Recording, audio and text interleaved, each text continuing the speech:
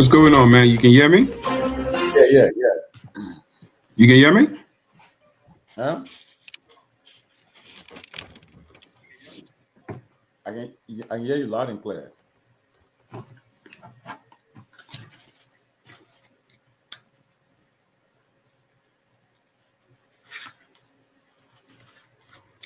You can hear me, man?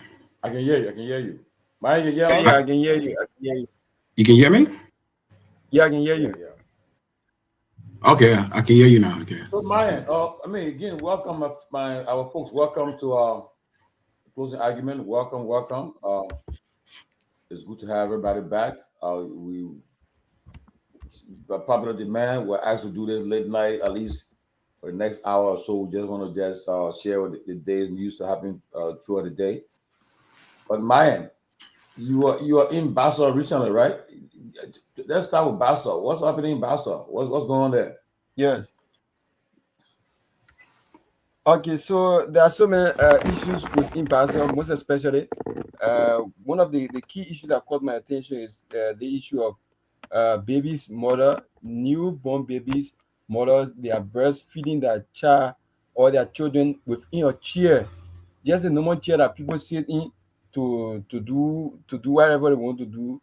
This chair that people just sit in and then have conversation. That's a chair baby mother give birth in. I mean, breastfeed that child or that children in. And secondly, one of the thing that I observed there, toward the facility, there's a bag that they usually lie down on, wherein you can put on the side of it, both the right and the left side. There's a place there where they can rest air. So it's not on the bed that they have at the hospital. So let me see where I can be putting out some of the photos so you can know what exactly I'm talking about.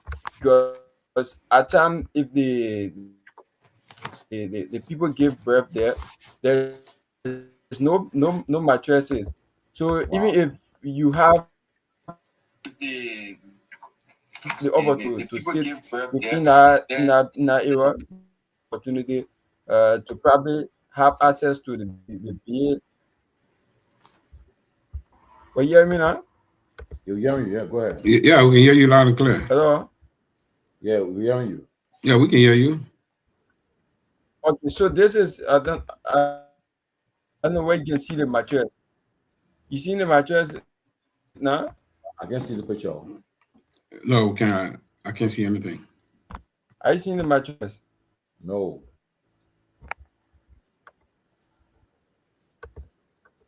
Okay, let me see. Okay, so let me ask you a question, Maya. So why is this an issue? I'm still trying to wrap my head around it. Okay. Okay.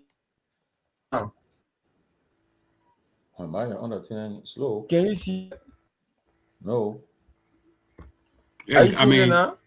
Hey, don't try sharing it because probably you probably got low bandwidth, so it would just be buffering. Do you hear me? I just want. Yes, sir. We can Yeah, we can hear you. We can hear you. Don't mind sharing it. Don't mind sharing. If you want to share it, just send it to Tomalin via WhatsApp. But you hear me now? I just want you to. Yeah, we can hear you. Can you hear us?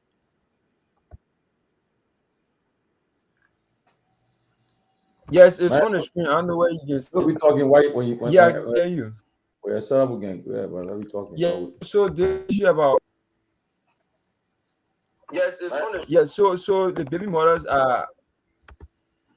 Are this the bed they're lying on? It's in the bed? Yeah.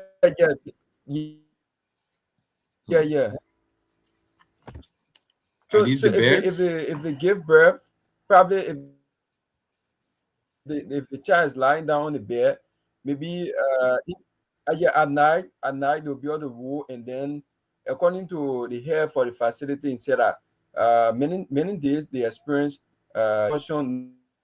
no opportunity just to keep on putting them on the same mattress because let me go on the show. They don't have the opportunity to get new ones. So the Senate protein was there. She always donated few AC within the facility. This facility we are talking about is the It's the only facility within Buchanan is a government institution that run within Buchanan. If you see the place where the mothers breastfeed their children is in a chair. Just imagine if they give birth and then they are going with a same chair to give that child or that children food right in that same chair is very terrible. If you enter in the hospital, the place where the young, that place, it does not represent young babies to be at that place, because it's very, very terrible. There's nowhere that you see chair that they give the children food in. This is the mother sitting and then be able to breastfeed that child or children, because there's no place for them to be able to lie down. Because if you just give birth, you have to go and sit different place, and then your child is in this kid, and then if you want to give your child food, get out, another person go just like that. That's how the hospital is running. And this is a government hospital?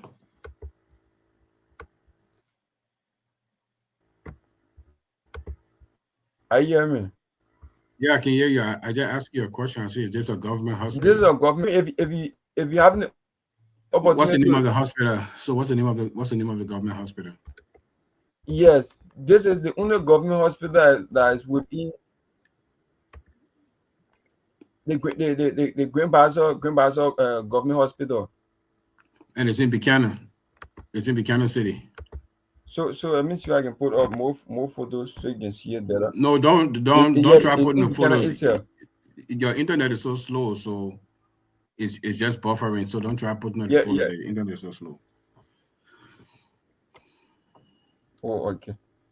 Yeah, if you can share with Tomalin, you can share with Tomalin. Tomalin can put it up there.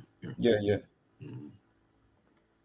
So that's the kind of situation that people in that area is suffering from, because if you enter the viewer rooms, if you enter the viewer places where the mothers are lying down, most especially if you enter for them, you see some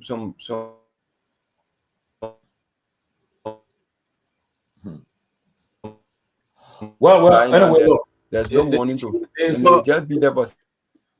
Okay, man. Yeah. Okay, we got that one. Who's the representative in that district? Is it Matthew Joe? Who's the representative in that district? You don't find out who the representative in that district, who the senator, all that in there. You don't find out about them. The senator, who said what the other person? Finlay. And those are two people who claim to be. And then you look at the budget and see how much money there for that hospital, how much money they allocated for that hospital, how much money they allocated for the offices. Look, another thing I got with the people, and they're the problem. Look, do you guys know that they gave the money they talk about the projects? They have in the first budget that they presented, they gave senators 150, and then they gave representatives 100,000. But then when they did a recast, they cut it down in half. Senator got 75, representative got 50, and they did it through Liz. Well, they said Liz, Internal Affairs Ministry, turn around and give the money. They got it in cash. I heard Musa talking about it last week. They got the money in cash. So all they got the money now, they will say they give Liz 5,000. Say yeah, you'll do the project. I see they do all kind of funny projects. Look, if the people want to really transform like bro, come 2029, better make sure they take most of the people for in-house and the Senate. Most of them should be out. Right. For themselves. Hey, Tomalin, it's changing the people. Changing the people has never changed it. I mean, just look at it.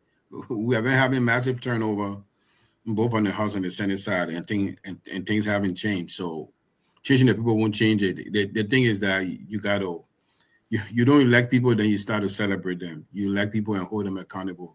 And there are certain things that need to be changed in the country. Our fiscal management is terrible. Lawmakers shouldn't have anything to do with the handling of money, none whatsoever. their job is oversight. What did they say? Oversight, lawmaking, and representation. It has nothing to do. The only money they should handle should be their compensation. But as long as they involve into spending the money, there's always going to be a problem. I think the point we're coming from, or is the issue of appropriation. These guys, or allocation, one of the two.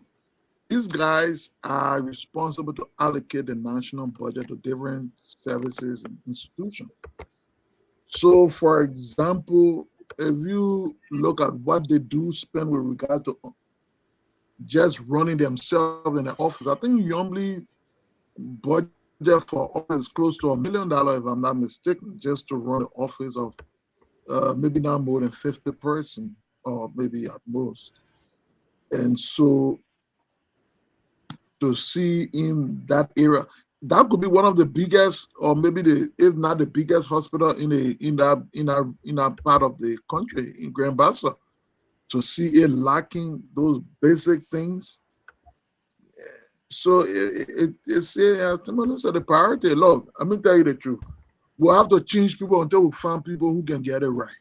That's the only way. You go there, you have an opportunity to serve, you don't do the right thing, we change you. There's no if and end about it. This time around, the way the country going, from the way I see, our people's eyes are open to the point where they're not going to take mediocre services for it. You come in there with all your promises, you're not going to be one hand pump and thing. I said, no. How much you allocated to those different services compared to what is being allocated in their own budget? I mean, let's take, for example, by the time Yombly and Finn and how you call it, and Fidel's office, they would have had a 45 times 3, that's almost 15. They would have had, in the minimum, they would have used 135,000 for pass every 3 years period, because 45,000 a year.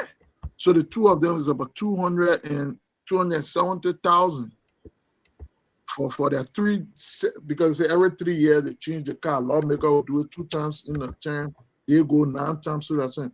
The point I'm making in short is that there is a huge area where you can cut from.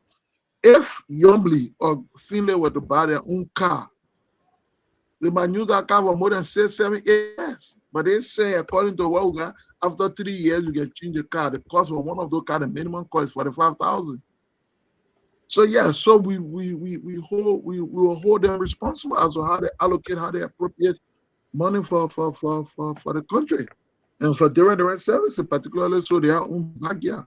So this thing, for me, it reflects on the lawmakers and the representative, of course, not to mention the president, who should be 100% responsible for all of them, but they are the direct representation of the people there. So yeah. No, but in reality, look, the fact of the matter is that, I mean, and they are the same people. Look at those who heading the 2 branches right now. They been, you check it, most of them, the people that heading it, they've been there for more than 20 years. Check it. They've been in the House or the Senate for 20 years. Most of them. And you see that other guy, the guy they call Prince Moy. that I mean, he was worse than me. Then he died. That's why I noticed now that when Musa strike, they strike at him. They joke. They were after him. You see Nukwe there. They're not joking. They're taking it to him because, like, when you talk about you trying to go after the core of all the problems in his House and the Senate, they said no, that guy will gain chance. He will strike us. So let's strike him before he strike us. And that's what's happening right now. You can't play with. But maybe so. But I know my man Hamed and the deputy speaker were together a few days, and I'm sure they talk about what happened over there too. I'm sure.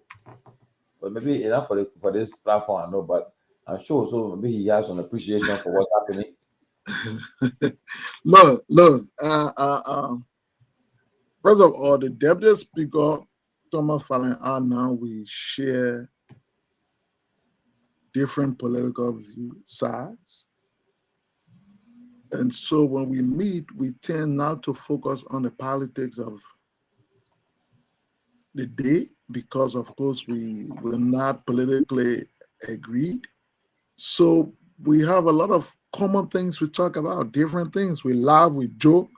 Maybe someday we'll be reminiscence on our days in CDC, where we all came from, young men. So, but there wasn't nothing much more controversial and anything. But do you see him coming back to CDC one day? Well, I think one of his bigger argument is that he never left CDC. CDC threw him out. So I would think that that to me would suggest that if CDC asked him back, maybe he would come. But his biggest argument is that, and look, I was the one who took picture. Interestingly, here's the thing though. I was the one who took picture of him because he's afraid. Doesn't mean anything to me. My commitment, my loyalty to stuff is not defined by who I associate with. You know, we see it every day. But interestingly, you will know that a lot of people, some leaders, some quote unquote militant, everyday people, our fella every day. Our fella every day. In fact, while I was there, someone called him to send money for them to get ready to go and receive the president, the former president. So I'm saying to you, and I just don't know why people have those kinds of things. Because you go sit down with, I can even sit down with Joseph Boakai. Joseph Boakai is of the United Party, I'm CDC. It has nothing to do. People must have confidence in where they stay. Your association should not define who you are or what you believe in. I flew with Madame Salif when I was youth chairman. At that time, the tension was even more. I'm sure I had some people today, they would have crossed carpeted. I flew with Madame Salif to almost 8 different countries. France, Germany, Nigeria, private jet. I was in a cycle of all. At that time, the late Harry Green was alive. Chris Massacre. So you've been flying private jet a long time. Well, of course. I've been flying like a long time. With all the stuff on him. So I had Toba, even June Mason. At that time, they were all in the Madame Salif cycle. I got about Madison Tokpa. My passport was given to me on a Sunday. Official passport to travel around the world with her. I came back, when we got through the trip, I came back and I said, you have to step down. The point I'm trying to say, people must be convinced of where they stand before they stand there. If you're not convinced of where you stand, then you become a little afraid of who to deal with. There is everybody in the United Party, I can interact with them, I can go on lunch with them, I can do whatever with them. I respect their land, they respect mine. And interestingly, to be frank with you, with all my dealing and friendship I've had, of course I dated people in United Party at the highest hierarchy of that. We live in the same house together at the highest hierarchy. While they were going to the United Party function, I was going to my CDC function. While they were going to say, you're that stop people from protesting, I was leading protests. So, but the challenge we have in our country today, for which people become suspicious, that most of these people in politics are driven by what they can get. And as such, they become a little jittery if they see you interacting, because it's not you that they're defining themselves. They lack the capacity to interact with people who they think are influenced and don't compromise. For example, in my party CDC, I'm vocal when things not right. And one will say to me, the safest way to be able to succeed is to support everything, clap for everything, even if you know it's not right to clap for. I am not just built that way. And eventually, people just need to understand me like that. I am loyal. I respect my side because I'm convinced about it. However, I still also have the capacity to disagree, and I will do so. So it's left for you to interpret it from time to time. Thomas Fala, he's like a brother, man. 20 years. I wish we never had to go on separate paths politically. So it is with Sir Joseph. But every man has his way. Well, I'm a Christian. Why if he decide to be Muslim tomorrow so I can interact with him? Those people will always be brothers, man, regardless of what side. If we come to politics, we'll stay around these 10 years, but we'll always be friends and brothers. And you know, when he took up on himself, but the first day the man got in the US, he called me, brother, I hear you been too well. I gotta see you. I mean, I'll pick a chance to come and see you. So they with Sergio says, well, Tomalin, hey, like you, man, you kind of like Liberia, you do everything to see me, even though you are supporting commies and our in CDC. But you make sure you keep over. So I should say, because you were commies today and you left CDC, I should never interact with you, Tomalin. Tell me. That's a Eugene Nagbe, for example. So wait, so when I left CDC? Oh, but you are coming now, or you? Wait. No, be straight. When I left CDC. Well, then maybe, but then I'm happy to know that you never left. Then good to know that. I think I acted. I told you. I never told you. Yeah, so okay, yeah. So it's like Eugene.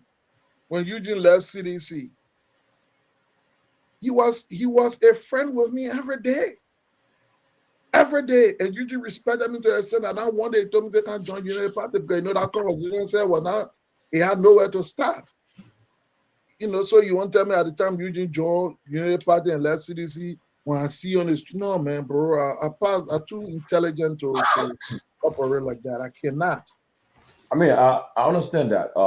I mean, that's politics. You know, some people take politics too personal. Some people take it to the extent where they see you don't speak to you. But one thing I tell people, what I got to know when you go to Liberia, in Liberia, you see the people interacting. You wonder whether the people can be there. The other ones can be on their supporters can be on Facebook or social media. They're slamming each other. You wonder, but again, we got one. Did not be on sedition. Yeah, my bro, we found a CDC. Yeah, let me tell you. When we found a CDC, you're not around. So you'll leave that in there. Yeah, you'll leave that in there. But on a serious note, so what will happen? People always say that. They will always try to take it personal to the extent where you start. That's why I tell people, oh, Tomalin know everybody. Yeah, I'm not enemies with nobody. I can pick up the phone and call anybody from any side of the spectrum because you know why? I'm not going to tell you, say, oh, I'm not going to insult you or pretend to you like, no, I don't do it. Okay. Well, let's quickly. Last night while we were on the show, while we were on the show about to leave the show, we started getting information that the former president house was gutted with fire. And people initially, when somebody told me, I was like, I thought I was Roman, so we didn't. But then we started getting calls coming in. So I immediately placed a call to the former president, and he answered the phone and I asked him, I said, "Are you okay?" He said, "Yes, I'm okay." I said, "But this fire." He said, "That's true. Fire is in my home. I'm right now. I'm in the master bedroom." And then I said, "But do you want me to call people like supporters to come and help?" He said, "No. The neighbors have helped. They helped. The fire truck came and they couldn't, but the neighbors came in and they helped to put the fire under control." I said, "But he started to cough." He said, "The fire making me the cough." So I said, "Oh, okay." So I said, "But I just want to make sure you're okay, and we will keep on checking and monitoring." So, but then, to be honest with you, what really bothered me today was some people. You don't play politics with people's lives, okay? You don't play politics with people's lives. Why if the man he found was sleeping and that thing happened? So you celebrate harm to him because you're against him, to the extent where an assistant minister in a government, one Emmanuel K. Barnes, he wrote something on his page today, and I don't know. I just want to ask you guys. I mean, it kind of a hit. I mean, you Seleke and Siafa, the word hate. How to use that word? Because I hate no human being. I hate my worst, the person who want. I mean, if you try to kill me, I would defend myself though. But I'm going to say I hate you because I'm not God created. To the extent where people want to Facebook, put all kind of fake pictures on Facebook and start to write all kinds of stuff about it. And I just thought it was disheartening it was disrespectful. But you guys share. I want you guys to share with the people. I mean, how you I mean, what's your thoughts about your perspective about what happened last night and fire incident and the kind of a comments were writing on the other one writing people were smoking, they got drunk, they're smoking weed and killed. I mean, who takes people's life for granted? All this. I can't understand. Well, I mean, what happened last night is sad. I mean, fire is not a good thing, let alone that's our former president. But one thing, Tomalin, we in that boxing ring 4.0 chat room. I mean, sometimes I wonder how many hours a day you guys put to the work. I don't even make comments. If you see them writing in that room, I'm like, you're a government official, minister, deputy minister, you spend whole day in WhatsApp group writing, going back and forth, you on social media. I think the president need to put a code of conduct when it comes to social media. If you think of free speech, when you're appointed by the president, it's a privileged position. So there's certain things that are given up. Because anything you say, it reflects the government it reflects your position, it reflects the government. And like Seleke said, our politics shouldn't be zero-sum game. We are one. Well, for the 3,000 square miles, about 5 million people. But I mean, everything nowadays that winner takes all, So if you're not on this side, you're on the other side. And so I wish everything should go wrong on this side. And it's just juvenile on that. There's no time to even elevate a debate to talk about serious things, I'll turn it over to you guys. Yeah.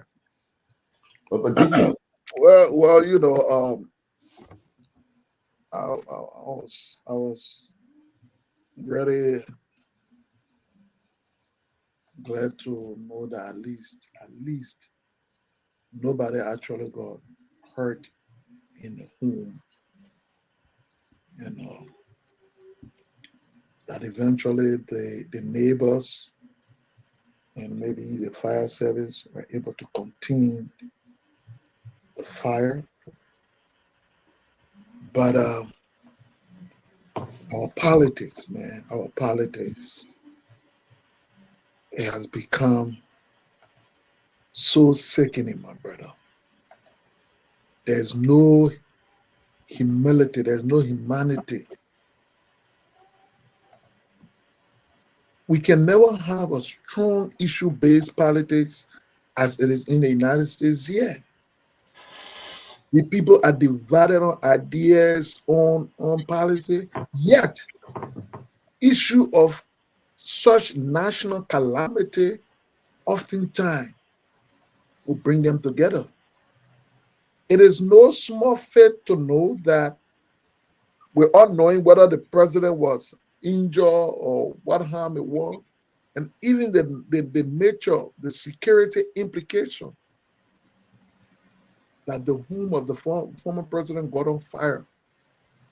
Before addressing the press release or the party's position, let's even assume that this was just some electrical shock or something. But in that house lives a man who once held the highest position of your country. He carries institutional knowledge of government. He carries a lot of other information. Obviously, we all with that, but you don't want it to happen in a tragedy. And I saw the least anything anybody can do is to show some empathy, some civilization. I mean, we all knew that Bouaka was the major opponent to him. And of course, if anybody were to defeat him, it would have been Bouaka. He knew that from day one. He knew that most of the other. However, we are told that when it was reported that Bouaka was ill,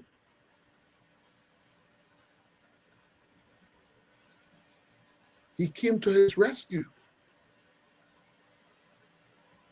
He came out there. So I do not know as to whether Unity Party people picking back on what CDC people might have done. I do not know.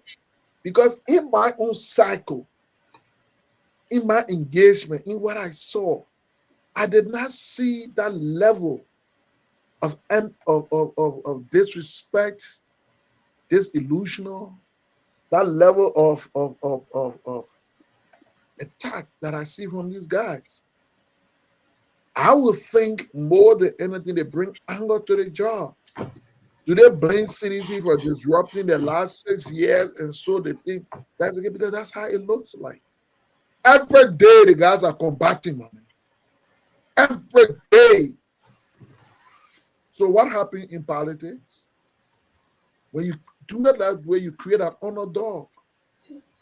And oftentimes, the underdog always enjoys the sympathy of the people. So eventually, that's what will happen. But as I said on the show before this, that I've never had a chance today to talk to Janga, but I saw a release under his signature representing the party's position. And my position on that is that I would think Janga, being a lawyer, would not have just issued a statement just for politics. Oh, did he issue a statement already? Yes. Yeah. You don't have the statement? Let me then read it. Yeah, read the statement. But in the meantime, this is the young man at this, Emmanuel K. Barnes. He the one wishing, who the one making fun out of the fire. But just a minute, let me step in. You know, every time I say this, people take it for a joke. Most of these guys that are in power today, when you hear them talking, they think they will refer to their days as student activists, you know, campus politics, because that's why they did that. That's all they know. That's why they did that. Their whole goal was to take down the other side. You know, take down the other side. Because at the end of the day, you were not responsible for anything. All you want to say, well, we won. You know, but now you're governing. You're governing. Even the previous administration, what all this combative, you know, language going back and forth, just go, take care of the country. Go to work. If you're opposition, prepare for the next election. But you just back and forth every day. Sometimes I said, what time these guys sit to actually think about problem solving? Okay, there's no problem solving. I'm sorry, Sidiki. It's always just coming. It's always coming at each other's neck. You know, and one of the biggest detriment to our future in this country for the younger generation is this campus politics. Yes, you have the right to participate in campus politics or have it on campus, but have it for a better reason. Be constructive. But everything is all combative. You know, they are militant, they wear khaki, they wear this, they wear that. Just get a government job, you see what they wear that khaki shirt anymore. Okay. Go ahead, Sidiki. Congress for Democratic Change, Office of the National Chairman, Temporary Headquarters, Plum Court, called Monrovia, Republic of Liberia, for immediate release. CDC condemns premeditated attack on former President George Myean, calls for international independent investigation. The Mighty Coalition for Democratic Change strongly condemns the recent fire incident at the residence of our political leader and former president of the Republic of Liberia, His Excellency George Myean. We regard this unfortunate incident as premeditated attack on his life, intended to undermine his safety and destabilize the peace of our country. We recall that during one of President Weah's returns to Liberia, the Roberts International Airport became a scene of violence when personnel of the Armed Forces of Liberia attacked CDC partisans and supporters who are assembled to receive him. Furthermore, during his recent entry, armed police officers were again stationed at the airport, where several of our partisans were brutally manhandled, placed in handcuffs, and in some instances jailed. These are acts of intimidation unbecoming of a democratic society. In addition, the United Party's zealots have engaged in a campaign of disinformation and misinformation, including the circulation of a fake AI-generated image purporting to depict the bedroom of former President Weah.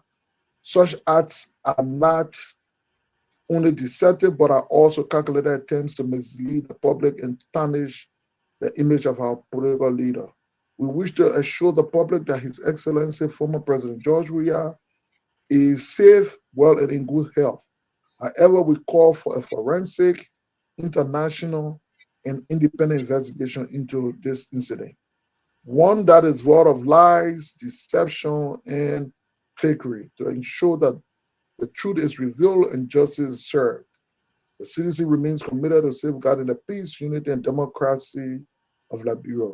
We caution against reckless actions and urge all actors to respect the sanctity of human life, democratic principle, and the rule of law. San Anthony Janga, A. National Chairman. Well, I mean, like you said, I think as a lawyer, he should just should not be so direct. Come out right away and swiftly. I mean, it's also to, on the other hand, for the fact that sedition was stopped from going to be the former president, they stopped them. People, and then number two, the fact that practically the whole era, that whole era was shut down from Robert's Field to his residence. And the same day, the president of Liberia delivered a speech at the women's section of the United Nations Assembly. The rival president, we are overshadowed that whole speech, even the MCC delegation, and people. So it may have sent some shivers in the ruling establishment, maybe among the cycles, to say, "Wow, this man a rival like this." And it's something that other thing we have been doing, we don't say stay. The people can't give up. The people coming on stay, and the people can't give you up. The people are, and it seems other thing. I'm sure perhaps it may have shivered them. So yeah, you can say maybe somebody tried to say maybe that put some fear. Who knows? But again, I think the chairman should be very, very measured in his statement, so that and allow the investigators to play the part. Call international investigator, you can call independent investigator, but I think because now if you try to put what he put in there, perhaps they now will take it to be politics, and then they all blow out of proportion, and you won't get what you want to get from out of it. I mean, that's just how I look at it. I don't know what CFI see it on Seleke. CFI, you muted. Yeah, man, I totally agree with you. I totally agree with you too. I mean, as a lawyer, he should have been measured in his statement by saying premeditated. This kind of thing as a lawyer, you say, you wait for the authority to investigate. And then the authorities, we in the social media age, news move pretty fast. It happened yesterday. We have a whole day today, and you get that from the authority. I mean, this is not just an ordinary fire. This is a fire at the home of a former president. You know what I mean? I mean, just come on and say something. That there was a fire. We were called to the fire. The fire was put under control. We are investigating. Say something. When you say it, then you don't leave room for anybody to come up with all kind of conspiracy theories. So I hope the authority can, get on top of it and say something. But it's premature to say it was premeditated. So before each statement issue like that, and they don't discuss it. One person can do it all. No. Okay, so how it work? Personally, for me, I was not available for the last 2-3 days. Of course, you see a little break in my own engagement with the closing argument. I'm on a research project. We're hanging with Fala. No, I'm in New York. I mean, showcasing his when the video, the camera now, they're focused on the belt, the sneakers. I see. Stop that thing, man. No. You're taking picture of me. When you take picture of me, anything I wear will be inside. So let's leave that. I beg you, man. I'm gonna pass that thing long time, man. I just look, Tomalin, I'm very excited to be alive. I see me here as a second chance. So there are things I didn't do. There are little things. I didn't do them. But look, for the last 6 years, Tomalin, our focus has just been on CDC making an impact in the country, regardless of our limited role we had. But that was still the warrior every day. I was engaging my game, for example, 6 o'clock in the morning. So I'm telling you, for the last 6 years, that has been the case. I didn't pay attention to my health. Yeah. So by the time I realized this, when a doctor look at you and say to you, if you continue this way, you will die, and you see yourself now back and feeling a little normal, you're excited. So those things you see just me being excited about what it is. 6 years, look, just a few months ago, I could not even pick up anybody's call. I was in a state of depression. But let's go back to the issue. Like I said, Yeah. based on my schedule, I was not able to engage into the deliberations, to ask questions, and all of that. But I'm basing this on Janga. I would think Janga, of course, everybody said being a lawyer, I would think would not have signed or issued any release of that magnitude if he had no tangible reason to think that way. I would assume based on the intelligent person he is. If that is the contrary, then it will be unfortunate. But I would think that he would have done so. However, I want to leave the statement. I want to leave the evidence. I want to come as to why anybody could build such suspicion. Why? And it's simply because I would think, which is not a fact, but I'm just saying why. And I wrote an article. I said, is George Weah an enemy of the state? Because, look, every time this man comes to the country, there is some issues. What the United people need to understand beyond being present, this man is a celebrity. His presence everywhere will draw some crowd. Not just in Liberia. Weah goes to Ghana today, similar thing will happen. He goes to wherever he goes. He is the first Black African person to have won the world best, who transitioned from a slum community to the executive mansion. With him goes a very rich story that people want to emulate. You understand me? So people, children who weren't born when we are playing soccer in the year, they would love to see him. So of course he will always attract people. Then he has a political party. Many of who believe that he is the key to their redemption, he will always come. They believe that their appearance reflects their strength. They'll always use it, especially now. You see the issue of bullying. A bully will always do one thing over and again as long as he knows that it makes the person who is bullying angry. So as long as citizens understand that going for Weah would make the Bwaka government go out of step, they'll always do it. The unfortunate part is that the Bwaka government have not learned that this man enjoys the crowd. He will always have it. 50 years from now, we are working with King said, he goes so people want to go see the man who have won this, who are there. Because he said that story. He said that he's a celebrity. But beyond all of those things, Tomalin, we hope that the investigation prove otherwise. Because Liberia cannot go back. We cannot go back to the place where political leaders or individuals are targeted. We hope that is not the case. Because if a former president, assuming that was the case, is targeted with who enjoys and has the capacity to have all the security, then what's about you and I who sometimes become tough on the government? It means we'll just be like this.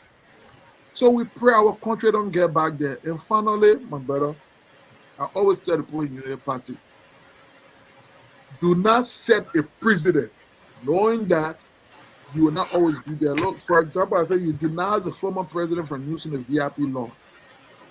Are you telling me when if Bwaka is not president no more and he's older, are you telling me you expect to see Bwaka going to the honorable place, suffering to go online, go through security, take on his shoes and do all those stuff? Is that what we want to see happen to our former president? So it makes no sense that you take away courtesy. It doesn't matter who the former president, it doesn't have to. You can't take away some level of courtesy. You must always afford that courtesy. The state pay the man. and it still provides him security. Then what's up against a common VIP law, a common courtesy? Why? So it's just unfortunate, man. It's very sad. I'm telling you, it's sad.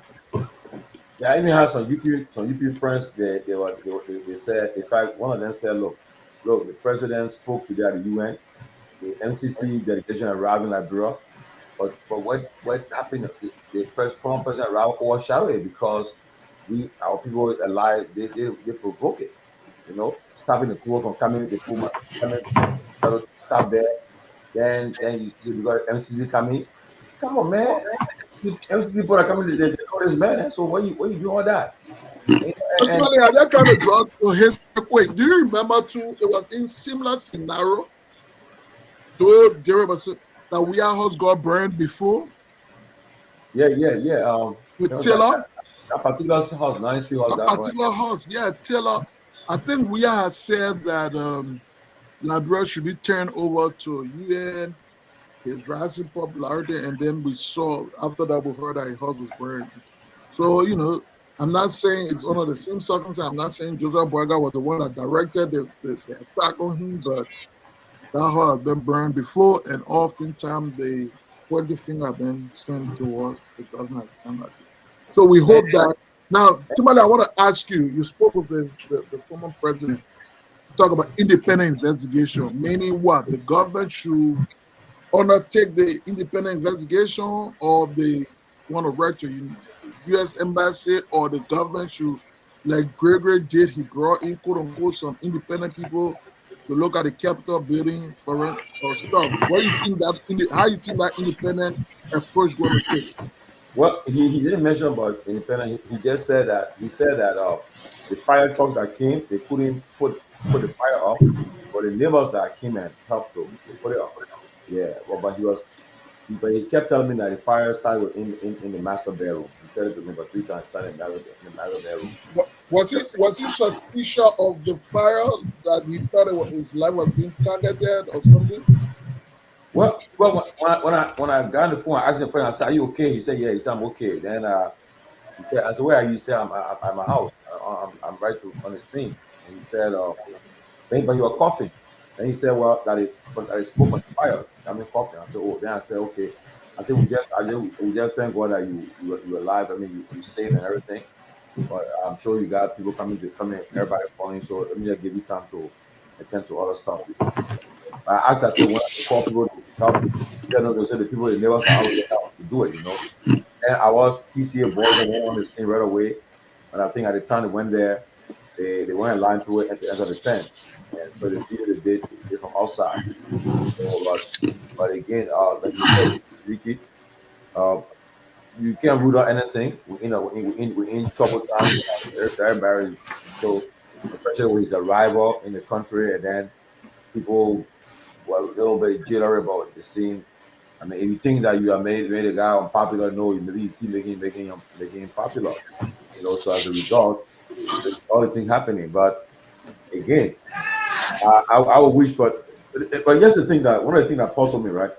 Usually, even around the world, in civilized country, what are the case? When things happen of that nature, you hear they will say, the former president or this person they also send message to wish the former president well. They send messages, but the government of Liberia will issue a statement to that effect. Seleke, you on last year. The government will issue a statement, to that effect. Will issue a statement to say something about it. But up to now, it's been almost 24 hours now. The government has issued no official statement. And for God's sake, he's the former president. You need to say something at least, even wishing some message of well wishes to him. But nobody have done it, And that's making sure it makes it so toxic. You think that somebody will say, well, we even you don't pretend. Or we wish the former president well. We wish his family the best. We pray that they will thank God they will not harm. Even pretend, but to not say nothing and be quiet. I mean, I don't think it's. That's the unfortunate part of our politics. I think that the even if the president, even if there were to be an independent, even Joe Biden worked Trump, every Trump, but Trump get hitting her. When Joe Biden talk about cancer, Trump said a message of good to him right away. No, but Tomalin, you see, that's why sometimes the people in government, they have to talk to the media. So right now we all assuming, so we don't know whether the president was brief on this incident. You know what I mean? Right. So yeah, I mean, so if they don't talk to the media, people will just come up with all sort of conclusion. And then with regard to the investigation, I mean, that's George Weah as a former president, so I assume that place has a 24/7 security and CCTV. So I think if it has CCTV and 24/7 security, I mean, that's a good starting point. Good starting point for investigation. You know. Yes. Okay. Today, the court in the arson case. They threw out. I mean, the defense tried to provide evidence to some evidence to the case, and the judge Roosevelt Willie threw it out. And people are not. I heard they were taking the appeal. But what really puzzled me is that the medical institution that they designated to do the checkup evaluation on these people. You tell me the court is saying that they don't trust the medical institution. But who sent them to that institution? Was it a court appointed institution? I think my understanding is that the AML. I think AML the one that designated. Yeah, but I mean, who chose AML? Was it the court appointed AML to do the evaluation?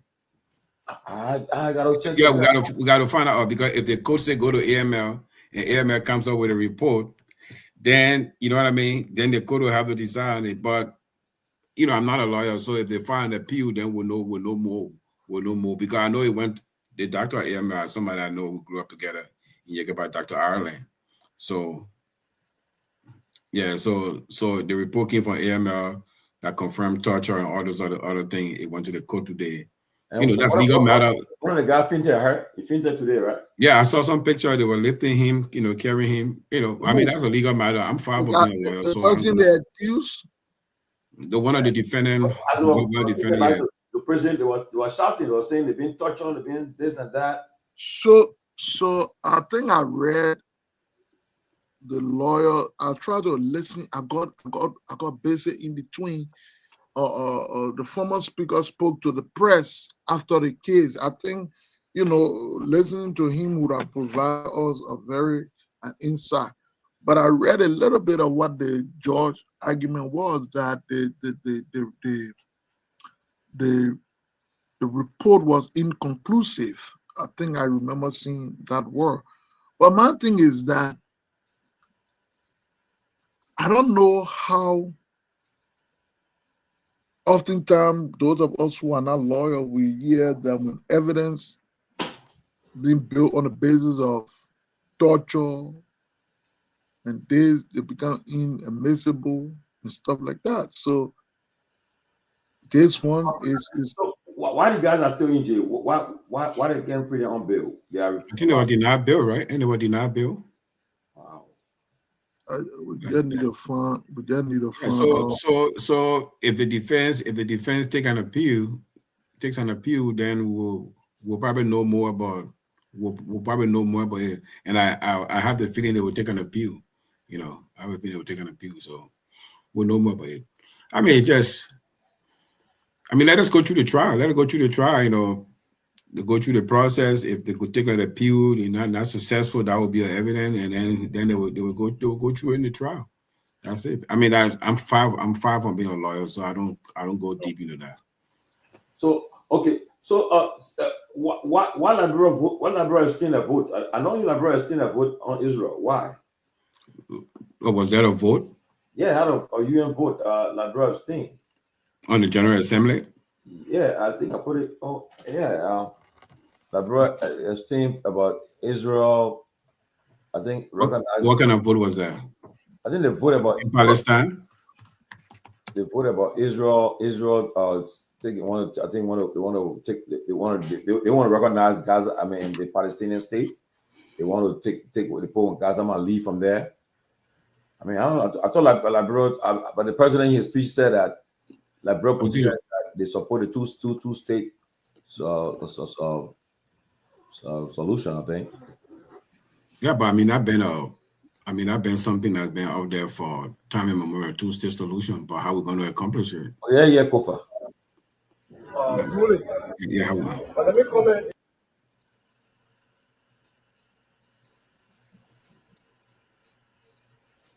Judges, ruling. But let me comment again on the evidence because I heard again some lawyer talking about overwhelming evidence. Do you have eyewitnesses? No. Do you have camera to show who lit the fire? No.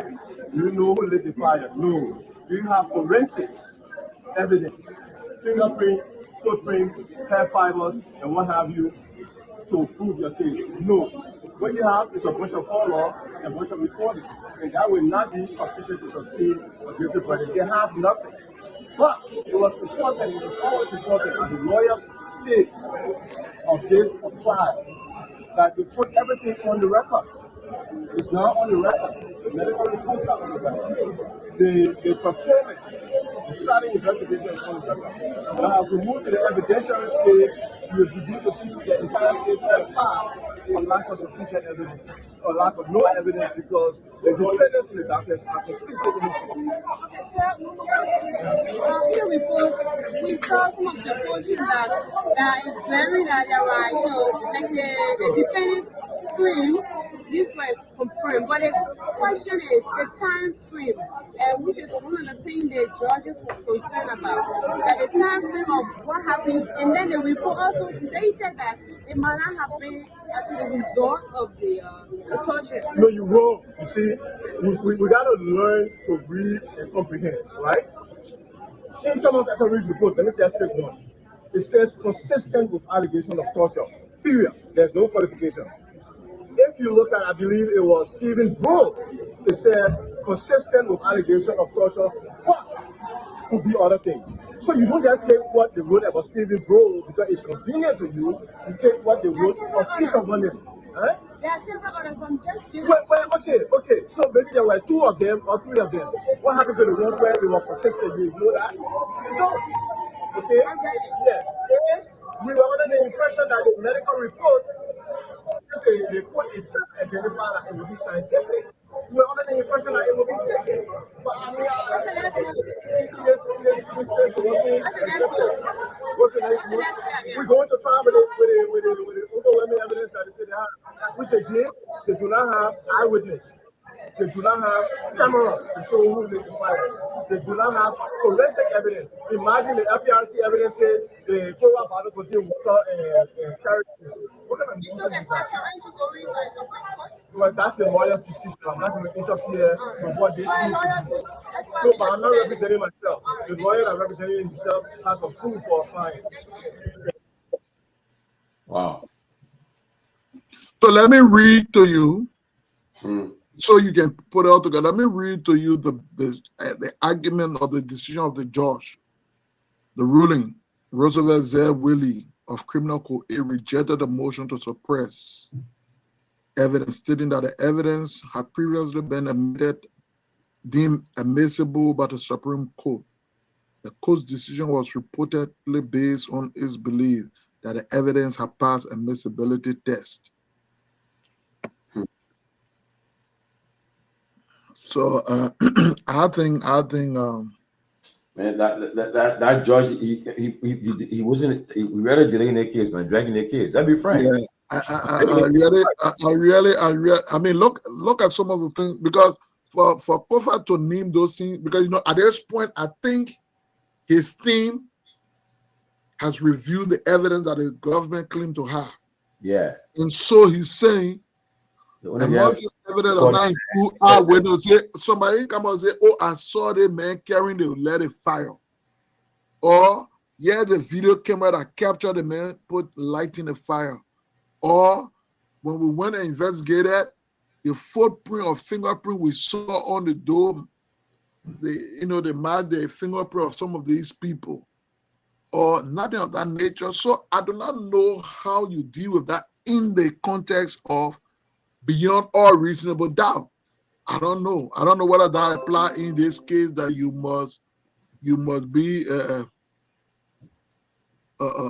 you must be confident beyond all reasonable doubt. If those things are not available, I don't know how can that not create that still not create doubt. If you bring call log and say, I spoke with Tomalin even on the day of the fire, but I could speak to Tomalin on something else.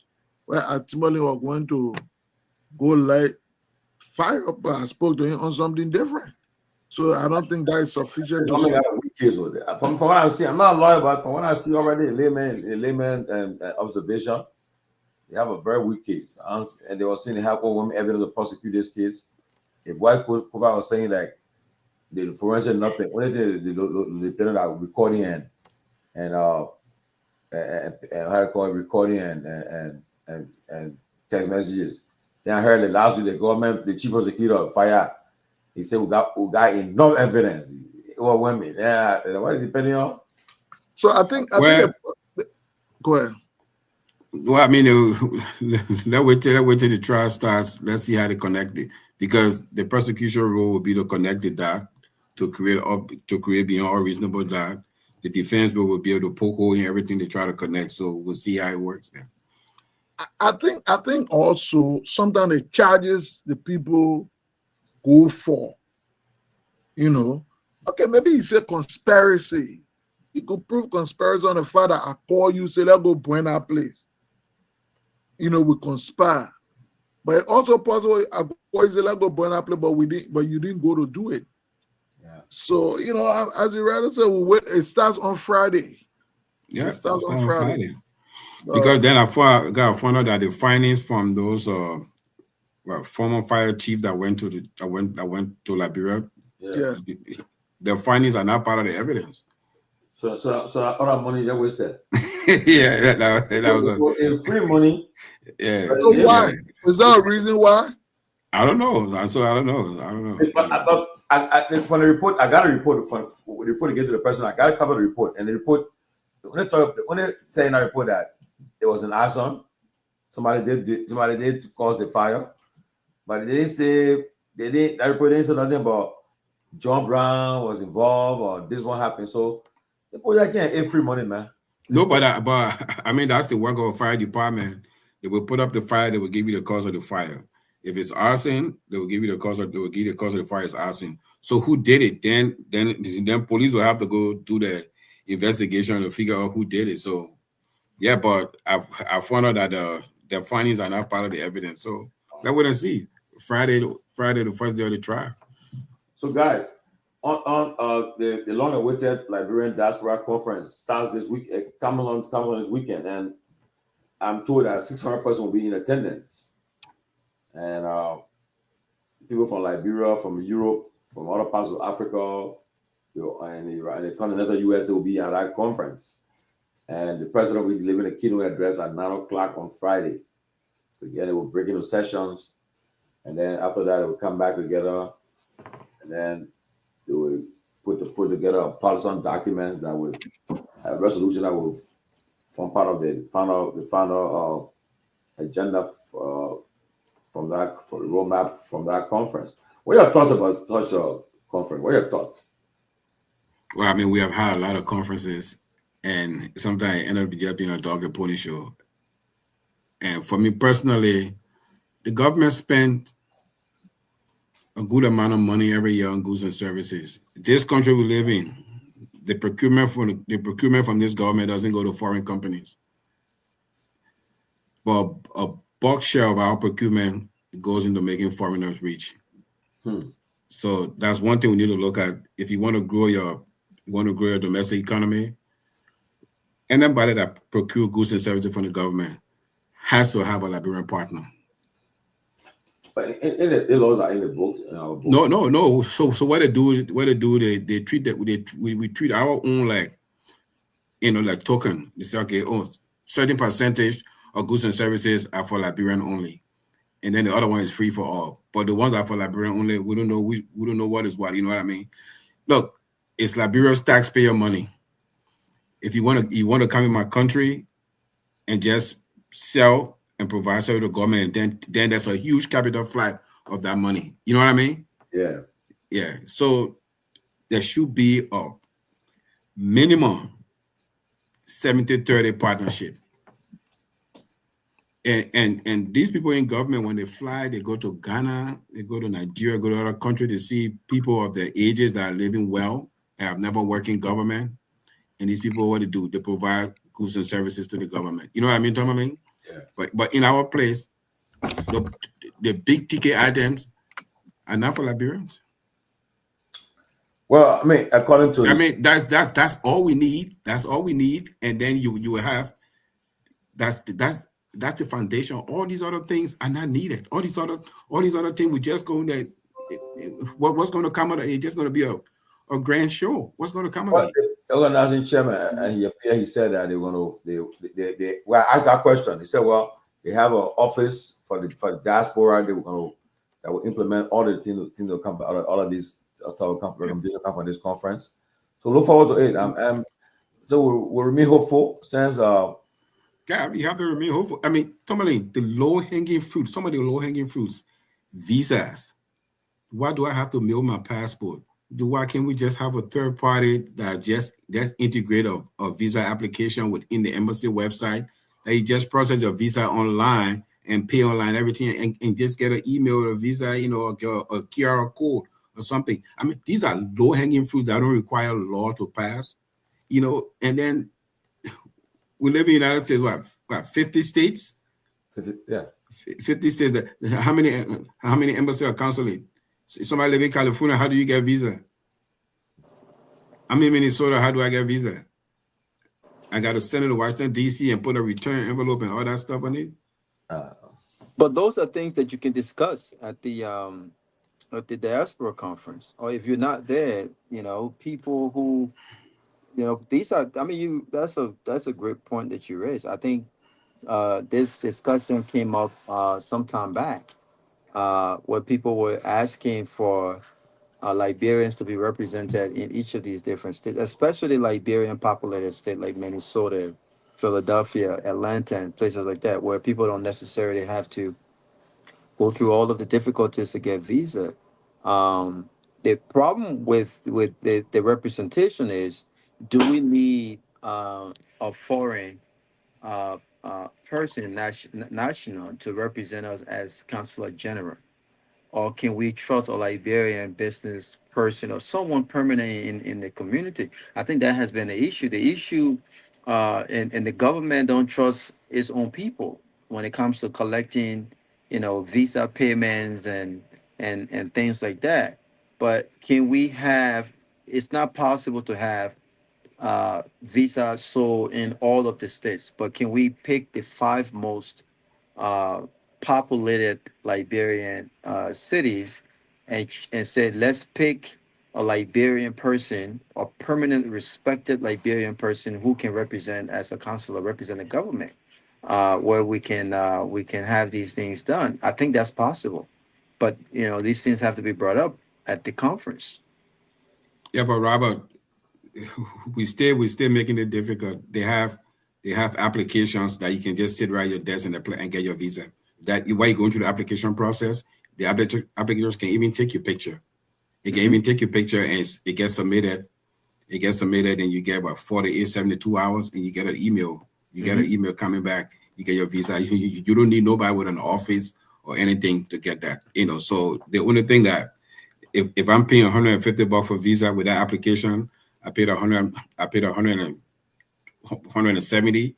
$20 go for the subscription. You know, it's paid for. It doesn't cost anything. It's just the initial setup. It's web based. It's integrated on the embassy website. You just go through and do it. So you don't need counselor, not. There are people. I mean, you say it's web based. I get that, but there are people who are processing those things. When we see, and this is not just unique to Liberia, because there have been times where I've sent my passport to the Ghanaian embassy, for instance. Now, it don't ever get into emergency situation, and I think the Ghanaian embassy is worse than Liberian embassy, where you're trying to get. Oh, they are completely horrible. Don't Wow. ever get. You would think 1 week is enough time to get a visa You, from the Ghanaian embassy in DC. You you will see, miss. Robert, You will, I yeah. was I was going to Kenya. I sat around my computer here. I did There it you on a go. So Sunday. I got it Tuesday. there you go. I Yeah. got the email. I printed the email and I had the option to even add it to my Apple Wallet or Google Wallet. So so It still get processed by somebody, but it's easier. The person is processing electronically right. than But apart, but than to get paper. those countries are much more reliable. Ghana and Liberia, like specifically Ghana, they're worse. I literally had to call a minister, and I never thought I would have to do that. That called the embassy to help us, and this is after I already paid the fee to expedite that. Okay, I had to call the embassy to get my stuff processed, and then on top of that, when I got to, and this was visa upon arrival, by the way. Hmm. He had to transfer visa upon arrival. When I got to Ghana, one of the immigration officer, I had to take a picture at the airport to show what I was wearing. Okay, God bless his heart.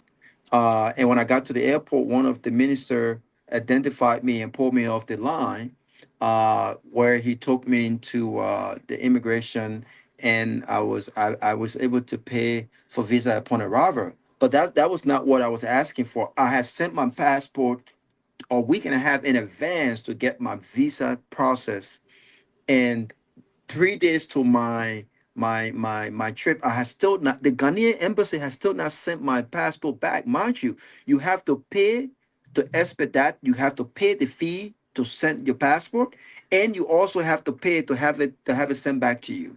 I had to fly to DC, my brother. Go to the embassy, and when you go to the embassy without any reservation, they won't even open the door for you. Yep. So I think the process that Cyphers is talking, Dix is talking about. I see. I think you just muted. You just went off. Wow.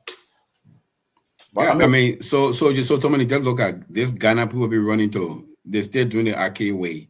I got to send my passport to Washington. Tomalin, I'm not mailing my passport to nobody. oh, I'm not mailing my passport to nobody. You know what I mean? yeah. I don't mail my passport to nobody. If anything happened in the mail, that's me. I mean, the way we should travel, you know, And now, now, nowadays it's you want to do it. it's easy to do. It's easy to do it. The software is there. It's easy. You just subscribe. The application process. You take your same form and you just digitize your form right there. It's easy to do. And Wow. there's somebody going to process it. If I'm in the U.S., I submit my application. Somebody in DC will process it. 72 hours, 3 days. So they don't have to go through any paper. They have all these notifications. They go into because you have the applicant part of the software, and then you have the embassy part of the software, where they just go in and review and process, review and process, review and process. Go ahead, Robert. You kind of went off. Yeah, so like I was saying, if we can have these processes, with the Liberian process, I think it's more so, and it's going to take a while. But I think if we can bring this up, and I'm sure that the handlers of the diaspora conference they're watching. There are many things. Listen, people, you won't believe, people have threatened the embassy lawsuits when it comes to, you won't believe that people send their passports to get the visa done, and people who works at the, especially people who are on the radios, people else who are talking, people are always trying to figure out, oh, what kind of passport this person has. You will send your passport to the embassy, and this is the reason why a lot of people are going through Ghana these days. You won't believe it. The whole flight business is not the only thing. The reason why people would prefer to go to Ghana is because folks don't even want their passports to be seen by Liberians. People are taking pictures of people's passports Wow. for political, to score political points. But So the Robert, system is kind of corrupt, because you got to pay this amount of money, you got to pay that amount of money. We had the process here in Atlanta, which was very smooth. It was like not far away from my office. You go, you pay $150. You expect that it comes back in 3 days. Even at that, there'll point where the consular office will run out of visa. When you call the Liberian government said, no, you need to send us the first payment, the first month or 2 months payment before we send you visa again. Then you have to go back to DC. There's lots of things going on that, it's unfortunate. But I still believe that if we pick the 5 cities, most populated cities, and we pick permanent Liberians in those cities to represent Liberians. I think the time where we have consular generals or consulars that are a foreign national, it's not necessary. We need Liberian, a permanent Liberian business owners, professionals who I believe can advocate and bring more business to Liberia. We need voices. We're talking about creating an environment where Liberians can go back to invest. There are more Liberians investing in Ghana as I speak to you right now. They're investing in Ghana realtor than it is in Liberia, because the Ghanaian, they feel more comfortable on getting the return on investment in Liberia. So we need to do better. Well, We need to do better. Well, I'm glad that I will invest here, and if I invest in Africa, I will invest in Liberia. I'm happy that at this conference, which I don't know, I was asking, he said it will be breaking everybody into groups and so forth. And then you have that time to ask the panel. I'm happy that most of the things will come about. But one of the things that will you be at the conference, Tomalin? Yeah. Okay, I got one of my buddy will be at the conference there. I will hit you up for you guys to talk. Yeah. But one of the things that concern me, right? And I will bring it up to though. I'm not a government official. Okay, I don't have a relative as a government official, but I was told one of my guys was at the embassy, I think on Monday or Tuesday, and we're on the phone. They're telling me, he said, my man, the people, you inspire our people. The guy was sending senators on the line here, our official on the line here, in the place, and then if they give you visa, you know straight. Everybody will know. And honestly, I may not be a fan of the government, but I don't think it's fair to treat the people. In the past, they will write that what the word they use, verbal, no verbal, right? They will write it. Maybe the people not traveling in their official capacity. Unofficial, they're not traveling on official basis. They're coming on their private vacation. That's different. Send it to the Senate office, the Senate and Foreign Ministry. You don't have to go there. Those people on private travel. Maybe somebody want to go on a private visit. Yeah, but even if it's a private visit, it doesn't negate the fact that they hold the position. I cannot be a senator or representative travel as but I got Robert, remember now, the system is dealing with passport and category. They're not just dealing with name. So you apply on the form before you even go there. You choose not to go through those verbal process through the foreign ministry. You go online like a regular person. You book an interview. You apply, put your name and the nature of your passport. You and that visa person may not have any interaction until the day you go there. They may not even know who you are. But when the president is traveling to the U.S. for the president. When the president or the first lady is traveling to the U.S. for medical reasons, that's not official. That's not official trip. That's the personal trip. They don't go on the line. What I'm saying is, the president is the chief executive. He's always the president. Listen. What I'm saying is, it doesn't matter what the trip, what the trip is, personal or business or official.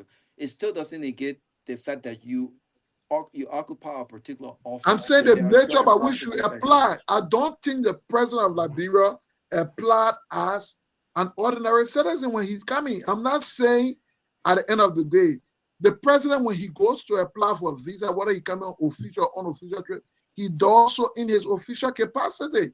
That's the application he uses. So, for example, the senator, if you were coming on a private visit and he decided to go through the official capacity, I don't think to subject him as if he went online, called Senegal, book an appointment on his own, book it, the deal with the passport and the application. They're not dealing with the individual, so I think that's where it is. No, but keep applying. My point is, I don't think any of our official representative or senator will travel as a private citizen, even the president. If Robert, I disagree. President come on medical trip, whatever the case, he the product of the country. He comes, he uses taxpayer money is funding that trip. So you can say But that's wrong. The taxpayer money should not be funding the president or private. No. The president is state property. Oh, The president is state property. The president is No. state property. Oh, so the president is state property, but The president is state property. But the president, I get that. But the president is getting paid by taxpayer. yes. The president. So wait a minute now. So if the president decides to leave the country, and come out on a personal vacation or whatever, I'm not saying the state cannot provide the president like security and things like that. What I am saying is, you don't expect the Liberian people money to pay for the president's for his personal responsibility. Okay, Robert, let me answer that question. So Robert, it doesn't happen. It doesn't happen. Okay, Tomalin. Okay, Robert, let me answer that question. Robert, No, it don't happen yet. Robert, let let me ask you the The question. federal government Robert, still provide everything, the security, the Robert, clean and stuff Robert, like let me, that, but they don't. Robert, it's they a use simple their own money. question. Mhm. When you are president, there's nothing personal until you are not president. Yes. When you are president, there's nothing personal until you are not president. Okay, so The then, entire- so then I why, come in- so I why come the in- Unity Party forward making No, noise about listen, without them? listen. Yeah, don't, Robert. Those people are noise makers. They don't know to be talking like the cheap politics. When you are president, you will start. There's nothing personal. You be president because the entire state resources is put at you. The entire state resources put at you at all time until the day you leave office.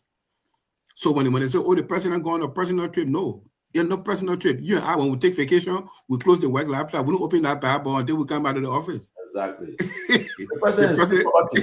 And then you travel with I mean, that makes sense. That makes sense. security details Yeah. are being given by the That government. makes sense. So that means Tomalin, then this is their fault then, because it doesn't matter the purpose of the trip, they could still apply to the official channel instead of going and standing in line, even Yep. if it's not official trip. Yeah, but that standard, you see, when you're president, you're in a different league. I understand To some extent, the vice president it's a phone call to the ambassador, and your passport, your wife's passport get taken there, your delegation passport, your security detail passport get taken.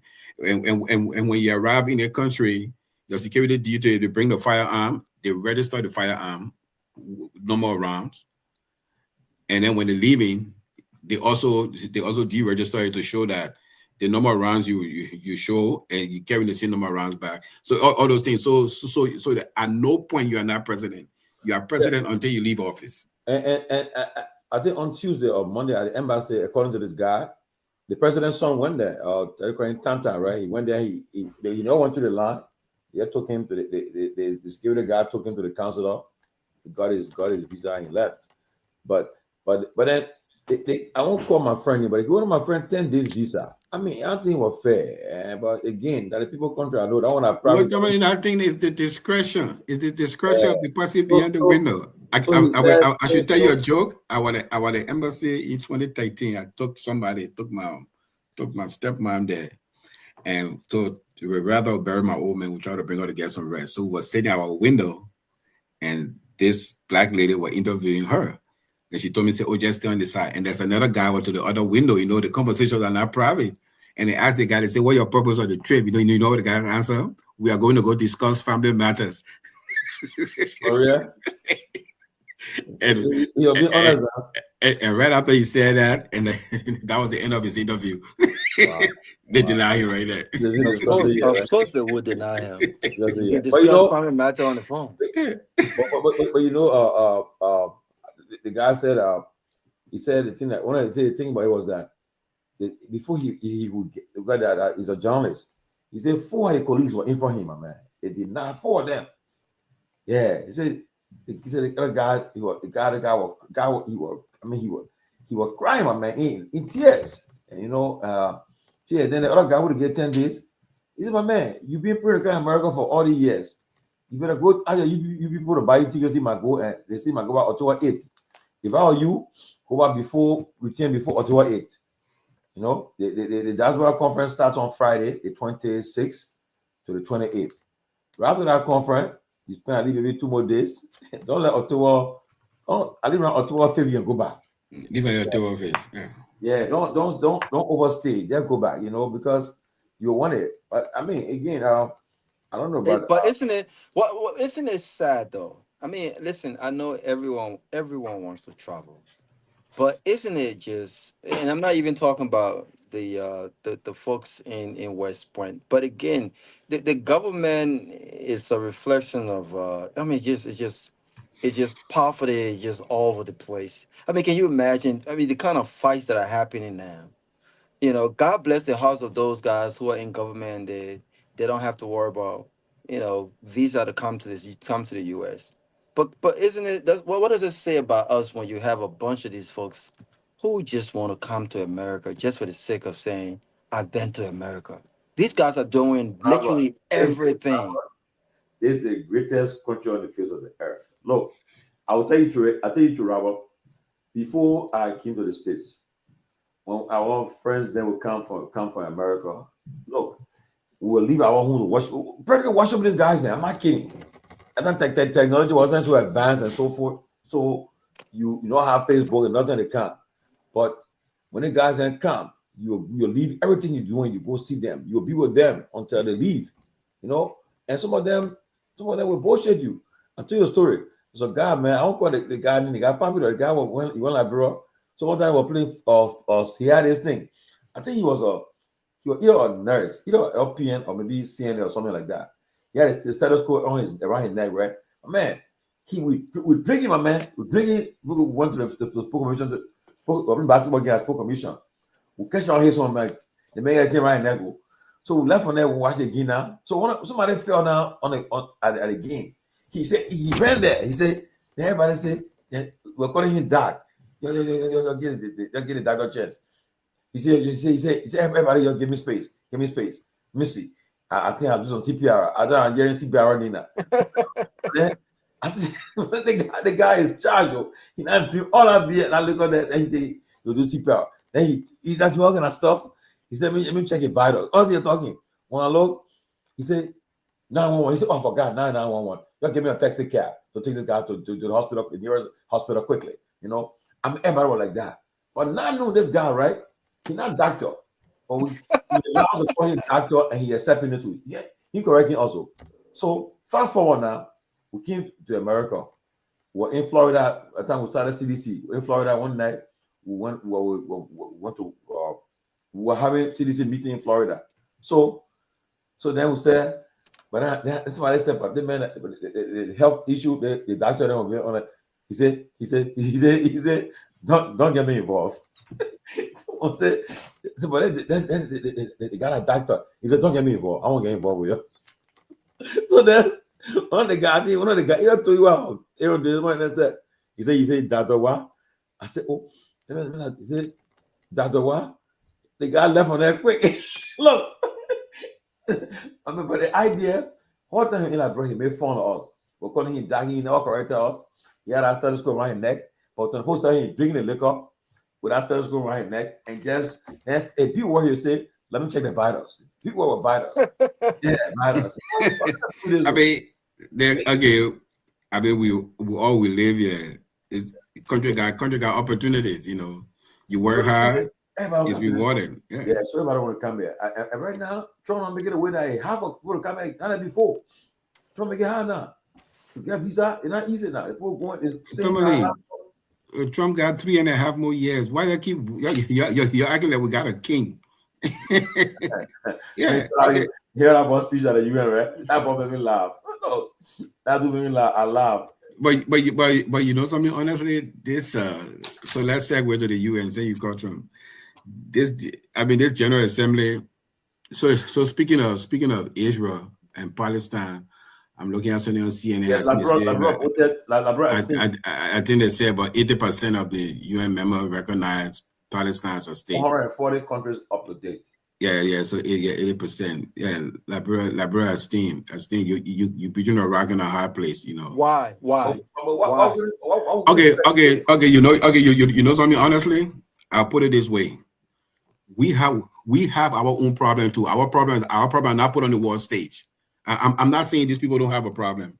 I feel sorry for the situation, but is that the only problem happening in the world that everybody should focus on? Like you see Ruto today. Ruto said that Africa problem is put on the back burner. Africa need a permanent seat on Security Council. I agree. The problem there is bad. There's two-state solutions, but you know something? The only countries that can change the dynamic over there, you know who are those? Qatar, Bahrain, UAE. They can change the dynamics. Why? But they sit so quietly. Because guess what? They have more influence over America. They can pressure America to pressure Israel. Yeah, but If you think on the U.S. investment, the largest U.S. base in the Middle East is in Qatar. Yeah, but It's in Qatar. But CFI. So what are they doing? Are they doing? Okay, so but it's almost like saying because John isn't doing anything, so I shouldn't do anything as well. What does that say about you? Like you don't the foreign I think the problem is not that we have our own issues as well. Of course we do. By the way, imagine if other nations thought the same way you thought when Liberia was going through what Liberia was going through. Other nations had their own issues as well. But our issue was considered the most serious of issues, and of course, every other country, every opportunity, we're addressing our issue. The fact that Liberia can say, you know what, we don't want to put our hands in it. It tells you that we have no balls of our own. What is Liberia's No, foreign Robert, to policy? a point. What No, is Robert, Liberia? no, Robert, to a point. Our civil war was not a global issue. You know what? Guess what? The UN sent troops to Somalia. Black Hawk Down. It was ECOWAS. It was Bamangida that spearheaded ECOMOR to come into Liberia. Liberia war was not. It was not a global issue. It wasn't for ECOMOR. We were going to get slaughtered. So guess what? I'm coming. I'm not saying that. I'm not saying that what's going on is not wrong. I'm saying that there's real the players that can be active that can make the change. We on the peripheral looking in. You know what I mean? There's players. Egypt get billions from the US just to stay quiet. Jordan, UAE, Bahrain, Qatar, Saudi. What are the views? These are the major players, and it's right in the backyard. When the war came in Liberia, it was Nigeria, it was Ghana, it was Sierra Leone, it was Guinea, it was the Gambia. So what are those countries doing there? Yeah, what are but the countries doing? why it is true that we appreciate their intervention. It is also true that they came for self-aggrandizement. Those guys came and stole. They came and they raped women. There are lots of things that those guys did. When it comes to the international support, we got a lot more international support from countries that were not African countries. Like who? Like who doing the war? Like who? We got support from the U.S. I mean, of course, we got support from Great Britain. In the in 90s, 2000. No, I'm not from talking about in the 90s. I'm not talking about in the but that 90s was a heat. what was going on. But Robert, that was a heat. But when did ECOMOG come to Liberia? August 1990. Yeah, but that's what I'm saying. They came. We appreciate the fact that they came, but they didn't come. I think to some extent, lives were saved because of their presence, but they added to the nonsense. They added to the rape. They added to a lot of different things that happened. They added to the killing of innocent people as well. What I am saying though is just because those countries are quiet does not mean Liberia cannot have a position. Okay, let me ask you a question, Robert. Let me land. Robert, let me ask you a simple question. Why 1990? Tomalin was there, Seleke was there. We were looking out for U.S. help. Mm-hmm. Assistant Secretary of State for African Affairs, Herm Cohen, say Liberia is of no strategic interest, right, Tomalin? Yeah. But guess what? Mm-hmm. So when the Somalia becomes strategic interest, that they will put Rangers there to go chase Farah ID. Okay, right, so Tomalin? if the US had the that's a great point that you just raised. Yeah. Because I think what you just said buttressed my point. If the only reason why Liberia is in the position Liberia is in is because of the US. In what position? I mean, they don't have a foreign policy mandate of their own. They don't have a foreign policy mandate of their own. If Liberia had a foreign policy mandate of their own, Liberia would be making independent decisions that reflect its own foreign policy. That's what I'm saying. When Yesterday, I mean, they all brought policy though. Liberia foreign policy. Laying out Liberia foreign policy and actually implementing Liberian foreign policy are two But different what is things. Liberia foreign The very policy? we don't know. I have no idea. What has been Liberian foreign policy? That's what my Yesterday point. vote, That's right? what my point. That's my What has point. been Liberian foreign That's policy? my point. We don't know. We have no. Our foreign Yesterday policy. vote was okay. Yesterday vote was. Let me see. Yeah, the result. Yeah. The UN overwhelmingly supported the Palestinian statehood. 142 in favor, 10 against, and Liberia were among the abstention. Yeah, 12 abstain.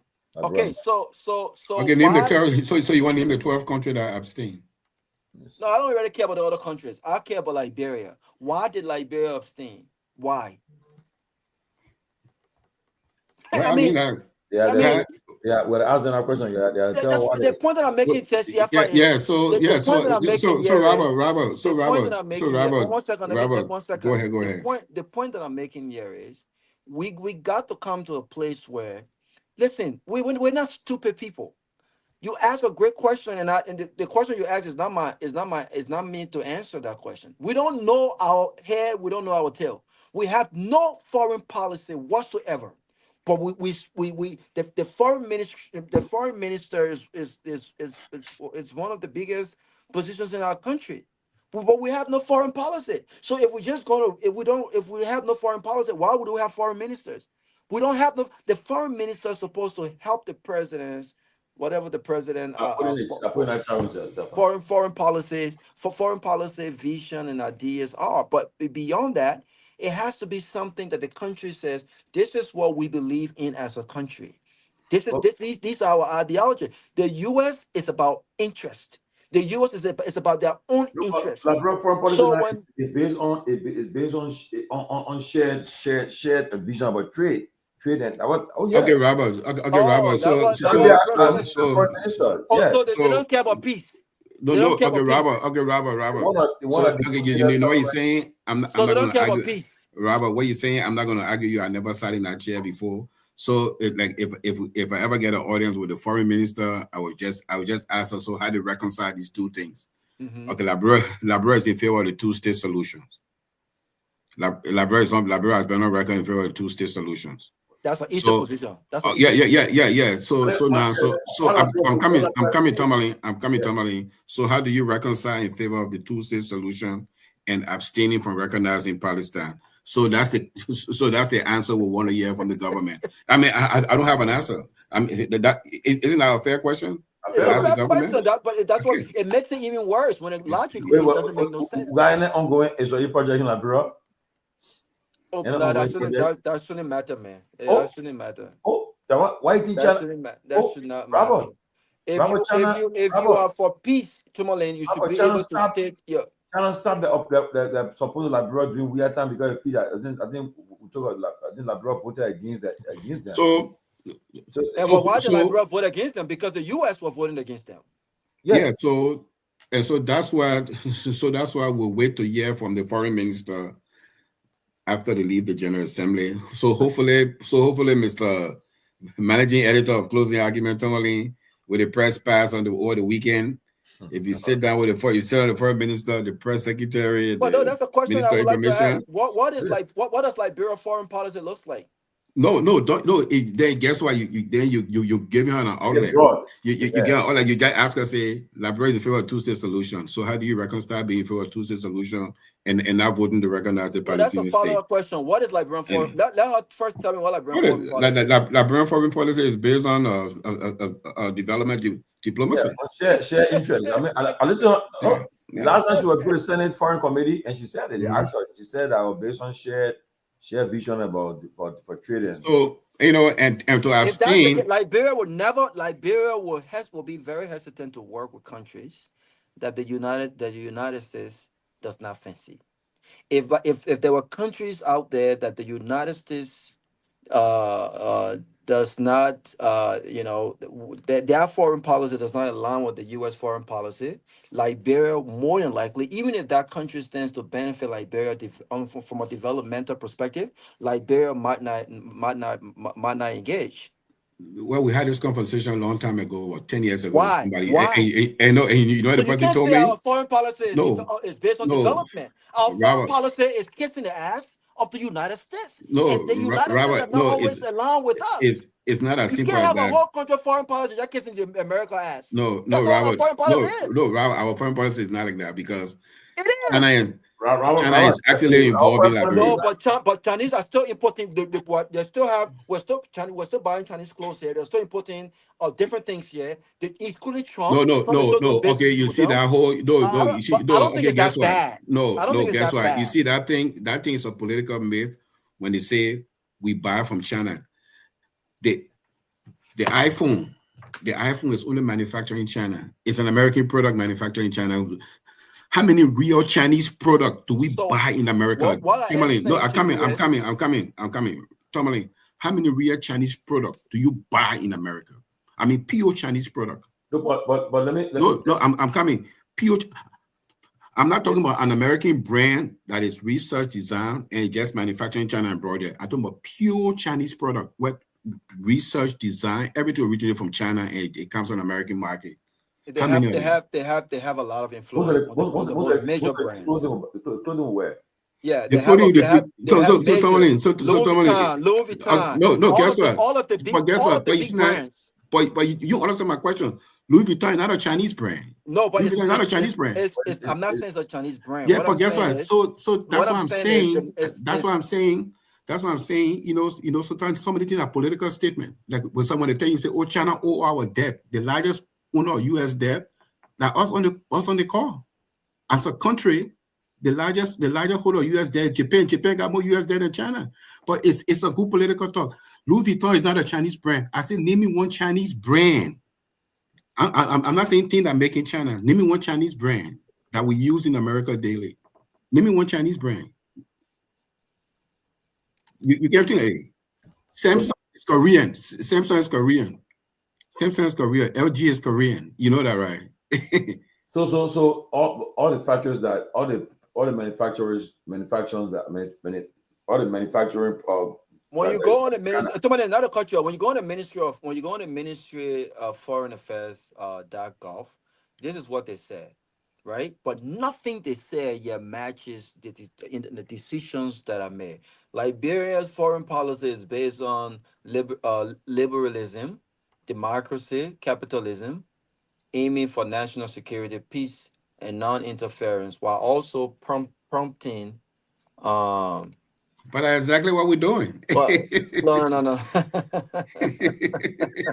That's exactly what we're doing. Democracy. The foundation is copied after the pattern adopted by the United States of America, from where the founding fathers of Liberia had come as ex-slaves and free men colored. Robert, I can tell you something. Even our neighboring country. No, Robert, you talking about Liberia? Our neighboring country, Ivory Coast.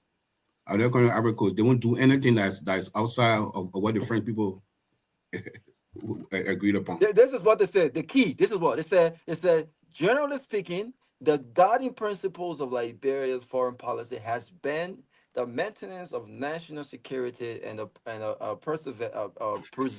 preservation of territorial integrity and sovereignty of the country, the promotion of peace and harmony based on the principle of non-inter. All of these don't make it. It's just incoherent. It makes no sense. And okay, let me ask you. Okay, so let me ask you a simple question. Stefan, you mean to tell me, as intelligent as we are, in 2025, as a country, we don't know, in just 2 sentences, what guides our foreign policy other than ass kissing America? That's what we've done. You're ready. No, but you just ready.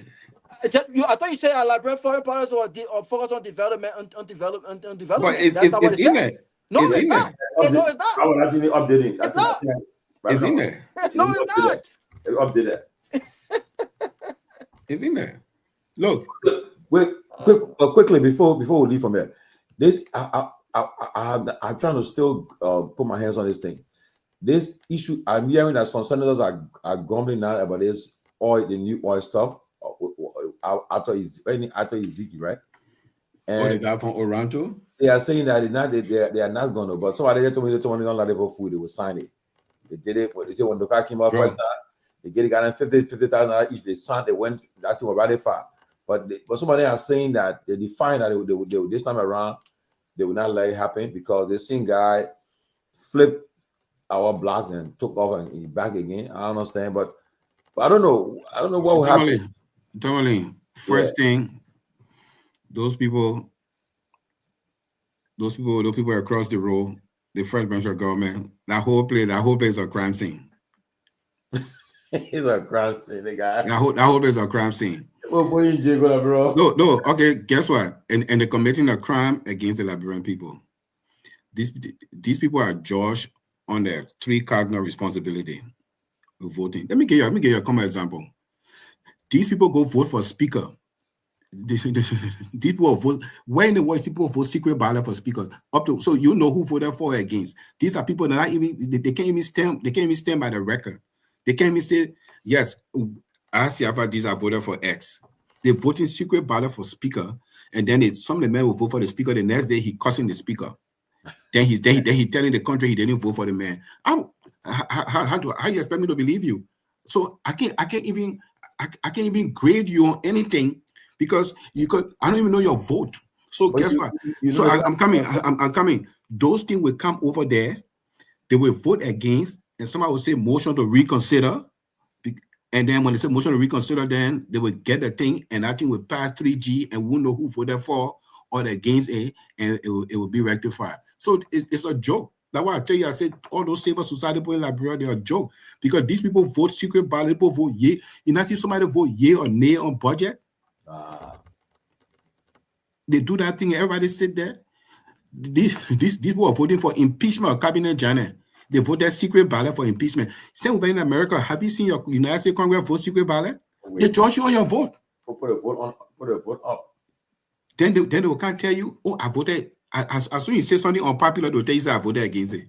When you say something popular, you say I voted for it. But we don't have no record of voting. No, but I think it was before, but nowadays I think they put up. Wake up nowadays, they voted for speaker twice in this new government. You get a record who voted for? For the budget, 19 senators voted for the budget to pass. I witnessed the vote that day.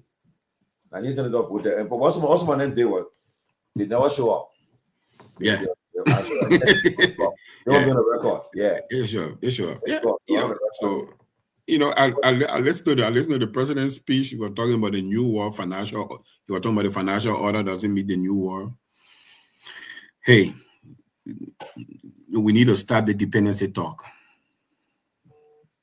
Let's clean our house first. I mean, I agree to some extent because these development, in Liberia, we got a big team, developmental partner. It's just making you more dependent on these people. We cannot come up with our own idea. We have the resources to start something on our own. Overall, the General Assembly is just every president go showcase themselves. Trump went there. We met our man in DJ yesterday. Oh yeah, the man said your country going to hell. The escalator not working. But guess what? The escalator not working. The teleprompter not working. Guess what? The escalator went off. Yeah. There was a cameraman from the White House that were coming on the opposite escalator. So because security reason, it turned it off. For real? Yeah, I watched it. I watched it in the news this morning on MSNBC. And then the teleprompter, when he was speaking, the teleprompter was controlled by the White House staff. It wasn't controlled by the UN. So that was the own technical problem. But knowing that guy, that whole thing was a fix to cut it off so I can just talk off the cuff. Because it's something I've seen off the cuff now. He said, and I tell you what, he said, but right, I don't get it. Nobody party. For real, I don't get it. I don't get it. Let me frank. He said, and selling walls. I said, yeah. He said, inflation now. He said, I can't the gas price in October is very low. Very low. First time for a long time. He said, the prices of food, eggs, all cheap, very cheap. Look. And why are you telling the world leaders? He said, I met the president, I'll come in the hall and May. He said, he said, when I told him hello, we spoke. He said, well, you know what I mean? He's now a good leader. Against the guy, no. I can enjoy the guy. The guys, and then what President? But guess what Trump did? But let me tell you the thing. What Trump did? Trump issued an executive order banning the Iranian diplomats from going to Costco. Yeah, I heard. So I said, my wife was telling me. So as I said, they put Iran know what Costco is. They need membership cards, so they can't apply for membership. Closer to the assembly there. Closer to the assembly. But normally you need membership card. You can Yeah. So, but the guy, but the French president, you saw him, right? They stopped you on the street. Stop him. He called me. He said, "My man, they stopped me for a minute. Stop him." And I went. No, but you see the world leaders, they do that because sometimes you don't recognize them easily, so they take that opportunity to just walk the street for once because he can't walk the street in Paris. Yeah, you know what I mean? Yeah. So sometimes you see somebody that walk across from the hotel to the building because when the last time they walk like that with a coffee in their hand, you know what I mean? They do that. So, but so you go into the thing the weekend, right? Yeah, Peabody myself, Friday, they accredited was an argument. They asked us to be part of their stuff. So we will be going there Friday morning, but I don't know how to make it Friday morning because the opening Friday, President Garguah will give the opening address, I think at 9 o'clock. Then a lot of people will speak there from there. They will break into session. Then from there, people will deliberate and come back again, reconvene. And they will come together, put a document together. I think the first committee, education committee, and another committee set up. They will put together. Then from there, they will, after all this stuff, they will come up the resolution for the day come together, and then they'll go to a social evening. It was 600 person, I think. Okay. And from there, and then they have virtual. People will be online to also take part in the conference. Then on Saturday, the same thing. Then on Sunday is a church service. The president will attend. And after that, the president will have a town hall, I think from 4 to 6. The town hall event. Now, you know what, possibly, the MCC people arrived in Liberia the other day. And I saw them. Melvin at the airport. From there, he joined the plane to run to New York. I don't know why he was very important to be there. So Tomalin, so MCC and kind of General Assembly. I mean, which one you would take? The MCC. Yeah, but why did he have to come and why couldn't have one of the deputy come to General Assembly? The deputy was there. What they call him? What they born him? I think in Ye, he was there. In fact, I'm here for foreign affairs. But at least somebody from the foreign ministry, I'm sure they were there too. But I don't know why he should have come. By all means, because if you hire him, I thought he got some meeting on the sidelines with IMF or maybe some. Well, they're coming next month they're coming for World Bank and IMF 4 meeting next month. You see? Yeah. I don't know, but most of the delegation, the president came September 8th. He came September 8th with a low delegation, but then later on, but most of them came on Sunday. Yeah, they came when they arrived on Monday, and when most of them support leaving tomorrow, support leaving Friday to be here. But most of them they're coming tomorrow night for the diaspora conference. Yeah. Yeah. Well, the General Assembly after those speech and diplomatic wrangling, there ain't much can happen there. His speech was scheduled for 4 o'clock, but because your man took the whole time, they not call his mic on. They had tried, he would have cussed them up. No, they don't call the mic. They don't call the mic General Assembly. They don't call the mic General Assembly. Yeah, okay, but the people that just walk out. I've seen before where Gaddafi spoke for hours. Fidel Castro spoke for hours at General Assembly. The body to come and cost the president of America. Yeah, right from that place, cost them. Yeah, the moment they take the stage, so in the US, they go back. When they're speaking, so somebody country will walk out, like US will walk out. Oh yeah. UK will walk out of the thing there. Yeah, I remember Gaddafi came. I think somewhere in New York City, some park, he built a tent. He was staying in the tent there, all that. And went to the General Assembly and just off the cuff for about almost 2 hours, just rattling. Yeah, so yeah, they do that. So, but we'll see what happened. See what happened there. But we asked them. And the other thing that going back home, there's been a lot of demolition, like across the bridge. A lot of demolition. They clear that place, man. You won't believe it. Yeah, but because the people the zoning was they not build the right way, and so they're building alleys and so forth. And for because developmental purposes, let it happen, man. People should know how to build. The public works should give you the zoning law and thing, and make sure that you don't build in an alley. Yeah, and I heard that the Japanese are coming to fix that road. I think from Viatan to St. Paul Bridge. Oh. Yeah, but did you see that flooding there today? Oh yeah, if I Robinson to me said, oh man, my man, what a battle? Yeah, so because if you but then I thought the people fix it again. Why they flood? No, but Tomalin, if you look at Morovia, if you look at that part of Morovia from the sky, that whole place beyond Clarendon, that Dopoh community, I play that wetland that they filling, they build there. So when that water come on that road there from Clarendon Junction to Freeport from LPRC, that water ain't got nowhere to go. The water ain't got nowhere to go because that whole place, that wetland they filling there, they build there. Wow. They built it, so the water got nowhere to go. So the water would just pile up and just continue to rise. And it's so hopefully when the Japanese, because that road gonna be built by the Japanese, hopefully they'll do some good drainage system there because there's global warming, there's climate change, the rain just getting powerful and powerful. You know, it's scary. Yeah, I think Boga spoke about it yesterday. So he mentioned in his speech. He talked about the issue about the asset recovery. Talk about the corruption cases. This whole carbon credit thing, you know, these people now pollute the world. All these big industrialized nations, they polluted the world. So now they want us to not industrialize. So they won't pay you to not industrialize. So it's a sticky point. What will you do? Will you not industrialize and take the money, or you industrialize?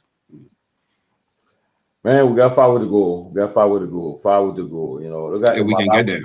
Malawi just elected a 85-year-old former president. A 5-year-old.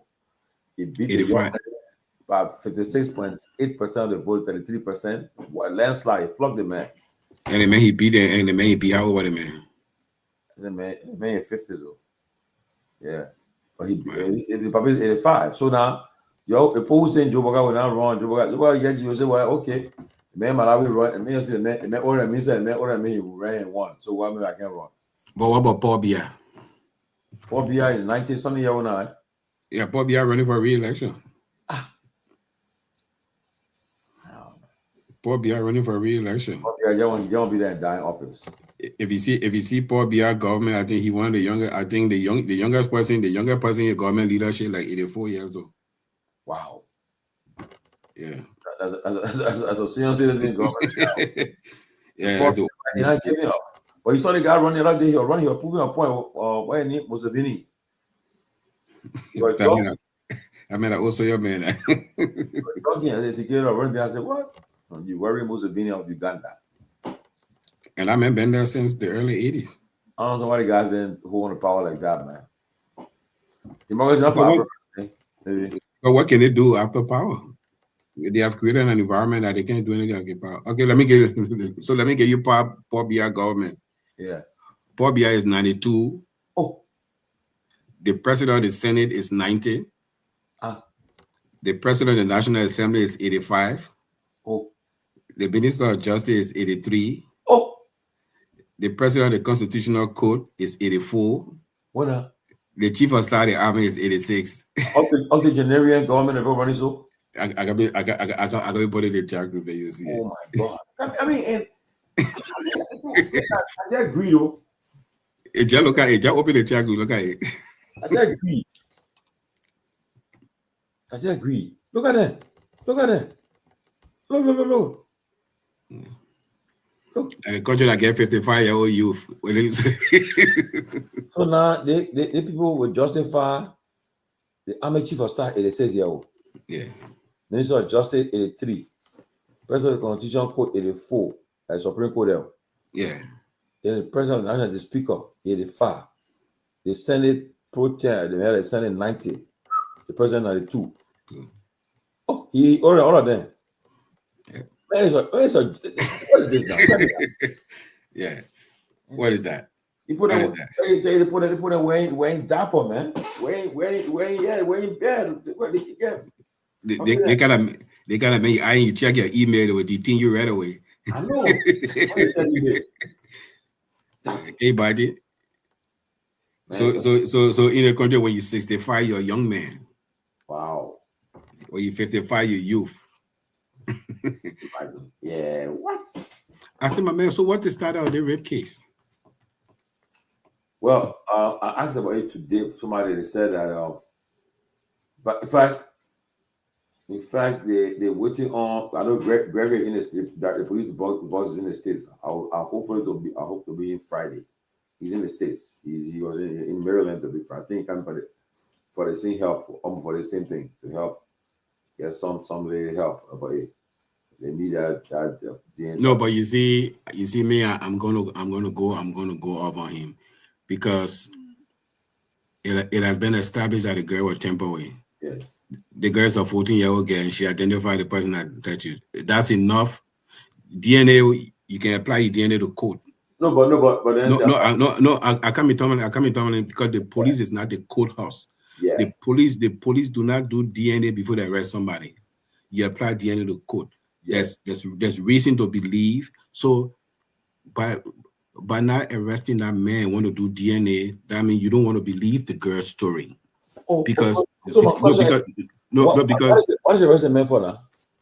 No, because because he was accused. Paul. So guess what? There's statutory rape. There's rape or statutory rape. She's underage. Yeah, but I'm coming. Yeah, she's underage. Yeah, go ahead. And she identified the person. Yeah. So the police is telling her that she's not capable of identifying the person. They need DNA to identify the person. Oh, but so why is she lying on the man? But then guess what? Then he will clear name in court. He doesn't have to clear name in the police station. Yeah, but I know people. But don't forget now, they have only 48 hours to hold the man. No, not necessarily, Tomalin. Not necessarily. Tomalin, I can hold you for 48 hours. You go home, I can bring you back again. Yeah, but guess what? Tomalin, you don't need, the police doesn't need DNA to establish that rape occur. It occurred. Okay, let me tell you something. We shouldn't be oblivious to our society. This guy is one of their buddy. He's one of them. So the standard is different. Let me give you an example. You think if we were having Whistle or Jefferson coach that guy named Pro, you think they'll be looking for DNA? Let's be honest what I was saying. Let's be honest. I mean, let's just a reality.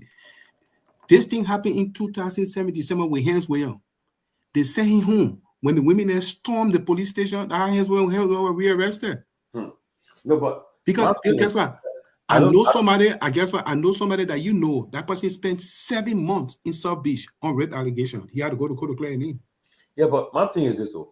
I don't know this guy from nowhere. But my thing is that I heard a lot of stories, people accuse people, and then end of the day, it wasn't true. So now, you take this man, you grab him, arrest him, put him in jail. Is this the first rape arrest in Liberia, or this the first person to be arrested for rape that's going to be their friend? That's what it is. It's not the first rape arrest. We shouldn't. No. The thing is, you have an underage girl who is a teenager. The police is saying that they don't believe that girl was, so they need DNA to believe that girl was. That's what I mean. Because are they saying they getting recognized who touched her or who tampered with her?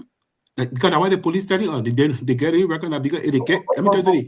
If I understand you right, this girl, the victim in question, is like you saying that she can lie. No. Guess what? You saying that Guess what? So let me bring it up. So tomorrow, somebody try to try to trick you for money or thing. You get it, and they say, "Oh, they may rape me." You might arrest you right away. And no. So Tomalin, is somebody accusing you of rape? Yeah. I mean, the rape happened somewhere, right? Yeah. The rape happened somewhere. That means that person and myself were somewhere together at the time the rape happened. Yes. Right? Yeah. So during that investigation, they will have to establish that part that me and the person were at a place together. You know what I mean? And once they establish that part that me and the person were at a place together, that's probable cause to have an arrest. That's not beyond reasonable doubt. The police doesn't do beyond reasonable doubt. The code will do the beyond a reasonable doubt. The police is trying to do beyond reasonable doubt right now. And that's the problem having. Because the last time when Gregor was talking last week, he said, "Oh, we're looking for call log." 3 weeks later, he's still looking for call log. That's a delay. That's a delay to get the. Let me tell you something. The biggest disappointment in this thing at the women group, the people that were in Babalu for Boto Kane, the Female Lawyers Association, they have let that girl down. Because trust me, you see in the country, you know what? Victims get lawyers. Victims get lawyers so that the court, so that the system cannot play with them. They have let that girl down. That girl, her father cannot. They will not be successful in that fight. Today's what? September 24th. 2 weeks from now, that guy will still be walking the street. Take it from me. And that case will die. For me, like I said, if what the facts lead, if he's involved, he's guilty of it, you should arrest him and let him be prosecuted to the full extent. But my thing is this, though. The moment I guess said, this is him. I listened to a father interview. I called the ministry there. I talked to somebody who be involved in the investigation, everything. The person told me to be front with you. You know, I know it's a big case. It's a big thing. So it's a national case. Say, but you don't want to go to court with a weak evidence to prosecute a case, and then you win the case. Then the same public will say, look at it. See, yeah, but it has happened the before. Police, when the police is not cases, a lawyer. The police is not a prosecutor. But even at that, that's bullshit. Because they've taken cases, even now as we speak. For instance, the case with the rights allegation against the former foreign minister, they arrested him the same day. They arrested him, locked him up while he was in coat and tie, right? And they had no evidence whatsoever other than the allegation. Where are we with that case now? And that case it does not even compare with the magnitude of this case. The girl has no record of making these sorts of allegations or claim in the past. She's a 14-year-old girl. That's number one. Number two, you've got to look at motives here. What does she stand to benefit by lying on this guy? I mean, this is a deputy minister for crying out loud. What does she stand to benefit? And but let's even for the sake of argument, if he's a culprit, if he's the one to be. But Tomalin, the girl identify him. The girl identify him. The people, his friends have said it's not rape because, and you know, if you listen to some of the argument these guys are making, it's even sickening. His friends have argued that it's not rape because he and the girl were dating. The girl willingly. You know, I want to say something about it. The girl willingly said, "You can have sex with me." So, for the sake of argument, let's agree the girl went to his place and she consented to it. That's still statutory rape. Rape because she's underage. I want to rape. Of course. Okay, Tommy, let me tell you something. You know, stop falling for the okie doke. You gotta know the psyche of these flackies. This is one thing in Liberia that none of them posting on Facebook about. Have you seen them posting on Facebook about it? Of everything they write about in our country, have you seen them writing about this? No, because it's one of theirs that is in the hot seat. It's one of theirs. So what did they circle the wagon? The police is telling her that they don't believe the girl's story. So now the DNA. So let me tell you something. From the day that girl was tested and were proved that she was touched and she identified that man, that guy should have been arrested. He closed everything, seized, because that's the thing. You're building the DNA for the court. You don't build DNA to arrest somebody. You build DNA for court. He'll be arrested and let him go prove he's innocent in court. He innocent until proven guilty. So you telling me say you're gonna do DNA? You're gonna do DNA with what? So what if they clothes the man wearing? You can't find the clothes the man how would they get that day? Yeah? That would be very careful because you know. No. Guess what? And we'll be very careful. We'll be very careful. The short people no reason. Like I think I told you the other day. Before there was she's still on Facebook. This lady went to Costa to accuse of former lawmaker the man and Darcy. went to accuse the did you want to appear on the show?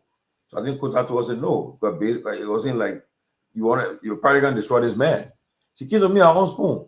I told her, I said, first of all, when anything happened, you in a police report? No. It happened 30 years ago.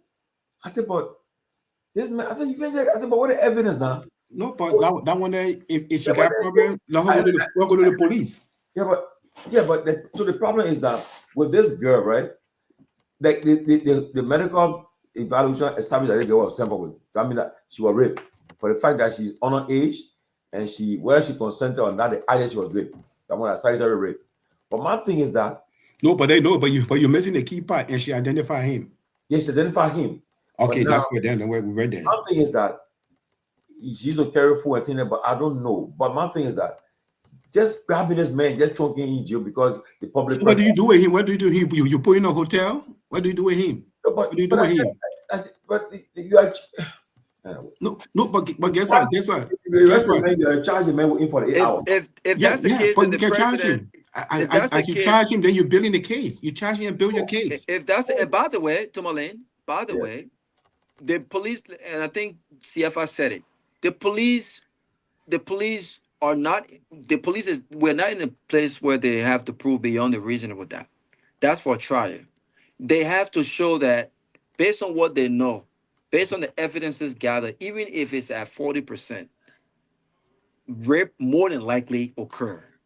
The lawyers and the state prosecutors are the ones who collect all of the forensic and whatever to prove in court that the charges put forth against this guy, he committed these charges. And so far, they've been given enough reason that this probably happened to arrest this man.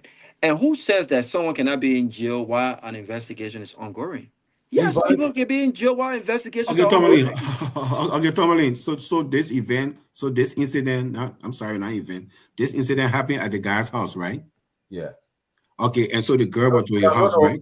No. The incident happened at the ministry. At the ministry. It happened at the ministry. So what they're accusing the man of. So they happened at the ministry. So it's established that the girl went to the ministry. She don't carry food and things like carry. Okay. Oh no, I'm coming. It established that she went to the ministry and carried food to him. What they're saying. Yeah. So she went to the ministry and carried food. She went to the ministry and carried food to him. She was medically tested and showed that she was tampered with, and she identified him. And then the police say that not enough probable cause to have him arrested and charged. You have him arrested and charged with rape. Then you build your case by adding DNA to solidify your case. But I agree now with the person Kadike passed away. Okay, and I told somebody the reason why public sentiment is high because there are many others in jail who are not well known, and for the sin are being accused of rape, and that's what people are making noise for. But again, the argument would be the same about these people. They couldn't put up the bill the necessary to hold them to free them. Okay? No rape. No, when they put you for rape is not billable. Okay. So now they accuse them of rape and they put them in jail. That's what people concerned about. But with this man, he was accused, and now you can't follow tomorrow. Tomalin, if it was your daughter, Stefan, 1 second. If it was your daughter, this person is an idiot because the girl is underage. This person is an idiot. If it was your daughter, temporary does not mean rape. He's an idiot. If it was your daughter, this person is an idiot. Let me see. Being temporary does not mean rape. The question is a police accident that she has been temporary by who? No, Eric. For the fact that she's underage, she's not the age of consent. So because I don't have an age of consent, and she honored the age of consent. So whether she agree or not, once you're temporary, that is established as a rape. It's statutory rape. The issue now is who raped this girl. No, but Tony, it's not an issue. The girl, a 14-year-old person will know who touched her. Is that what the police telling us? No, but guess what? Look, Tomalin, it's one of theirs that they don't want to put behind bar. Hey, man. Because guess what? If it were anybody else, that person would be behind bar. Once it's established that girl was tampered with, and she said, I went to this man's office. I went to that man's office. You know the next thing you know what they do? They arrest that man. that clothes you wearing and the clothes you would take. You wait, Tony, you wait 3 weeks later, you're asking for DNA. So where you going to get DNA? So why did the man throw the clothes away? Where you going to get DNA? He's going to get DNA. When in America, when they arrested O.J. Simpson, they did DNA for arresting him? No, you need to build it. You need to build a case. It comes down. We have a 14-year-old girl that's living with a scar, and these guys are walking around they're walking around because one of their buddies is a pedophile. I'm coming. One of the buddies is a pedophile. That touched a 14-year-old girl, and the Female Lawyers Association of Liberia and all the women advocate group, they are letting that get down. Nobody should come on no radio, no talk show say I'm a feminist. Are women right? You got a 14-year-old girl that is there that living with a scar right now. You think I get able to go to school? You think on that you looking at a man who uses power to touch a 14-year-old girl and have been protected by right now. But you already got the case, oh. No, but as Tomalin, the girl identified the man, so I'm gonna say the girl lying. Also, no, but you tell me the girl lying. You don't want to believe the girl.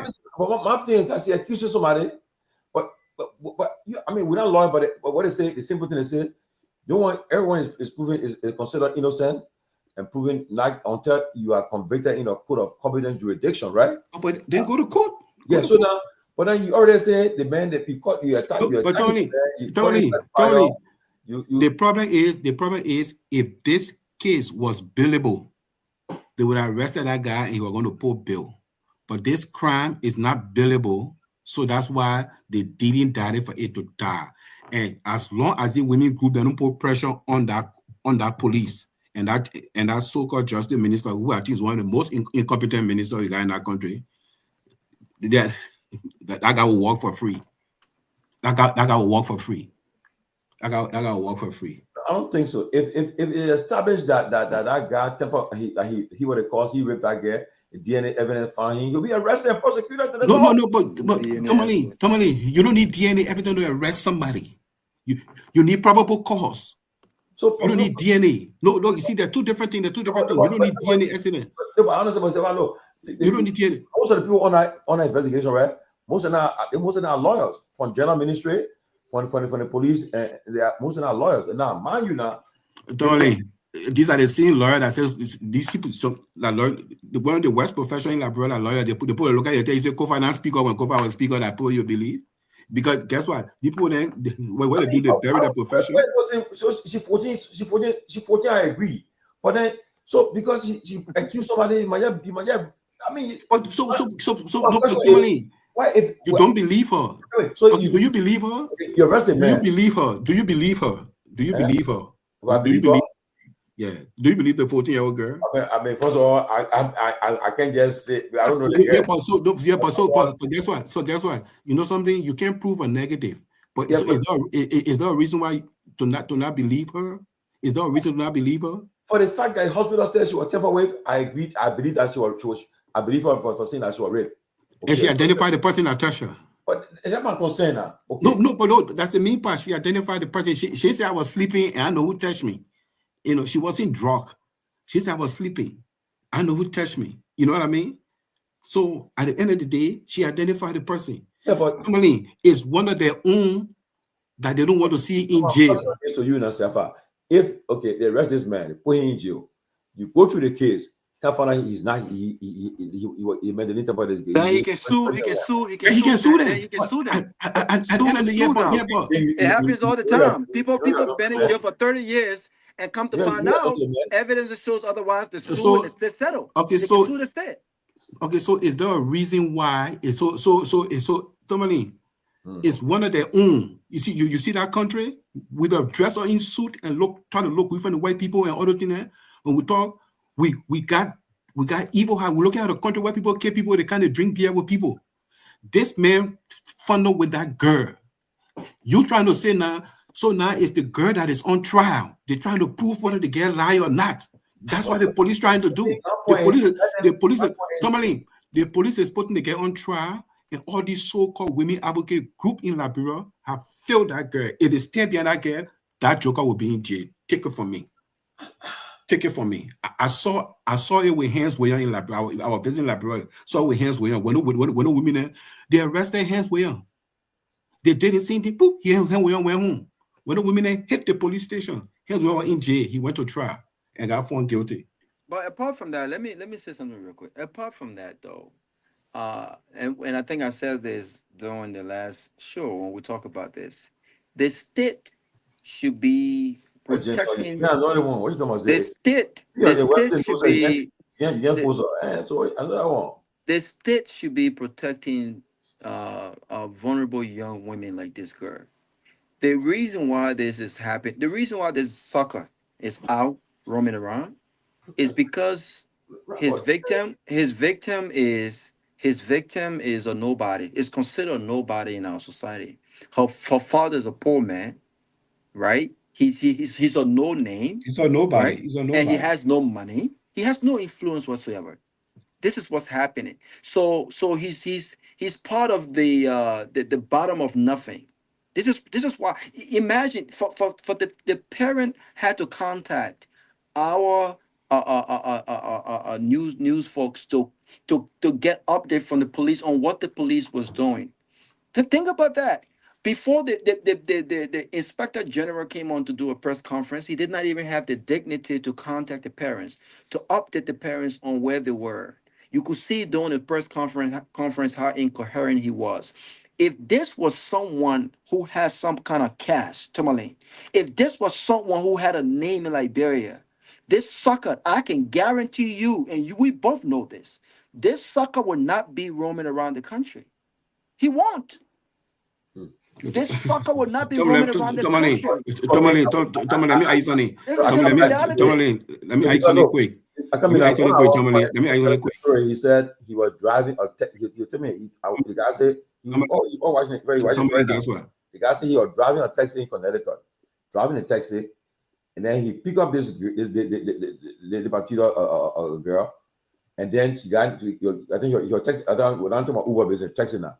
So then she got in the taxi, started to try to like lure him, try to make him like to attract him to do all kind of stuff, entice him. He told him, no. I'm not what you're for. If I said, get my car. You coming around my car, you coming, I want woman, no woman, get my car. So he pulled her down. I think he said he forcibly pulled her down, right? Then when the police arrested him, called him. He said, all he thought when he pulled her down the time, he thought maybe he pushed her and hurt her, but he pulled from the car. But then police said they want to accuse him of rape. He said he had the police station all night, hanging there for hours, writing statement in there. He came to find out when all stuff was done, investigation was done, he found out he did not touch her. But the police had not done the due diligence to investigate properly. They were arrested, they may have been arrested and kept in jail and destroyed. So my point is that that'll be mindful because somebody can lie on you tomorrow and they come and say, oh yeah, and for me, I was say that I'm my friend. I know he's not that kind of person, but then the Lord take his. Well, you see, my arrested man put in jail. Then to worry, Father, and not true. But Tomalin, and so the police are trying to agitate. So the police are trying to accord us now. So Gregory Gomez is a new judge on rape cases in Liberia. If the president of Liberia today was Ellen Johnson leave, that crap that Gregory said the other day, he would have been saying that he would have been on a job. To say what? That crap he was saying, oh, this country, nobody above the law. Right now we're trying to get called law. Hey man, that thing happened in August. Almost 1 month. Almost 1 month. Yeah, but he told you about the constraint. No, guess what? What constraint? Because guess what? He creating a standard to delay so that they can have anything on this guy. That's what happening. So he talking about we're gonna do DNA. So they're gonna do DNA with what? They're gonna do DNA with what? This guy is one of their own that they don't want. I would say again, if they crime or something that you can just face the magistrate, you post bail and go home until trial, they are going to let him go through the motion. But rape is non-bailable. It's a non-bailable capital offense. So they say our men can be locked up in South Beach all the time like that. So they play. So the maneuver in the city. For me, if any female in Liberia feel that you believe in women right, you will stand up for that girl tomorrow. You will start. I agree. Stand for her because guess what? When you start tomorrow, when you start tomorrow, when you start tomorrow and you start asking the police the tough question, that guy will be in jail. Trust me, that guy will be in jail. Exactly. Nobody, everybody was saying it's true. Everybody, look, like you said, most men are being victimized by lies and false accusations. And that's my point. I'm stressing on my brother. Tomalin. So you're saying the girl lying? But I mean, but so guess what? You prove the lie and the truth in the courthouse. I'm not saying she lied. No. Listen. Says she was tampered with, so she lied. Somebody tell her. But my point is, no, not somebody tell her. She identified the person that touched her. So now you guys saying that she's not capable of identifying the person that touched her? But do you know? I beg you. I want you to take your time to. Most of I will give you the investigators that invest with it in their case, women and men in their case. Maybe they'll tell you privately. They'll tell you that they are all political appointees. They are all political appointees. Hey man, my man, they are all political appointees. Who are the general minister? Most of them that career. They are all political. No man. The deputy minister for children protection. She's supervising it. She in charge of the That's some lawyers that career professional who not appointed by the president. The only person you can profile in the police will be a lawyer that will come and that will stand up for that family pro bono and walk in that police station and demand that the client get justice based on the fact. No, I'm coming to only based on. No, let me tell you something. Tomorrow morning, if that girl, she doesn't, I mean, the poor child doesn't have to expose herself. If the father of that girl and a lawyer walk to that police station tomorrow and say, based on the law, you don't need to do this. My client has identified the person that violated her, and you telling me that you don't, because you only verify things when you don't believe what somebody's saying. So the police is saying that they don't believe what the girl's saying, so they need DNA to believe what the girl's saying. That's why Seleke Kromah is telling the country. Tomorrow, NF13 or 40 again might allow you my belief in what they say about you. Trust me, I will not be in the office with a 14-year-old child that is not my daughter. Okay, I agree. You understand that, right? You understand that, right? You carry food and yeah. So that's the first and foremost thing. Any responsible man will protect himself. That put that food to the door and meet you in the hallway and you go. You don't bring somebody's daughter in your office. That's first and foremost there. I mean, for me, you are there going there. So if you go there every day, it doesn't get any right to touch her. This religious leader talking. Okay, the religious leader is not God. So you're trying to say the girl lying? No, but Siafa, my point is the medical evaluation says she was tampered with. I agree. No. Okay, look at the man's next statement. The religious leader, look at the next statement. Has the police done initial investigation with both parties? Yes. It's a simple yes. Okay, but my point is to Siafa. The medical evaluation that they did established that they get what tampered with. I agree with that one. She identified the person. She identified the person who touched her. But then, so now, when you think she can lie? Okay, so you see now. So you see now. You want the first man. So what proof? Because guess what? To say somebody lying, you got to have a proof. You're trying to prove a negative. I tell you something, and you say that lie. So based on what you say that lie, I'm a victim. I will violate somebody. So this is a capital offense, that a crime that was committed against me. I file a complaint, and you do preliminary investigation to identify certain things. The first thing I told you that I was tampered with, you did a test. I tampered with. Then I identify the person. Then you believe me. You say you want to do DNA to make sure I'm not lying. But DNA is an easy thing to No. DNA is for the courthouse. DNA is not for the police. It's not for the police. DNA is for the courthouse. It's not for the police. The police is the one that No. The police will establish probable cause. The police will work with the county attorney to put the charges together. The county attorney will build the case. Doing the building of the case, then they can bring DNA to solidify the case. That's what I'm telling you. It's simple. But not. Sorry, your Wawa because your Wawa is beyond politics. Yeah, this person validating you. Just gotta say somebody lying. So what guy, proof? This man in question was CDC before, and when he apparently I don't. but then that's a serious understanding based on politics right there. Because I mean, let's be frank now. It man flip on CDC, join you people now. It's just like okay, and you I'm talking about a 14-year-old girl. I'm talking about a 14-year-old girl that got a scar on her. The hospital said she was tampered with. She was, but not mind you now. The question now, she was 14-year-old, but she wasn't a virgin, right? You know that part. She was tampered with. Okay, now. So now that's why I'm saying let's put that down now, because the point is that because you let me frank. What is she have been? This is that's my point. The hospital she was tampered with, okay, we established. But then the point is, before we make a arrest on the man, they put white man and mind you now, they put a hand in the case there. That people who are trained professionals. They are not trained professional. They're not because no. They're not acting like professional. I know him very well. See my friend. My friend is he was training at the FBI Academy yet. Tomalin. He's a deacon. Tomalin. People can be trained. The system can influence your decision making. The system can influence decision making. This is one of their own that they don't want to see go down. This is one of their own they don't want to see go down. If those so-called women advocates in that country care for women's rights and children's rights, they will stand up for that girl. They will stand up. Let me tell you something. Liberia not shy or train people. The environment is contaminated. I'm not saying they're not trained. When you're in a contaminated environment, you get sucked up. That's what happens. August 30th, right?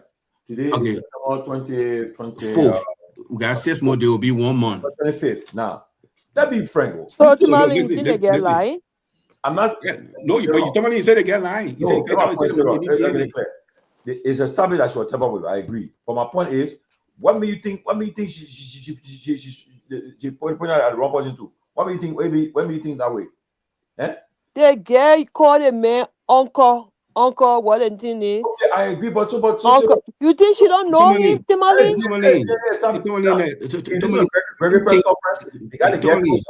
Because she would, they got everything. Uncle Miguel. That's how she called him, Uncle Miguel. Tomalin, you think she didn't know him? Tomalin, they established that she went to his office. Tomalin, don't say that, man. Tomalin, they established. Tomalin, were destroyed. About you see my point. That little girl did not lie on that man. That girl did not lie on that man. So what her motive? So guess what? Why should they point to somebody else? So I mean, what will be her motive? What will be your motive? Thank you. What will be your motive? I mean, let ask Gregory Kromah, what will be your motive what will be your motive that should be lying on the man? What will be your motive? Yeah, thank you. What will be the reason for her to lie on him? A 14-year-old girl that carry food to your office every day. What will be your motive for her lying on him? Thank you. What should go lie on him for? If he didn't do the act. I mean, let's be honest. Let's stop this, man.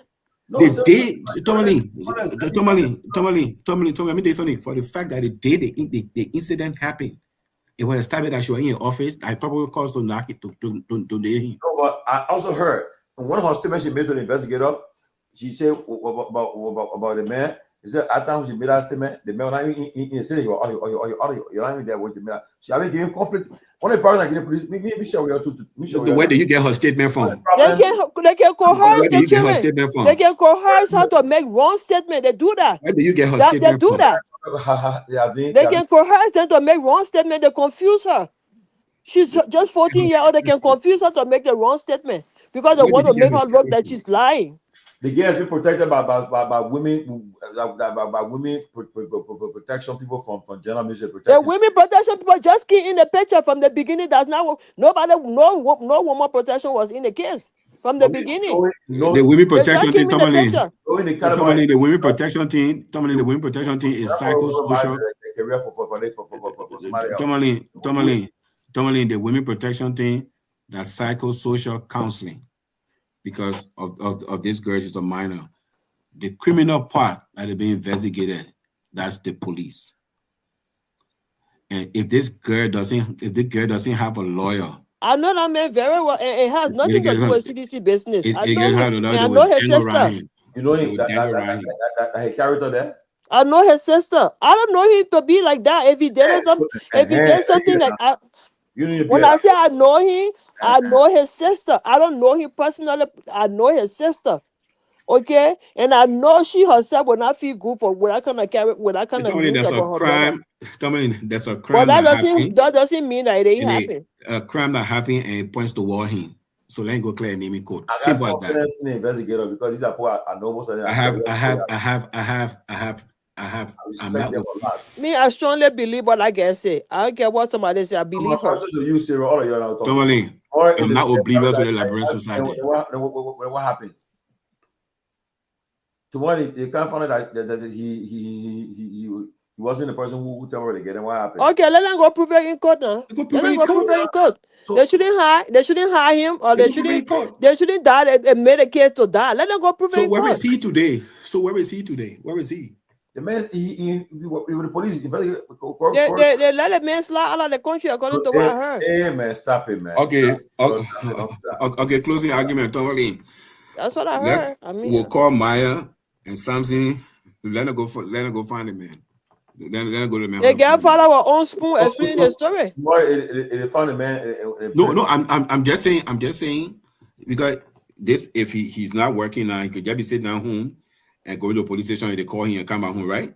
That's what he'll be doing, right? Probably the police according to the Gregory. Well, no, he's not in police custody. The police guy has put some interest, so they keep it. So the main pastor have been surrendered. So then pastor, he's in trouble. He can go nowhere. Yeah. You say police surveillance. So, I believe that girl. I know that girl will not lie on him. I know she will not lie on him. Oh, so why she didn't lie on somebody else? Where did the crime happen? All I'm saying is it. It's what emotional thing. Someone are you married? You're a father of girls, and you thinking like this.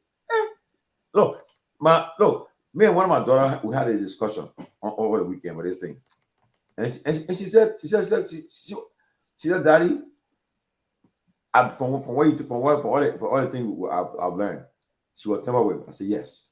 She said yeah. I said, but this is my Daddy, what's your problem? I said my problem is she pointing out somebody. Now, how will you feel if somebody will point at me like that? How can that be your problem, Toman? How can that be your problem? No, I don't get it. What are you talking about? How can that be your problem? So you don't want her to point at nobody? What she gonna do? She gonna play in the sky? You don't want her to point at somebody? If you rape somebody and they're pointing you out, your daughter should... Wow. Tomalin, listen. The problem, this is the reason why true victims of crimes, and I know you're not trying to say you don't trust the girl. I think you're trying to play devil's advocate. No. But based on people experience I've heard from I understand that. I understand. Yes. But in all of this, that there are real victims out there. And again, you have to look at the history. This young lady stands nothing to benefit by lying on this man. She got no benefit for lying on him. She got nothing to benefit for lying on this man. She does not have a record of doing these things, right? Do that. If you look at the guy on the contrary, I mean, this dude name was mentioned in some kind of corruption some time back. And at the time, they thought the president was going to fire him. He has a tinted character, right? So when you looked at his record, I think that's enough. The police has enough to say, you know what? We're going to put this guy behind bar. Does that make him guilty? Does that make him guilty, Tomalin? No. It is not up to him to get his lawyers involved. Look, I won't mind his lawyers coming on this show and making the argument you're making. This is what lawyers are for. His lawyers can come and say, listen, my client is innocent, and we have proof to show that he's innocent, and we're willing to go to court to prove his innocence. But the question isn't about proving his innocence. The question is, why has he not been arrested? Why has he not been incarcerated? Why? Because the police have substance. They have enough. They have enough evidence that put these two people together, and they also have evidence that she was tempered with And the girl, it comes to the fundamental point that the police doesn't believe the girl, so they find it. They're going to do DNA to prove that they get. No, I'm coming. The police are turned to a courthouse to determine whether they get lying or telling the truth. Because well, what are they going to use to do the DNA? The police draw another DNA. The police draw another DNA. Right. The medical report from the hospital, they don't even believe it. The police, they don't believe that. The country is just that kind of way, man. I mean, this is one of the flackies that are talking. This is one of the flackies that are talking. So just anything. And I want to know that one of the flackies that are talking.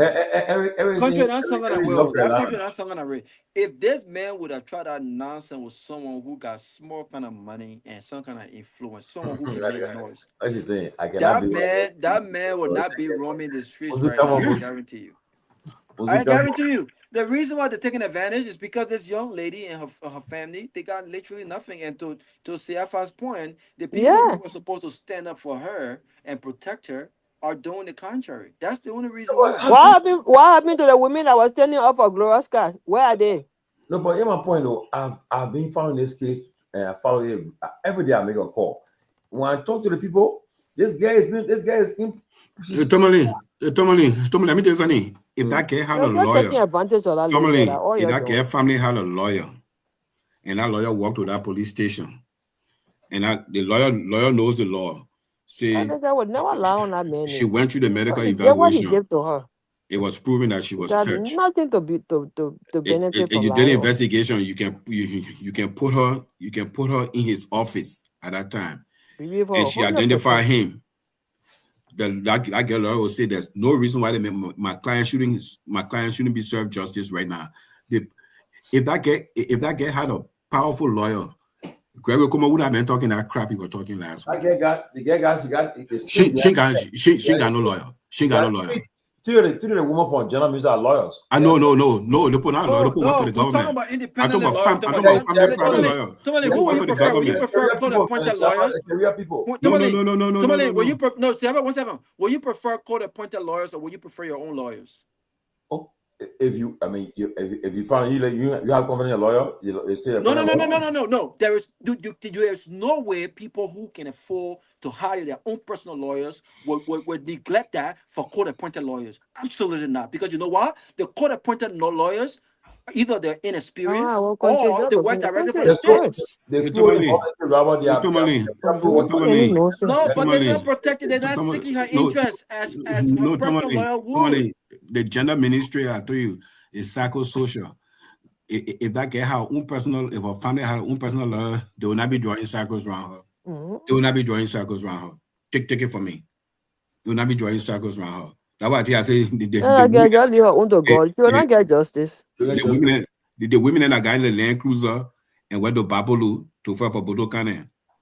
The way I did today. A 14-year-old victim. Why they do that? That's a joke. No, but that's what I'm telling you. Because that's why I tell you, Tomalin, I said the perpetrator of the crime belongs in the elite political class. So everybody mute. No. For me, now be mindful because tomorrow we'll be in a situation with Brian McGill tomorrow. Somebody can just come and say, oh yeah, that is man. Things say that by lying the person, they won't, the person will not fight for a reputation. My thing is that let us wait.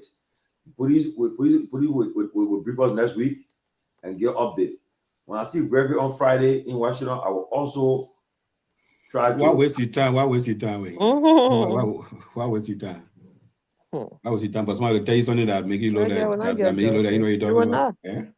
Well, if they cannot get justice, it's a scar on the Burger administration. I'm not forgetting. But Tomalin, today is September 24th. We got 6 more days. It will be 1 month. I know. My thing is, what are you using for DNA? What is it going to use to do the DNA? For me. But the man still has. They are riding it till they die. For terminated everything. The sucker still has his passport. I mean, he's not. No, he's surrendering. He's surrendering his passport. Yes. But it doesn't mean you can't leave Liberia. He's on no restrictions. So surrender a passport. So he surrendered a passport based on what law? You can't come to me and say, "Give me your passport." If you don't have enough to arrest me or charge me, why am I giving my passport? Yeah, you can't give me. Oh no, You can't be taking up. no, but when you're arrested, when you are being put on interest, yeah, because you want No. You can't do that unless you are charged. Unless you are arrested on bail, that could be part of the negotiation. That's what I'm talking about. You can't So can't say give me a passport. You can't just ask me for my passport. Thank you, Mamalu. Mamalu asking you, okay, why don't you all of y'all that saying they get my get good lawyer? You have to go for me. We'll do it for her. That's why if the female lawyer association come on closing argument and say we need so and so thing to generate funds for the girl to make sure the girl is fully represented, to make sure the girl is giving justice, we all will rally and contribute. But if I say that, who are giving the money to? Exactly. So Sarah, why you can't contact the female lawyer association and tell them? Contact what female lawyer? The female lawyer association of Liberia. Give me the contact. I will contact them. Okay, I'll make sure I get it to you. Yeah, give it to me. I will contact them. Yeah, but my thing is that my people, let me Musu Ayana. Let me tell you something. I will tell you. I repeat. I'm a father of 4 girls, right? I got 5 sisters. I got my mother. Everybody, right? Let me tell you. I'm a strong advocate for women. But let me say this. The Eric said too. There have been many instances where young men have been destroyed because of people lying on them. Even especially teenagers. A 14-year-old girl will not lie on that man. That's the point I don't want you to make. Yeah, but what's the that girl will not lie on that man, Tomalin. Stop it. So you're trying to say so that girl is a minor. She will not lie on that man. She will not. So you can do that thing with people who are older than small children. One small child tell you say the person harming, they mean it, they know what they're talking about. A small child. No, I'm talking. I mean, she's a minor. No, do not question that part of the girl, whether her first time, then you have been very unfair to the but because they're coercing her to say the wrong thing. They're coercing her to say the wrong thing. If anybody in government got a soul, that man will be in jail. So you when people say, when they say, confusing her so she can say the wrong thing because they want her to appear like she's lying. My question, if a minor can accuse you or accuse you of something, they might arrest you. Okay, first thing, Tomalin, for the minor to accuse me, that means I put myself in a position to be with a minor. No. Yeah, I can be sitting here working. I see in my basement working. Minor say that man, your basement touch me. So what I test you at? No. But listen now. Let's say your daughter and her friends. Okay, me giving them a ride, dropping the ride. Then from there, you have the friends say, oh. They say, oh, I got the daughter, but then for some reason you have to carry your daughter friend to drop them either to their home or somewhere. So guess what? I'll be driving my daughter friend, and my daughter will not be in the car. It will happen in a way that it will not happen. It will not happen that way. Seriously, it will not happen that way. I got 4 kids. The last 2 when I girls, 16 and 14. You know, way. My last daughter. She active in sports. I pick up her with a friend at the time. Pick up her friends. They sit in the back seat. I drop them off. I take them to the store. There's never been a time. I'm a volunteer coach on the track team. I go through. They can go on and come down. I get it. Not loud. I don't care how they twist it. I get it loud. For the last 5 years, I've been working track and field. Don't let me with young children, a lot of females. I go through a training called Safe Sports. I go to a training, it's like a 4-hour training, Safe Sport, do it online. They give you all those things. They give you all the pointers to avoid, to put, so you can be in situation with those people. You can be like that. It's very simple. It's very simple. Even right now. Young way. What's my friend? You can say, yeah. I cannot. In abroad, most of the men they are used to sleeping with these small girls. That's why they take advantage of the children because of the poverty. Protected themselves. No child will walk in my office and Adobe close behind us. You know that, right? Oh, yeah. Okay, yeah. No child will walk in my office and Adobe close behind us. Take advantage of the people children because they are poor. You know what I mean? Or no child will walk in Adobe close behind us. Or if that child kind of office with somebody else. It's true. Look, I told you, I go to right now, I come and do the training again because I come and recertify for my soccer referee thing. You go to that training. That these are all the things that whenever there's three, those things don't happen. When it's 2, you put yourself in a situation that it can be questionable. And guess what? When it comes to minor and adult, The minor has more imposing will on the adult. I'm not cutting you off. The man best friend, one of the men good friend is Mo Ali. What Mo Ali been in the news a couple of times for small children business when you were coercing that lady to take up better from him. That's the kind of thing that people do. No, that get it clear now. The man is Mo Ali landlord. There you go. That makes it even worse. Not his best friend. Yeah, not his best friend. Not a friend. I said like best friend, but I a friend. It was his property. And I did that for Mo Ali is one of those who let small children business. Look at that. Tomalin, I tell you, you never put yourself in. Nobody put us in that situation. It was on his landlord property that he put himself in a situation he couldn't handle. You put yourself in a situation you can't handle. On a landlord property. In a job code, the children living on the dorm.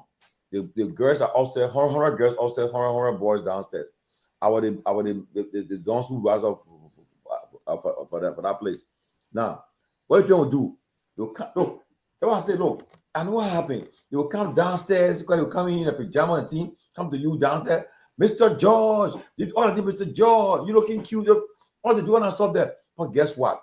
Because I was trained and knew what, I know that they come with all these stuff. You be careful with them. When they come in the office now, you say, no, you can't come in my office. No, you can't come in my office.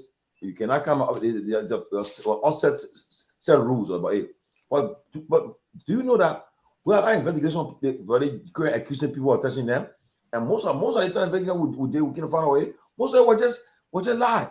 Because the person was tough on them with the rules of the place. They rely on the person. How old were they? They are 16 to 21 at job code. Okay. Now that's why I say my people. But Tomalin, guess what? We have a society. Where we make these young people to succumb, be brother, uncle, this and that.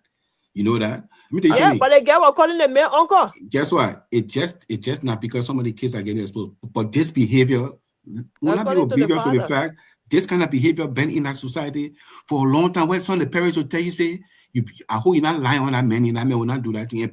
And they got people who are adults and living with that scar today. Yes. It's true. It's true. Yeah, they must come today. So that's why this man need to go to court and clear a name. Yeah, it's not guess what? It's not Gregory Kromah's job to clear the man's name. No. Gregory, then before they say by the time they get the substance, they get substantial. DNA is not the standard for arrest. This man. DNA is not the standard for arrest. I don't want to hear Osiapa. Arrest the man based on no, because that's what the law says. That's what the law says. He's supposed to be beyond bar. Guess what? That's the law. Okay, Tomalin, they put the man together. Tomalin, they are three investigators. Then they put the man together in the man office. One, that's a fact. The girl was temporary. They can identify him. What? They put him no. That girl not went to the mail office. She went there. The girl father said it. The girl father said it that the girl went to his office. That they play he violated the girl. But what I'm saying, Tomalin, they went in the office. But yes. I didn't get right. They get in the kid found that was lie, and you see it was lie. What was lie? More Ali and I get one. Yeah, but that girl wasn't a minor. Tomalin, that girl wasn't a minor. That girl was working. No, that girl was not a minor. I'm just saying. That girl was not the girl that Mo Ali temper with that she was not a minor. I didn't say that. But Tomalin, the case was not about that. It wasn't necessarily about the baby. Who owns the baby? It was about more. He coercing her to take out the belly. Her to take out the pregnancy because he was afraid. Wait a minute now. No, what a minute, Tomalin. He was afraid that it was a strong possibility that the baby could have been his. Yes. So that's what we were talking about. Yeah. And the girl on numerous occasions said to him, "No, I do not want to abort this child." Yes. But he said he was afraid that when the baby is born and there were demands for DNA testing, because of his relations with this girl, he was afraid that the baby could have possibly been his. So the question, no one lied. She didn't lie. The question was, she didn't lie. And yes. They had consensual sex, right? Yes. And now number two, he at the time maybe he wanted a pregnancy, so that's what he was saying. Right. But she knew who slept with her. No. You can say that. You can say that. No, it's a double standard. You can say that because Mo Ali also was sleeping, had multiple partners he was sleeping with. Yeah, but exactly. Wait a minute, now, Tomalin. My man, Tomalin, I don't know you can't talk Mo Ali sex like don't want 14 get about it Mo Ali. Yeah, man, don't let him make contact to diffuse the conversation. Wait. Go ahead, Rob. Sorry. Go ahead, Rob. Yeah, but the point is because people made that argument. Oh, why is she sleeping with multiple guys and she want to accuse Mo Ali because Mo Ali by the way, Mo Ali was broke. Mo Ali had nothing. Broke. So it wasn't a situation where Mo Ali had all this money and she was trying to get something from him or no, that was not the case. He was just afraid that he did not want the girl to expose him because this girl was close to some seditions. He did not want the girl to expose him that they had a baby and whatnot. So the girl had all right to have multiple partners. Maybe the man had a girlfriend. Yeah, but Like, see, Tomalin, you see the person that posted to Mo Ali, and you're been in the politics longer than me. These people know how to. These people are very good at diversionary tactics. This thing and Mo Ali, there's no equivalence. Mo Ali, we're talking about a young girl, an underage girl that was violated by an adult. I come in, yeah. But even the girl Mo Ali was 17, 18 years old. Yeah, so but we talking about man infidelity. They're two different. Infidelity and not crime. The men are super player. They ain't going to enjoy it. They're not crime. So when you're talking about the man, say it is alleged that this man tell me what they get. Yeah, it is alleged, and the police trying to judge the case where the case go to the court. So and Fofana, Greg is now an ordinary policeman. Greg is based on what? Based on what? Based on what? No. Based on what? Based on what? Well, Tomalin, what do you mean by Greg is not an ordinary policeman? What does that even mean? Because Greg is a dream cop. Based on what? Yeah. But my point is the man who heading this investigation, Simeon Frank. That's why I respect. How to respect the man? No, Tomalin. Frank, he went to the FBI Academy yet. Tomalin, I'm not doubting this thing. I'm not doubting people didn't go to that place. You can go to the best school. Or improve your innocence. That's the point. You go to the best school in the world, you get in a contaminated society. That best school will not even reflect on you. You know that? Guess what? That girl was that natural death. That girl will not get justice. We'll talk until we get tired. I'll say again. Let me tell you something, Tomalin. Let me tell you something. Getting paid by the government now. Somebody getting paid by this government. Tomalin, let me tell you something. Just move this McGill man name for honor and put some opposition figure name in that place of McGill name. You think be talking about no, that person will have been by honor being by. Let's understand the society we're talking about. You think be talking about DNA? Is that person an opposition figure instead of McGill? You think be talking about DNA? No. I think the same thing will happen. Yes. Come on, man. Hey, boy, yeah. Tomalin. Somebody I beg you, man.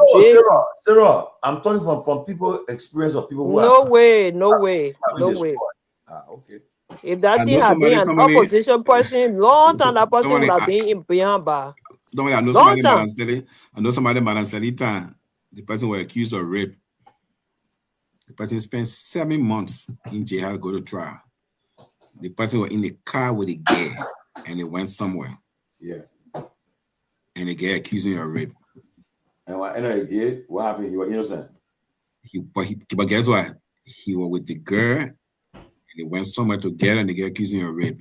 He had to clear a name. I mean, I agree. Some people can lie, but that particular girl did not lie. But guess what? To know whether somebody lying or not, unless the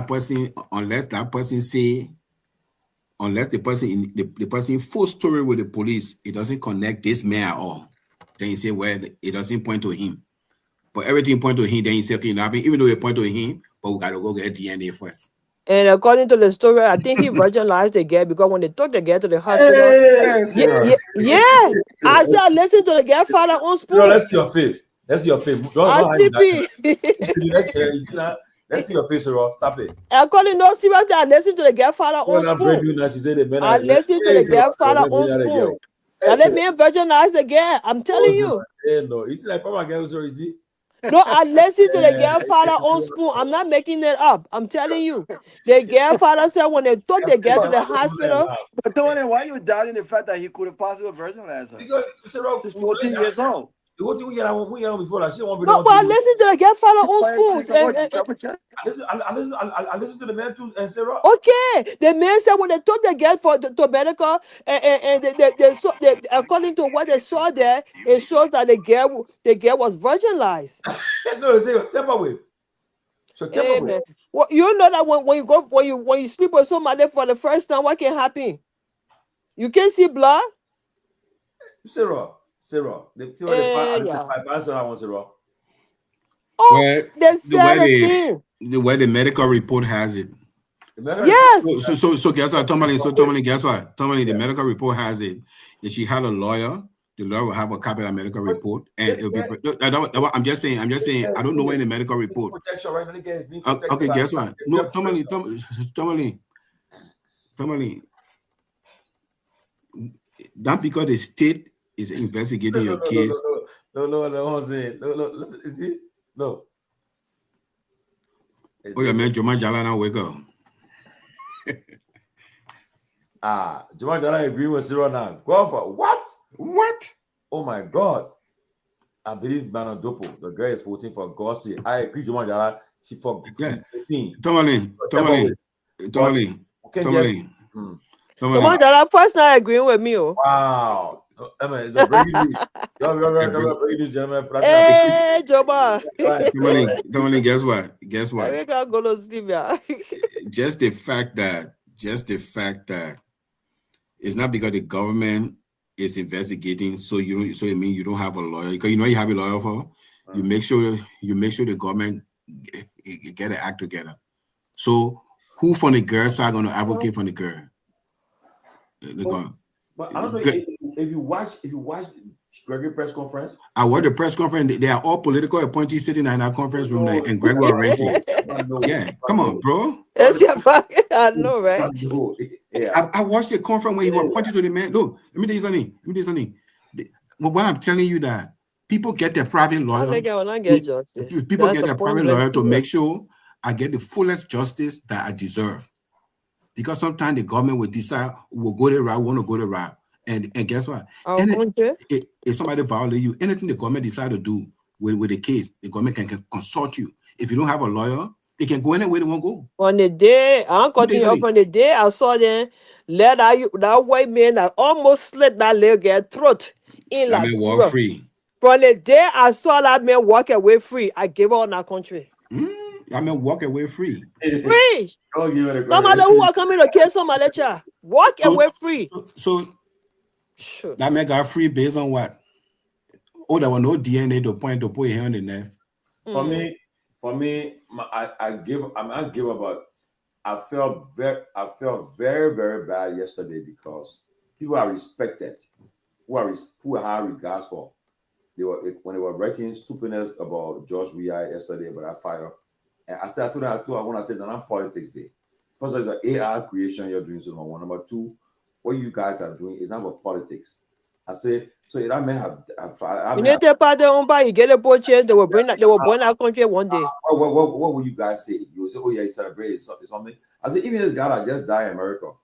I say, I'm not a fan of it, but I condemn it in the strongest term. Okay? I condemn it. He has a right to express himself. When I agree with what he's been saying, but he has no right to that. Nobody got right to kill him, yeah. So, and I think, and the boy called Emmanuel Kibban. That boy, tomorrow I'm feeling here. And I say he used to live here? But he was, first of all, you're a young day boy. Person, we are going to burn you, okay? You say that you talk about say the man didn't want you, what caused the fire? The man was smoking weed and he was drunk and all sorts of nonsense. No. You remember that? You remember doing we had presidency when Fagon came with all that tribal thing and he got suspended? Who? You remember doing president? We had a presidency when Fagon came on Facebook writing all when you said that thing about the U.S. embassy. And he got suspended. Well, I'm really surprised that you don't know. Well, Man, yo, see, me and Pewee are taking the position on the show. I too are taking the position. I think Peabody join us too. So I know what you're talking about. But Tomalin, with dollars and we are know that, my man.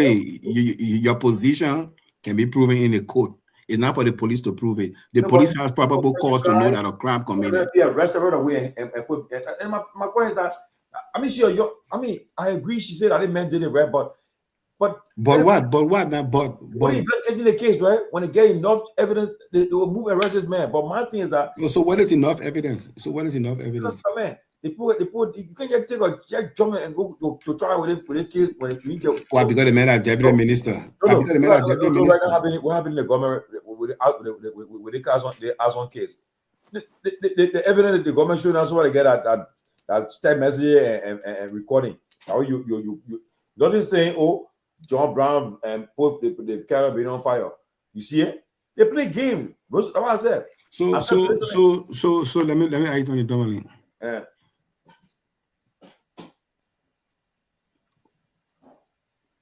Wasn't it established this? I would say for the last time, wasn't it established that this girl was tampered with?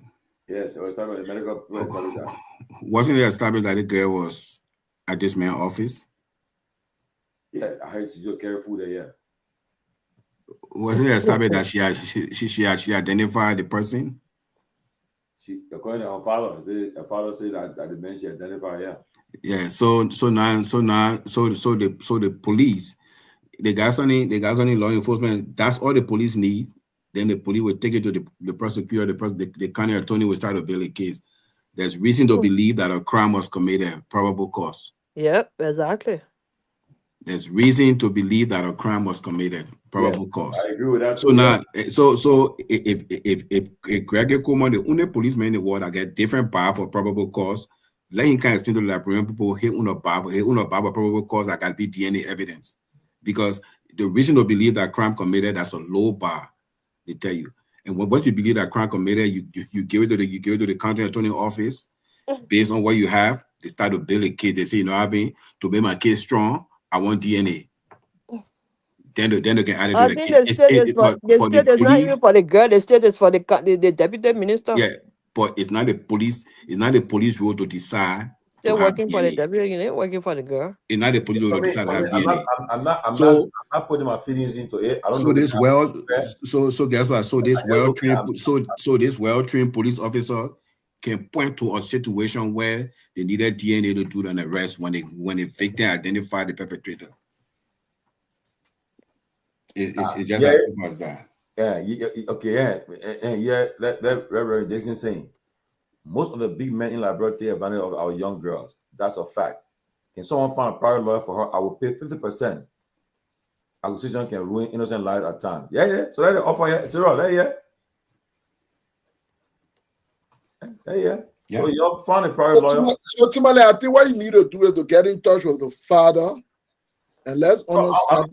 No, that's my answer because now I want to say, oh, the man. Tomalin does not want to be bothered with the case. It was sure to you that you're coming from a objective point of view.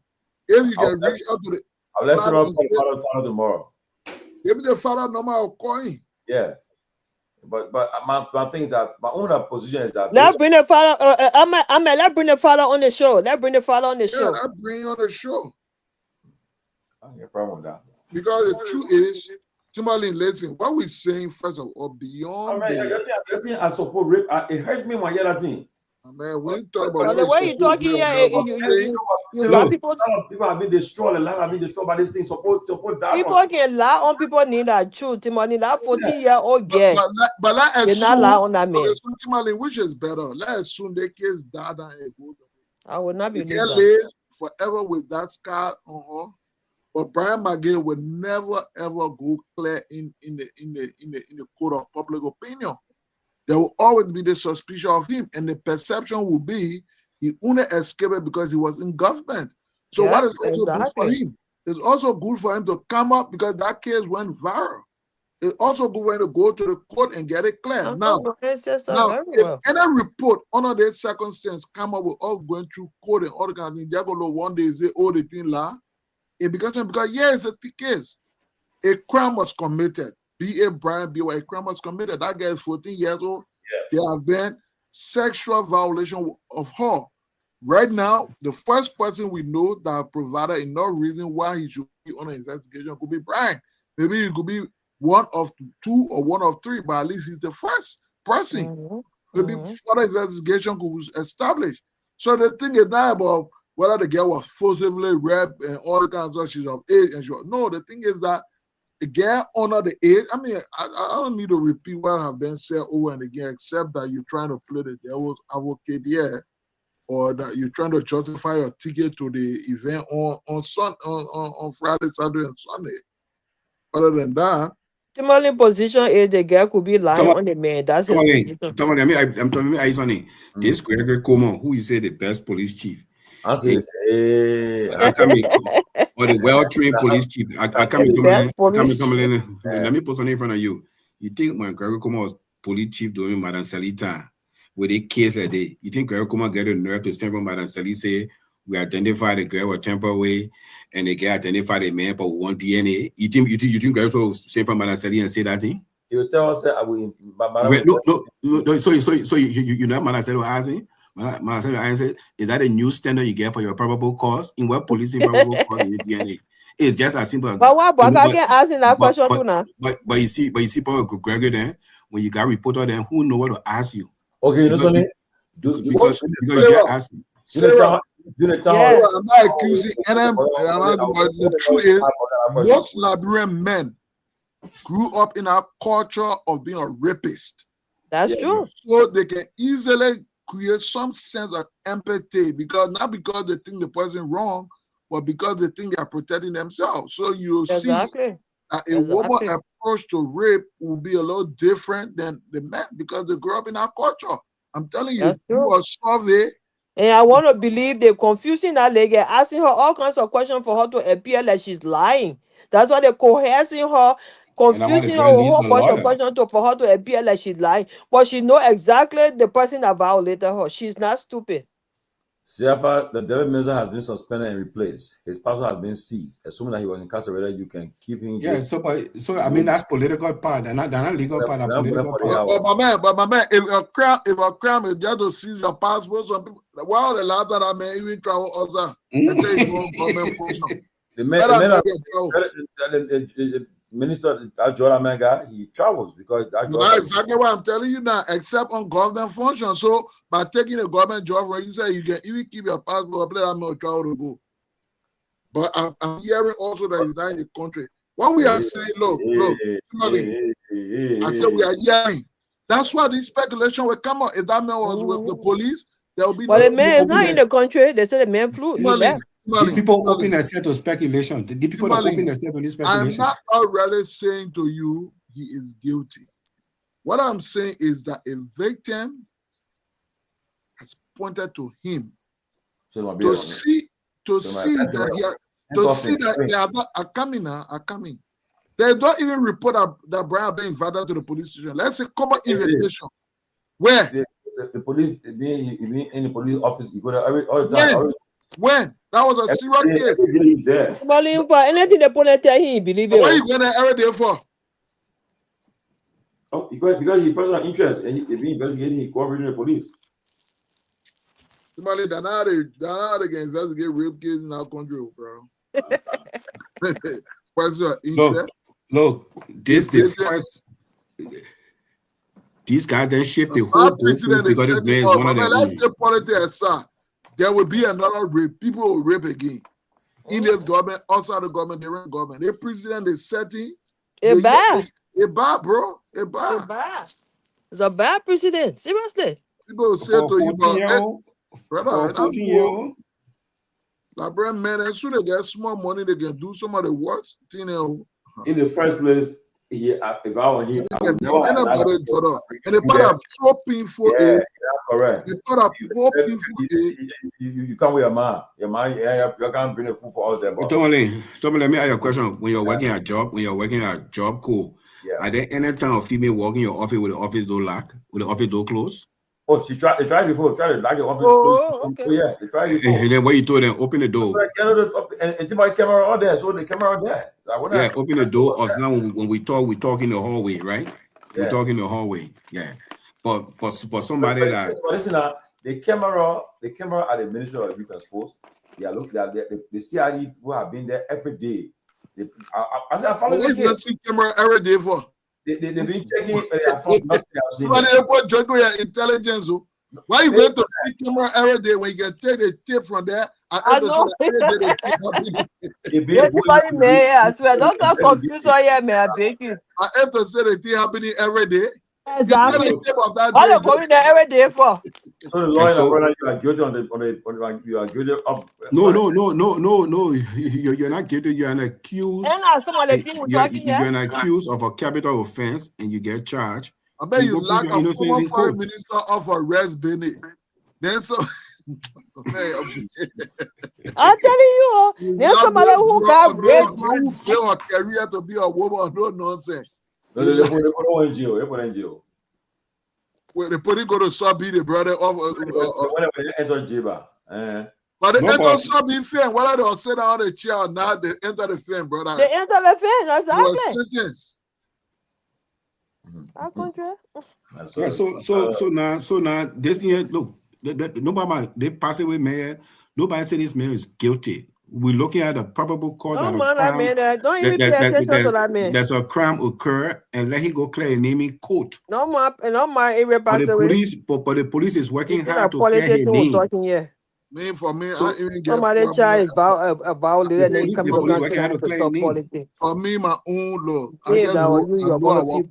Tomalin. When you're in a cycle of government and you know the way especially in a country where systems are not ready put in place and they operate on the different prison, any person did it before. Better. Every government of Liberia, the least you can do to create some form of system that people can follow. If you're able to fix all the rules, if you're able to do the one, because look, government will go, yeah, people will cry blood. Where? Okay. This is one of the most. I said, one of you guys, you insulting the former president. Right? I said, you know that anything can change tomorrow. Yeah? Then tomorrow you say, oh, the devil fool you to be causing. I said, you be careful how you tell people. Don't let that happen. Right now, you get a part of people that will be in power forever. That happened in 2017. Somebody wrote something during the 2017 election, and I went there tried to correct the person, and the person insulted me. I blocked them. I do not just if you just go on my Facebook page, I just post a bunch of jokes and things like that. And I talk about my sports. I don't know what they think they're doing for the Liberian because so much that they're going to keep them in power. The whole politics thing is just sometimes some of the people I'll be wondering, like I said, so what time they get to do the government work? They're either writing on Facebook or they're writing on a WhatsApp group. So what time they get to work? You know, what time they get to work? If I in the government, I close to the president, I would do a code of conduct. Anybody, the only time you're on Facebook will be on your official entity page. You saw the other news about I know DSA swallows US 40K. Where? DSA swallows is on what his name newspaper. Martin Collin Verity newspaper. DSA swallows US 40K. LACC spent US 53K on single trip. Violates travel law. Wow. Yeah. We'll try to get the lawyer for this guy, get her on. We'll try to get some investigator involved with the case, try to get them and from them. A lot of the case has been tampered with long time. To tell you the truth, that case has been tampered with. Tomalin, they get something. They get something criminal investigation. They call the first 48. The first 48. That first 48. That's when the police can the medical and all that thing, then you can start grabbing what you want to grab. The police director was Everything talking now, last everything now week. they're doing, like just patch up. The case has been tampered with. The Like I police will not director was get talking last week justice. about call log. You were talking about call log last week, about call log. I just feel bad for her. Well, I feel bad for her. And I mean, a good thing she's not, that brother get a picture in the public, which is good. My man Tomalin, you, I swear to God. If people know they get uncle, you know they get entered, they know they get by this time. I mean, I think they call her name and her picture. Tomalin, leave that thing. But the girl live, you know the girl father said the girl asked her, oh, my picture on Facebook. Look. Yes, So you know the kind of scar on that girl. They don't care about that. These people don't care about all that. I can't even go to school. You think I can't go to school? People don't care. Look at the thing they get. The psychological effect alone it will have on her. They don't care. The girl had to deal with the father. She was raped. Then she got to deal with the father. Now she raped. She's considered a liar. They don't. Yeah, exactly. Thank you. Yeah. So she got to deal with that two issues. She considered a liar. I'm giving confidence to investigators to that. One thing I'm making the case, taking the case long. The police director said that she get conflicting story. I don't say police director say, oh. Because the coercer to say the wrong thing to make her look like she's lying. What's Tomalin hearing the other one from? What coerce? He said she get conflicting story. All I think that's making it to the initial arrest. All I think the guy is like, you want to get but man, no. I tell you something. If you got sexual harassment and rape in America, you know that thing that two things you can't near you. You want to near you. So what you think? So when they say rape in America, they'll do DNA when they arrest you? No. So that Liberia when you get DNA machine won't do DNA before they arrest you? Certain things they can compare to America. When it comes to certain things, they don't compare to America. When they take the case of no. You do the DNA during prosecution, but you even arrest the person to charge the person and say Thank you. I'll be right back. Be right back. I know I've been to Tomalin. I think he really playing the devil advocate. No, he's not playing no devil advocate. That the team Gregory Coleman telling him that what he is doing there. You still say when I Gregory the other day I listened to that he and Peabody were talking about there's a tendency for people to lie on somebody. I like okay, so what they get motive for lying? Thank you. Why would I let you lie on that man? The man is the first man who busted the leg up. That what the father said. Yeah. But then Gregory them and I'll do that. It's been almost 1 month. The whole case has been tampered with. All I think they're doing is just patch up. I get justice. And we But he will have to answer for you. Oh, just be on him and he be passing around with it. Because I mean, he said he will be scarred too. He will be definitely on the news will be out there. No, as a rapist. I've been putting care. I'm not going to do normal activity and be enjoying. I know his sister well. I'm pretty sure she's not feeling good about that news she heard about him. What's wrong? Wow. Very wrong. I think I watched the press conference. I said, does the guy understand what he's saying? Yeah, I didn't even listen to that press conference. I didn't listen to it. I don't know what he said. Everything they want to play politics with. You got to understand what he's saying?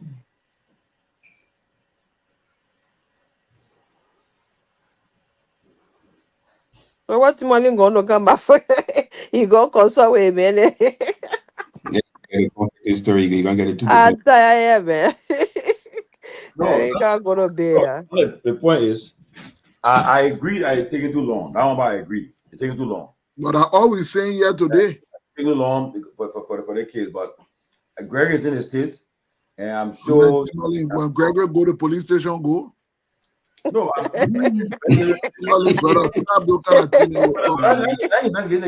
bet I gave you a big you. Oh God. You know, I say, hey, go. They watch on this going to the weekend.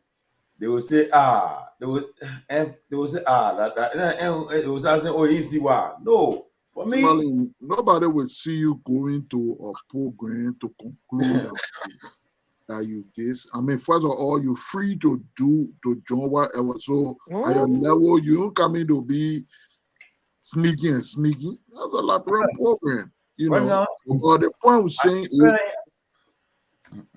right now, what? I'm independent right now. My man, yes. So the whole thing with the correcting had nothing to do with policy. No. You know something? Most of the people that are attacking that doing thing that are talking as sedition and doing thing because of, you know what? Brian McGee was sedition before. No, okay, Tomalin, listen. That thing has nothing to do with CDC business. Tomalin, stop it, man. It was somebody for oh, Brian McGee was not a sedition. He might have been a close friend to somebody in CDC, but he was not a sedition. Yeah, man was not a CDC. The man working CDC government, but he was not a sedition. But brother, is it Tomalin? What sedition? For example, let's give you an example with the Koji and the woman situation. Gloria Scott. Yeah, no, Gloria Scott. Koji was slave accused. Yeah. Yeah. And the guy, I don't say Valley Teller or whoever that was. First of all, when I came about, when it was doing, I think Koji when they get the police station, we knew there was a lie. The point solution told Koji to go forward for him to exonerate himself to bring Valley Teller forward. Exactly. But guess what? You remember when you were on spoon? I insist that. I insist that. No, Tomalin, you remember when you were on spoon when that thing happened? Yeah. And Councilor Verda came on that show, gave you a whole narrative on how the crime happened, and we're calling the Valley Teller and a Verda called that day. You remember you're on spoon? I'm on spoon that, but we call him up for that thing. No, I heard the U.S. ambassador asking to present his evidence. That thing very. But what I tell you, I said they make him on your show. You were on spoon. They make him and said that whole thing that they that the first time we heard the name Valley Teller.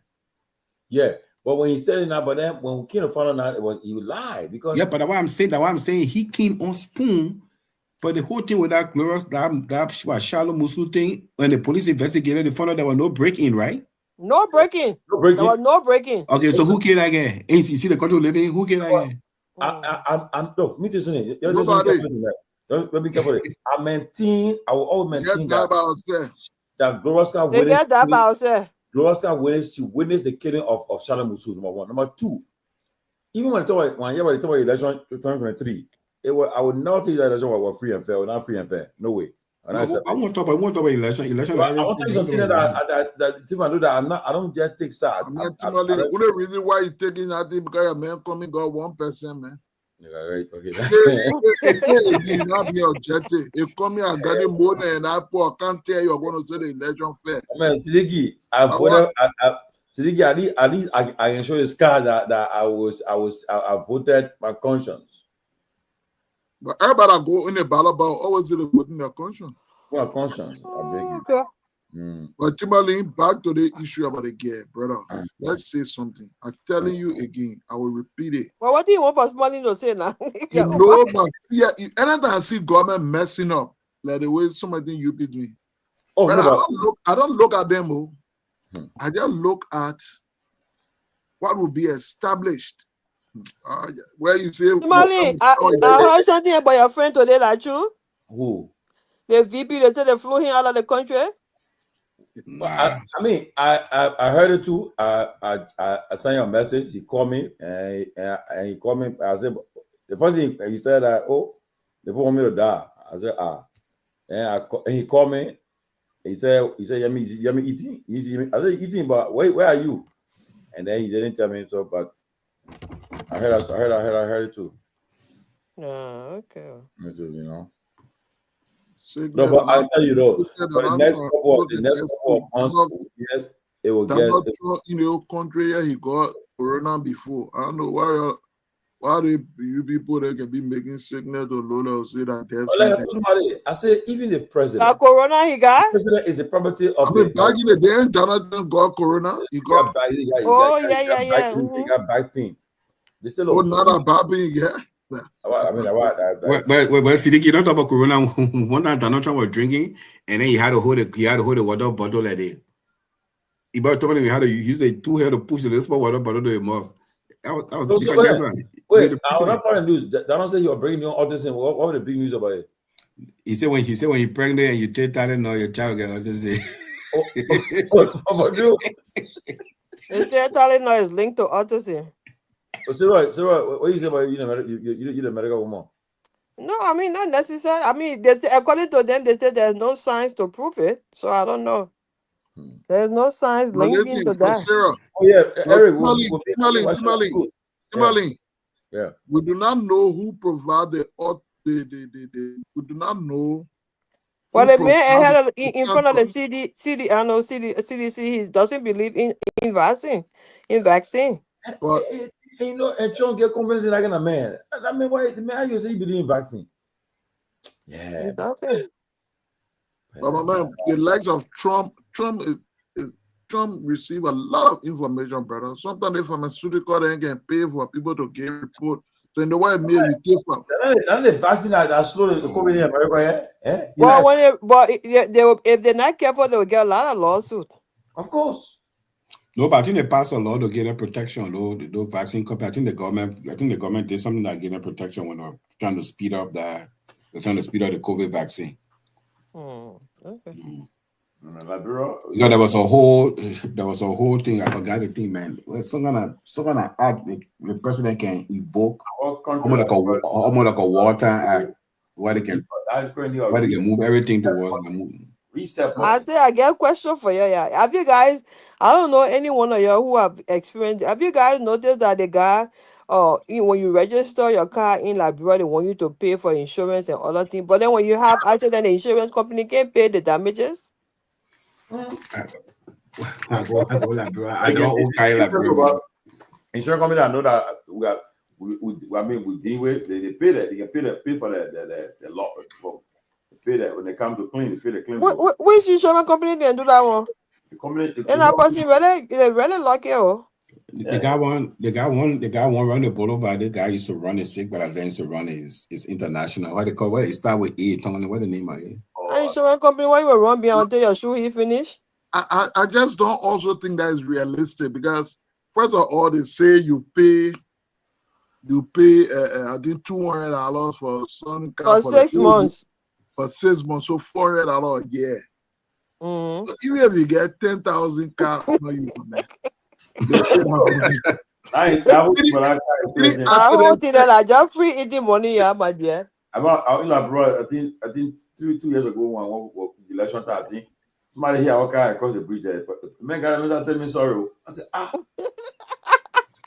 yeah, but I think the people make money with companies where they do insurance through companies too. They put on pay damages, man. Seriously. Fleet. So Seleke, you go on a nationwide tour next year? No, I wouldn't be in the country by next year, so I wouldn't be able to do so. But yeah, well, Seleke said that I eating burger and thing. I think he went over there again. What you? I'll be in the country soon, but not just. I get job, my brother. The way you get me carry on and lay play and post and square out of swag or whatever. What video was it? I remember showing. Oh, they make it be showing off. It's just 2 videos. It's just 2 videos. One of the videos I had a. Fadiga say, to the right on about right now. FIU director. Then let me say now with the deputy speaker again. I said, the deputy speaker for one law. The deputy speaker for one law. Post I say he coming to America to meet with stakeholders. I mean, I one of the stakeholders too. I'm a major stakeholder. I'm a major. What you got? I'm not a stakeholder. You know what? We are playing like politics, but listen. The day. On the other video, okay, so one of my picking came to, he used the crib, the backyard to engage his girl, his girl. Yeah, so you know, we just put it together for him and there. So I think that I was inside, I didn't want to be bothered, but then later I came outside, I saw some old friends and them because I'm young picking man, so I didn't want to be bothered. I came outside, I saw I was impressed on how the dog transformed the whole place. So I just started hitting that stuff. The next day, when Father came over and stuff was talking, I just Sonny, so what you call this? I just do video, my man. But we start amplifying it. My man, your video link can be fine. Just keep it up. That's all. Put on the belt. Then you put the feet where I say correct. Tomalin. You know me. I'm Dicky. But I said the great. Yeah, so don't come be talking no kind of thing. Private jet. Never a joke. No. You know what about the private jet? The man say he went to multiple African country. They gave passport on Sunday. He flew with Ellie. Then when he came out, then he staged protest. Say Ellie might resign. Oh yeah, but those days, to be honest with you, we have matured. We have matured. But those days, my man, we're radical. Wow, we're editing. Yesterday, we're on a call yesterday, and somebody was saying, one you big guys said, my man, you think we get? I said, so when you get power? I said, what will happen? I said, big more you people. We are giving you all the noise. Oh, the poor bragging about that thing, oh. I beg you, man. Look, they would never get power to anybody. Let me tell you something. Elections, as you start to go to election, of course, that's what's starting already. You will definitely see the party that are losing the election. That thing you're talking about, when you lose the election, you hold on to power. It's not possible again. I beg you, man. The men said they will cheat. That one they can say all the time. They say they will cheat. But next year, if CDC make that nationwide tour, we are and they respond, the massive response they get from that. UP should be worried. Worried. Imagine we are rather day alone. It's on one of them said, my man. I just want to know why they send half of the police to the airport. I don't know why was that all about. I say unnecessary do that one. Well, sometimes when you're in government, you got a lot to lose. You don't need to create a situation. You just come, you say, look, crack on truck. I understand the airport, you got people going in and you don't want to disturb it. They just stay there on the side and just move, and the pool just come and go with no incident. But sometimes I think our law enforcement get, even the previous government, find law enforcement get too heavy-handed and create situation. It's not so necessary. They gotta call Nelson Freeman. You gotta be careful. Hi, name ring it too much. I'm not a murderer, man. One or two. I'm not a murderer. I met people in our headquarters before. I made a murderer. And I see the same guy from 2011. And he's still doing it. He's still going after seditions. My man, they just get some people. Tomalin, I know, but they just get some people who I don't know how. You meet her, Seleke? You meet her? Seleke, where are you? You just get that extreme hatred. Remember, Seleke, piss me on the money one, right? People who are respected, I have regards for them. I mean, you breaking a picture and lying about it. That woman on spoon call. Don't be people you respect. Glendy. I know it's a Glendy. Glendy. Why you try to make that woman into be so that you can have her? She did. But Tomalin can be afraid to call it put in name. No. The thing is that you when you do this, my man, you on radio. Your job is to anyway. Not true. Man, I'm an independent man on the radio, man. You're what? You working that boy, that man is a coward. That Tomalin man is a coward. Me and I tell you, he's a coward. You see the problem, you can say, Tomalin don't know everybody. You know why? Because that situation to be you don't take it. No, you can do it a different way. You know, you think yesterday they put a writing negative about we are a blast us. I said no. We are your friend. We are your friend, boss man. My friend, but the idea we are your boss man. You don't want you're weird. If job fina bonoa, if you are not there, you don't want to hold that job. You are chief of protocol. So what you want me talking about? Say, I'm not talking. no, but yeah, Tomalin John was the chief of staff. No, that's chief of staff. No. Why you are protocol? You are here protocol. I got a boy a chopping channel of special assistant. And the other men are fighting for who to be the hell. Look, find the Cindy. Find look at the Cindy. But Tomalin, to be frank with you, right? To be frank with you, you know, sometimes I try to be critical on every aspect, including on we are too. Sometimes because I just don't think that I will be able to make it any easier. But the truth of the matter is this: we are really understood the aspect of freedom of speech. There were a lot, like some of the things I see the UP guy tripping about. They just, I mean, we are not have time for those things. Maybe that all. I mean, like their party might not do they want. Their party might not do that one. There was no something like that. The way the police people behaving, we are police never behave like that. No. In fact, to the extent why they used to say I got about the police director say he was weak, he was this, he was that. They have some kind of name for it, man. Oh, some kind of policing. I don't know what. No, I mean, some kind of name. What you said, Seleke, we're having a discussion yesterday on the phone, right? Have we done the way they got up on the time there by this time we're going for a war in Liberia? I swear. So the UP guy, the guy said I want to think I'm making them scared because the way they're treating the citizen people. So they're afraid that they kind of power. I said no. I said you see, you don't. Well, the guy reason to be afraid because the things they're doing. Because if that citizen another party get in that chair, they will do the same thing to United Party people. But brother, you are first of all, you have established one thing that never happened in our modern history. You say a state man cannot use the VIP law. You must go stand on.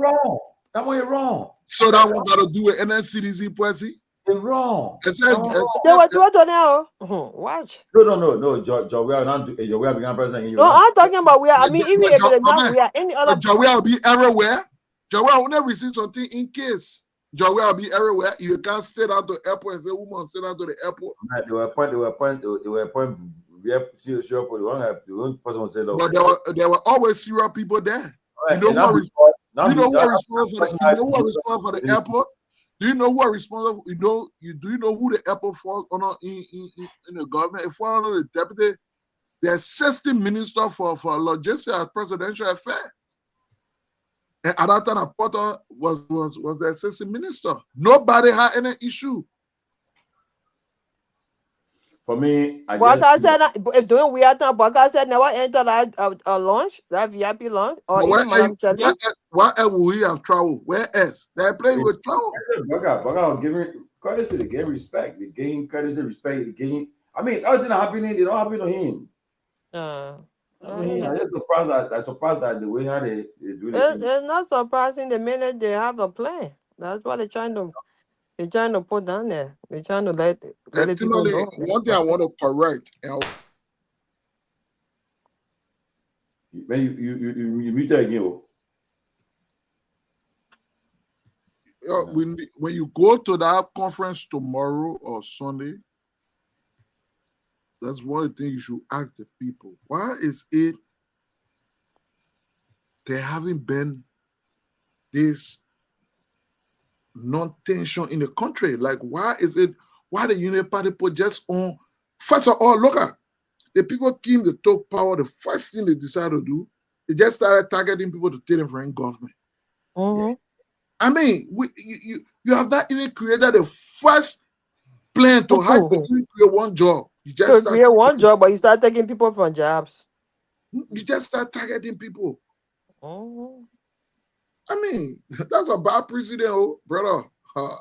Okay. A whole generation of people telling you turning do. You just tell them, look at my picking juice ability from the poor.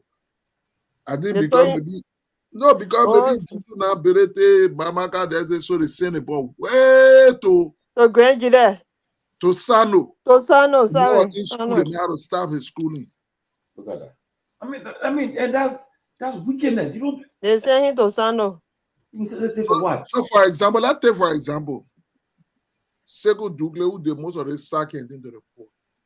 He brought in a lot of his family members, people that connected to him. So he's saying the day they lose the election, the people that will just they voluntarily they will just leave. They will, because they know they will not stay there. Man, I don't know, man. I don't know. I never thought I never thought our country was going to go back to that kind of thing. The United Party for you. That's how they operate. They made the country so divisive. The guy that made the country so divisive, they say when you go Liberia, you can tell the United Party both from the opposition. Look at that. And that the people that was saying that thing the other day when he came from Liberia on the show, he said you can see the division. You're wrong, man. Some of them men don't even want to talk to anybody. Even some of their friends that they knew from. I was saying earlier, they didn't happen to the President Weah house. But right, you were here to say he receiving messages of goodwill from people. Even they will place a call to him. I mean, that was doing saving last society, but I'm surprised that the country is grossly divided. You can't get it from these people. You can't. I mean, the election result of the country divided.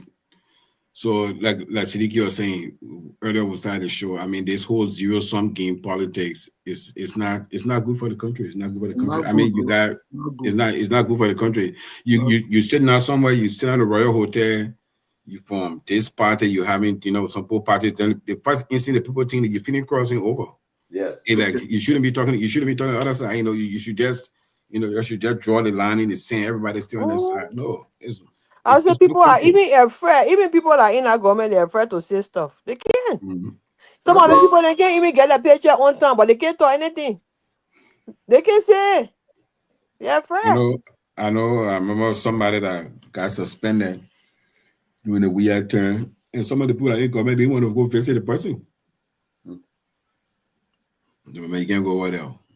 You can't go over there. I said, so people that all will be difficult for us to really fit in any government cycle situation, because there's no way, brother, you can tell me because of government, because of political freedom, I'm gonna see Syria there. No, it can't happen.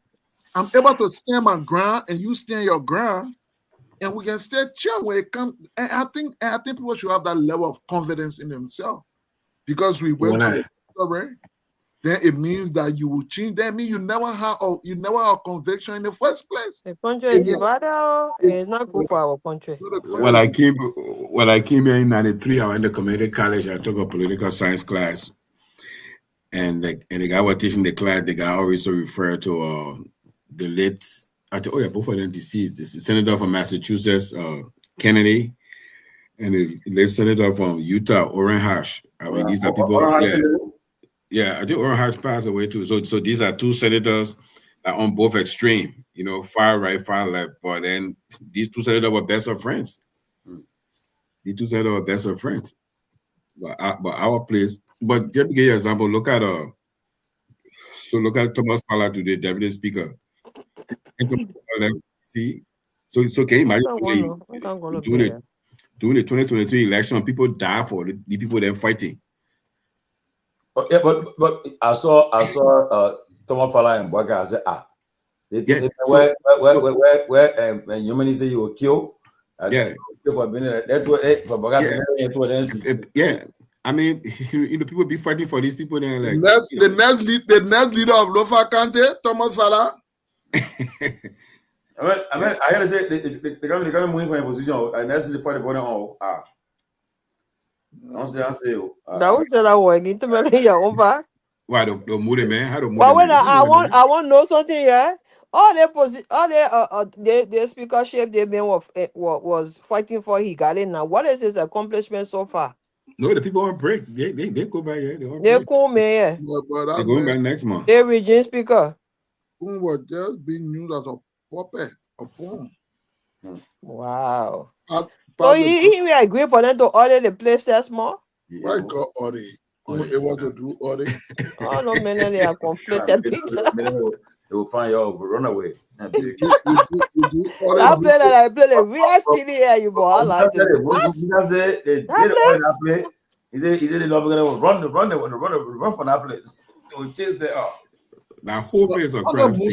thing here. I really want you. I want to have an idea. I've not been paying attention. I'm not paying attention. The whole something been Fed Musa. I think see, I'm not going to tell more about you know more about that, but I think from what I heard was the storage, the storage facility he had, they took it. The one that China Union or using what China Union took it for him. But China Union took. But why did they take it for him? Was it his? It was they had a good money. No, he was leasing China Union. Yeah. Musa has his own tanks. And then I think he just added China Union tanks to it to increase the capacity. It was a lease because China Union built it, they were not using it. But I think China Union got it back now. And then, but he still has his own tanks. How in the first place a country will get tanks? Come up tanking the foreigner like that. Whole company to come store oil. No, the bill. I think the bill own tank for their own petroleum storage to be moving it to Beaumont area there. So not to do it for commercial purpose. No, not do it for commercial purpose. So when they lease it to Musa, they took money from him. I don't know the agreement, but you know China Union stopped operating for some time. I don't know the agreement, but he had it. I don't know the agreement. So it was China Union that removed Musa or the government of Liberia? The government, but then China Union took their stuff. They said they took their stuff. Yeah. Yeah, but the government, you see what they're doing, the money they're charging now for the storage, they money about paying Musa now. And the thing of Musa now, so they just said doing it now. And that politics, but my thing, I Musa like he answered. He told me my question was, before you get into the fight with the people, you know you had 3 more years. Were you prepared for the fight or why? Or you ready? How many more years you have? Because the election will not, you know, at the 2029. You want for a government that empowered with 3 more years on the mandate. Yeah, you know, time flies. You know you'll be back, you'll be 2029 again. So you think he started soon? For me, if he had an accident, you get all what it takes to fight the people. If he had it, but man, people can use with vicious, my man. So what's up with your man Cummings? I saw you in West Point the other day. Is it still running? I still them. It's too early to talk those things. It's too early. And the man visit Iran and I mean running that. Yeah, let's saying that CDC and we are to just have a quiet sit down because it's too early. We're called sleeping giants. CDC was saying that. No, but you see, the thing is, I understand what you're saying. You see, sometimes I know that people are just force people and just create this artificial calendar. Look at the country we're in. The people voting 2028. We don't even know who's running. You know, we know who's running, and the strange things, but 2029. There's no election. Yeah, they see, but the sitting president is an incumbent. He has the right to run. No, I don't know where you run again because he said he was going to run. Yeah, he has an incumbent. I mean, that's president say the man is the sitting president. He's the incumbent. Say you'll run. But you know, so I'm talking about what man here. No, you only get 2 terms. Even though if he ran, the man said he wanted to change that thing, yo. That referee right now. No,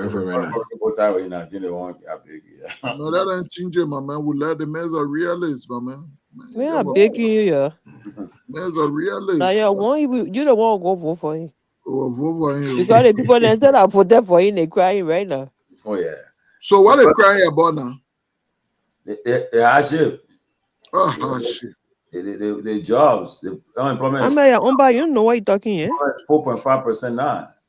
They got a job. It was double digit when Biden was in office. I didn't buy that to 2 or 3% buy that too. Biden had a weak economy. He had a very good economy. The Democrats are hard to die, my man. be Democrat. America will always correct itself. You never bet against America. So I don't. It doesn't worry me. You never bet against America. You always correct themselves. That's true. It will always correct itself. Country will take advantage of us. Dana put a stop to that crap.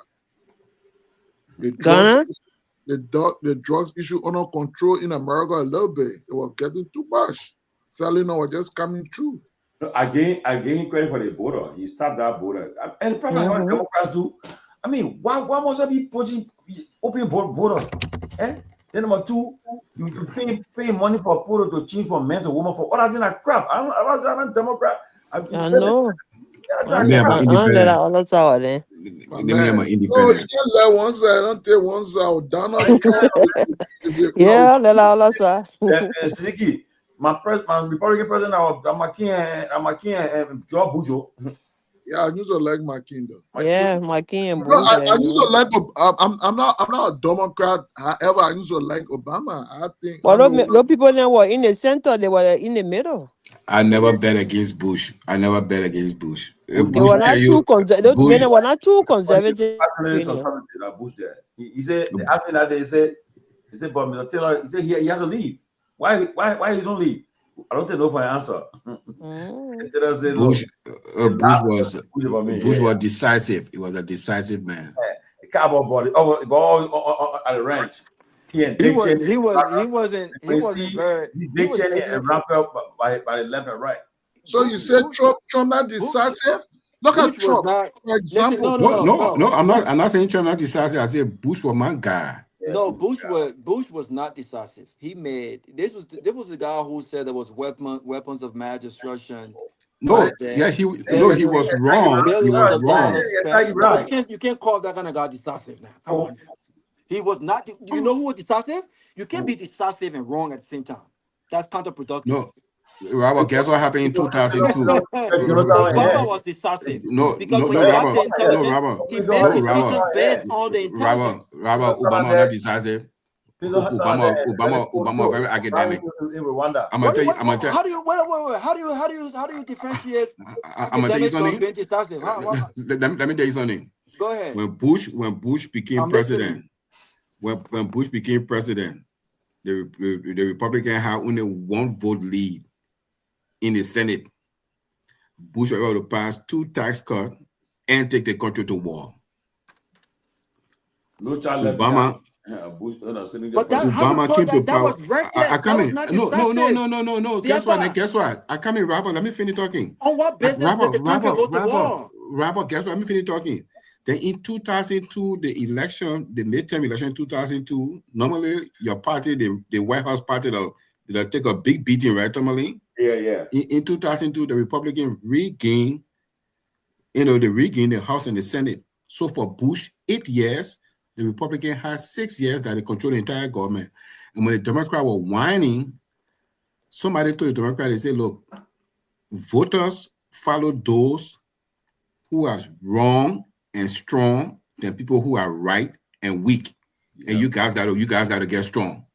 And so that's what I'm trying to tell Robert. To say, oh, you were not decisive. When Bush said that do it, if it go wrong, he will face the consequences. No. But you see, I come in. Let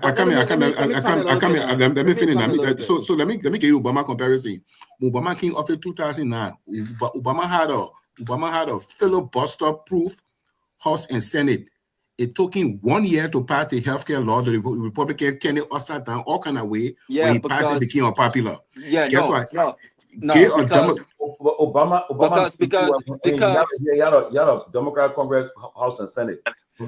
Because the housing market was down, and then the financial crisis. So he used that majority to straighten it up. Tomalin. Hold on, let me come in. Let me come in for a second. No, I think CFI is dead wrong on this one. He's completely wrong. Because the same argument was made in colleges. I can vividly remember. And the debate was, how do you determine strength and weakness? Strength is, you don't define strength by saying, let's go to war. Strength is saying, okay, is it necessary to send troops out there? On what basis are we sending troops out there? Are we sending troops out there because we are just warmongers, or are we sending troops out there based on U.S. national security threat? When Trump made every decision George Bush made, he was still fighting war when 9/11 happened. Every decision he made came back to hurt America. We didn't need a strong, ignorant leader. We needed someone who was very methodical, someone who was patient, someone who just didn't run to war. Even John McCain spoke up against Bush. You know, he had this thing for war. He had this thing for war, and he mentioned. Let me finish, please. And he mentioned that. So to say he was strong, Obama was very smart. Obama was intelligent. Obama did not put his political ego ahead of, you know, our intelligence. He depended on the intelligence and the opinions of army folks. He didn't say, you know what, because I'm president, it's all mine. He was very smart, and this is how he got the man or captured. This is how he got Osama bin Laden captured. It was based on smarts and intelligence. How long did Bush try to go after Osama bin Laden? Every effort failed. And billions of dollars of taxpayer money was spent. So how do you define it as strong and Obama being weak? No, to give credit to the system, the final capture of Ben Laden was as a result of work that was ongoing from the Bush era coming. No. He changed that. No. He Let me land this. Let me land this. Go ahead. Those CIA agents, the institution, never stopped searching for Ben Laden. Never even the government changed. But I just want to say, I think Trump is the most decisive, is the smartest, is the most. Is the but listen, is a pragmatic U.S. president in recent time. I beg you, man. But man, let's look at issue one. Tomalin. Just a minute, Siddiqui. Let me finish. A presidency is not an academic exercise. Exactly. Go ahead, Siddiqui. President is not an academic exercise. That look at social issues, we look at the economy, we look at security of the country, and all of those things. I look at it. I look at America standing in the world and its influence. What is America standing in the world right now? America standing in this world today is highly respected. Please stop. It's a joke. It's the biggest joke ever. Stop. Stop. They're laughing at us. Have you seen a U.S. president a United States president go to the United Nations and tell the world your countries are going to hell with absolutely no basis whatsoever? You call that respected? Don't say that stuff, man. You see the MCC talking about? You see the MCC scorecard? You see the MCC thing? The MCC money like going to poor country. Yeah. You know who started MCC? Clinton, right? George Bush. Oh, George Bush. You know that, right? Oh. Okay. Let me listen. That mean nothing. I come in. Let me listen. A presidency is not an academic exercise. I will follow behind a decisive human being, then I follow behind somebody who professorial and looking at an academic exercise. When you're decisive, even if we're wrong, we'll make it right. What are you talking about? That's wrong. That's the wrong mentality. Let me finish talking. But you have to use data. You just said you got to make decisive. What are you talking about? You decisive, but you're not using data to help you make decisions. We're not using data. Guess what? Guess what? Robert, let me tell you something.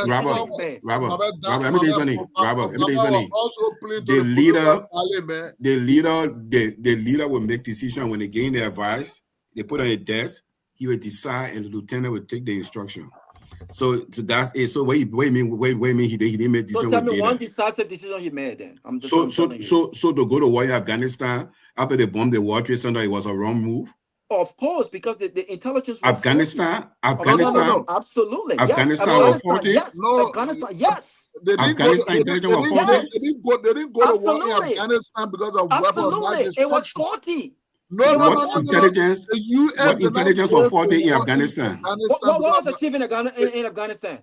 To dismantle the Taliban. And before Trump left office, and before Bush left office.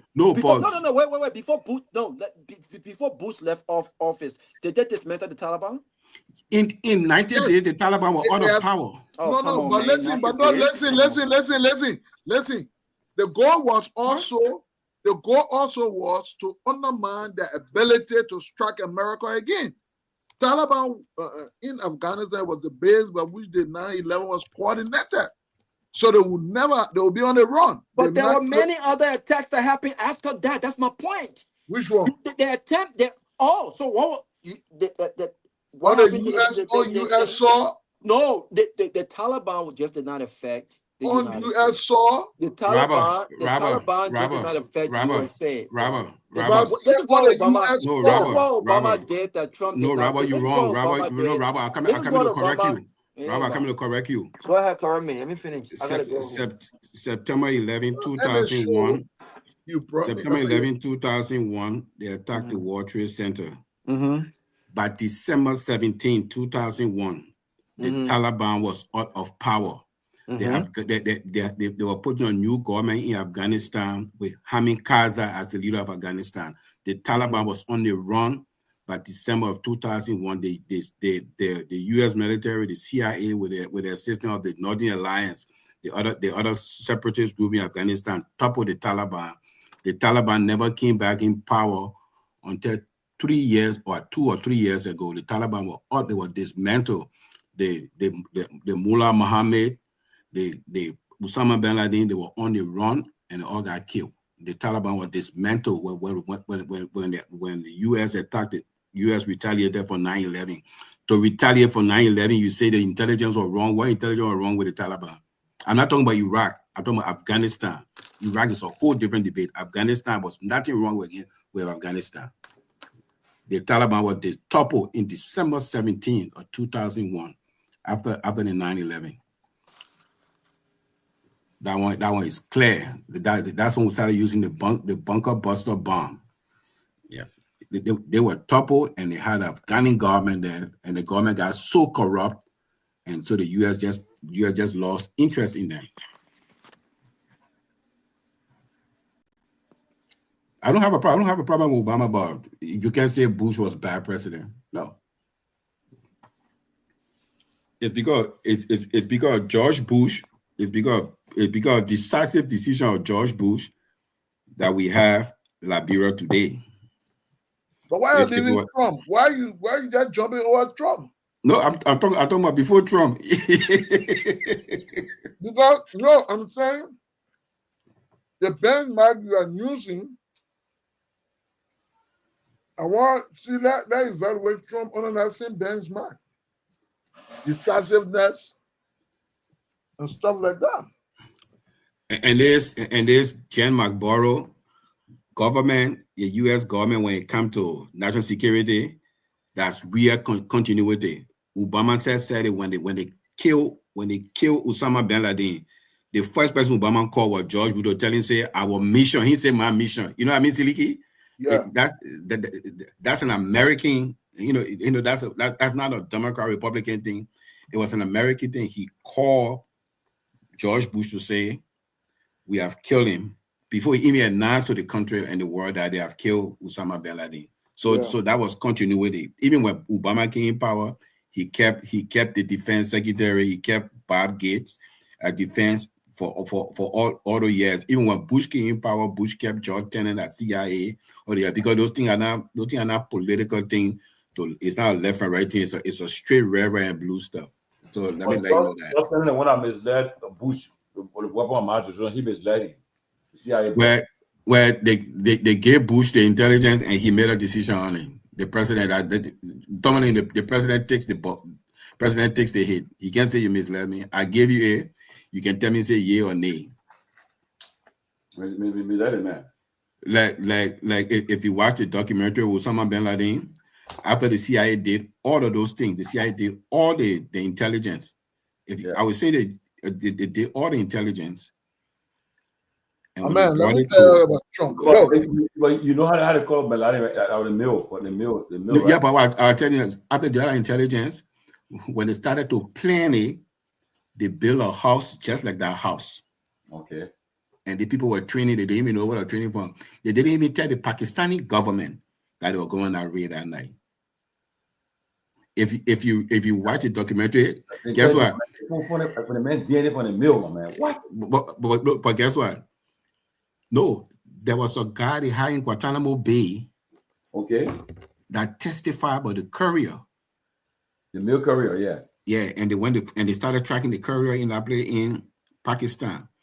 But the night of the raid, Obama then went to a dinner, that White House correspondent dinner. They all were sitting there. They never giving joke laughing. Yeah, mention it. But you should watch the documentary. They show Obama laughing. They show Hillary Clinton laughing. They show Gates. All I know went to the dinner. But that was true leadership, CFI. What Obama did differently. What Obama did differently than Bush was Obama got his other counterparts involved. Who are the counterparts? Who are the counterparts? Who were the U.S. counterparts in trying to catch Osama bin Laden? He got leaders from the Middle East involved. No. You got it wrong. No, they weren't part of the strategy. They weren't part of all of the strategies, but they were involved. So the thing I get understand for you, why I get issue with Papa Trump for? Trump that make today the NATO and Trump other is people unhinged, man. start paying their fair share, contributing enough to NATO before everything was on America. You go to UN, making everybody contribute, taking a fair share, making the war better. They are talking, say Trump is hey, Tomalin. He met Zelensky now. He said, "No, okay, Tom, let me ask you something. Tom, let me ask a question. Don't talk. You were talking. Say, you were talking. So, you said, Trump was going to have a dinner. You know how the U.S. president had dinner for all the head that stay there. Was there any dinner? No. Okay, you know why? Mm-hmm. When Trump did it the last time, Trump had seasoned people there around him that got his world order, that these are the customary thing. The group get behind, they get up, they get their speech, they got in the plane, they left. No dinner. Zelensky, and he said, Zelensky, he said you got your territory back, yeah. Say what? And I said, he said, I think Zelensky will win the war. No, but listen, those things are based on intelligence. The first thing the man came in, when he came into office, Russia had the upper hand. One, his goal was to minimize the loss of life on all sides. So he had a clear objective. Minimize the conflict, try to sugarcoat Russia. No, but I think Putin played Trump wrong. So I think Trump is kind of mad at Putin right now. Yeah, but Putin will feed away. You let it walk, bad president will get what most powerful president will get issue with you. Yeah, because the man call you to a summit, give you red carpet. Modi and Chi, you want to get up, showing a military might. So, okay, let me ask you something about this Modi guy from India. You know, you see so many world leaders. America got this problem. America not perfect like any country. But he's not correct.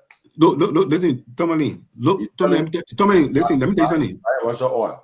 No, Tomalin, listen. Look at India. That Russia and China built India middle class, or that Western company carry job to India. Western company. Then you one thing you ask to them. Yeah, he buy. I don't understand people. He buying Russia oil. Yeah, I don't understand. So what are you trying to prove? What are you trying to prove? What can you get from Russia? What can you get from China?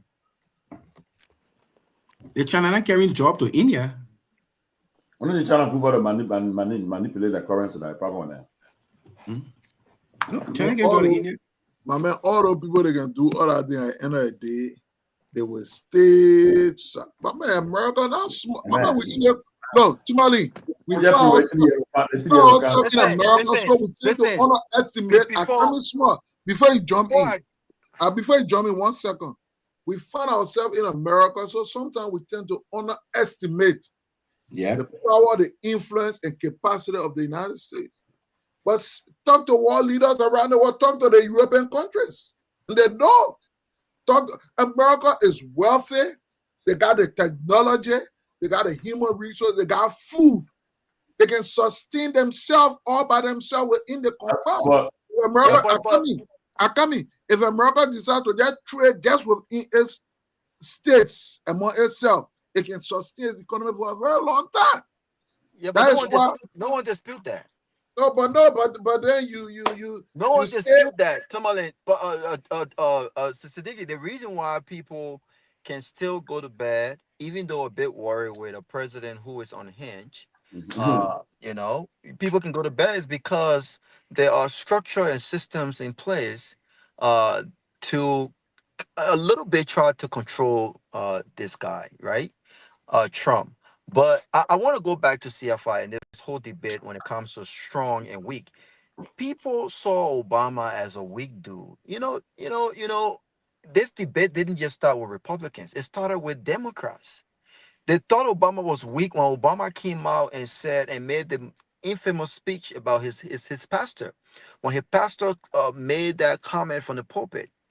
But that speech turned out to be one of the most influential speeches when it comes to racial divide in this country. The country was moved, and I'm sure you watched that speech. It wasn't just a speech. It was a speech led by a man who didn't have to be so loud, but you could understand his emotions. You could understand his truth. And throughout the campaign, when people thought that the Clintons were the so-called black folks and the Clintons had all the power and Obama had no money, we saw Obama's strength. We saw how he showed up. We saw how he led his campaign. And when he became president, he inherited one of the worst economy in the world. The worst economy. And what did he do after 1 year and a half? The economy came back and did better than it did under Bill Clinton's. That's strength in leadership. He just didn't make those decisions. He depended on people with the true expertise. That's what I'm talking about.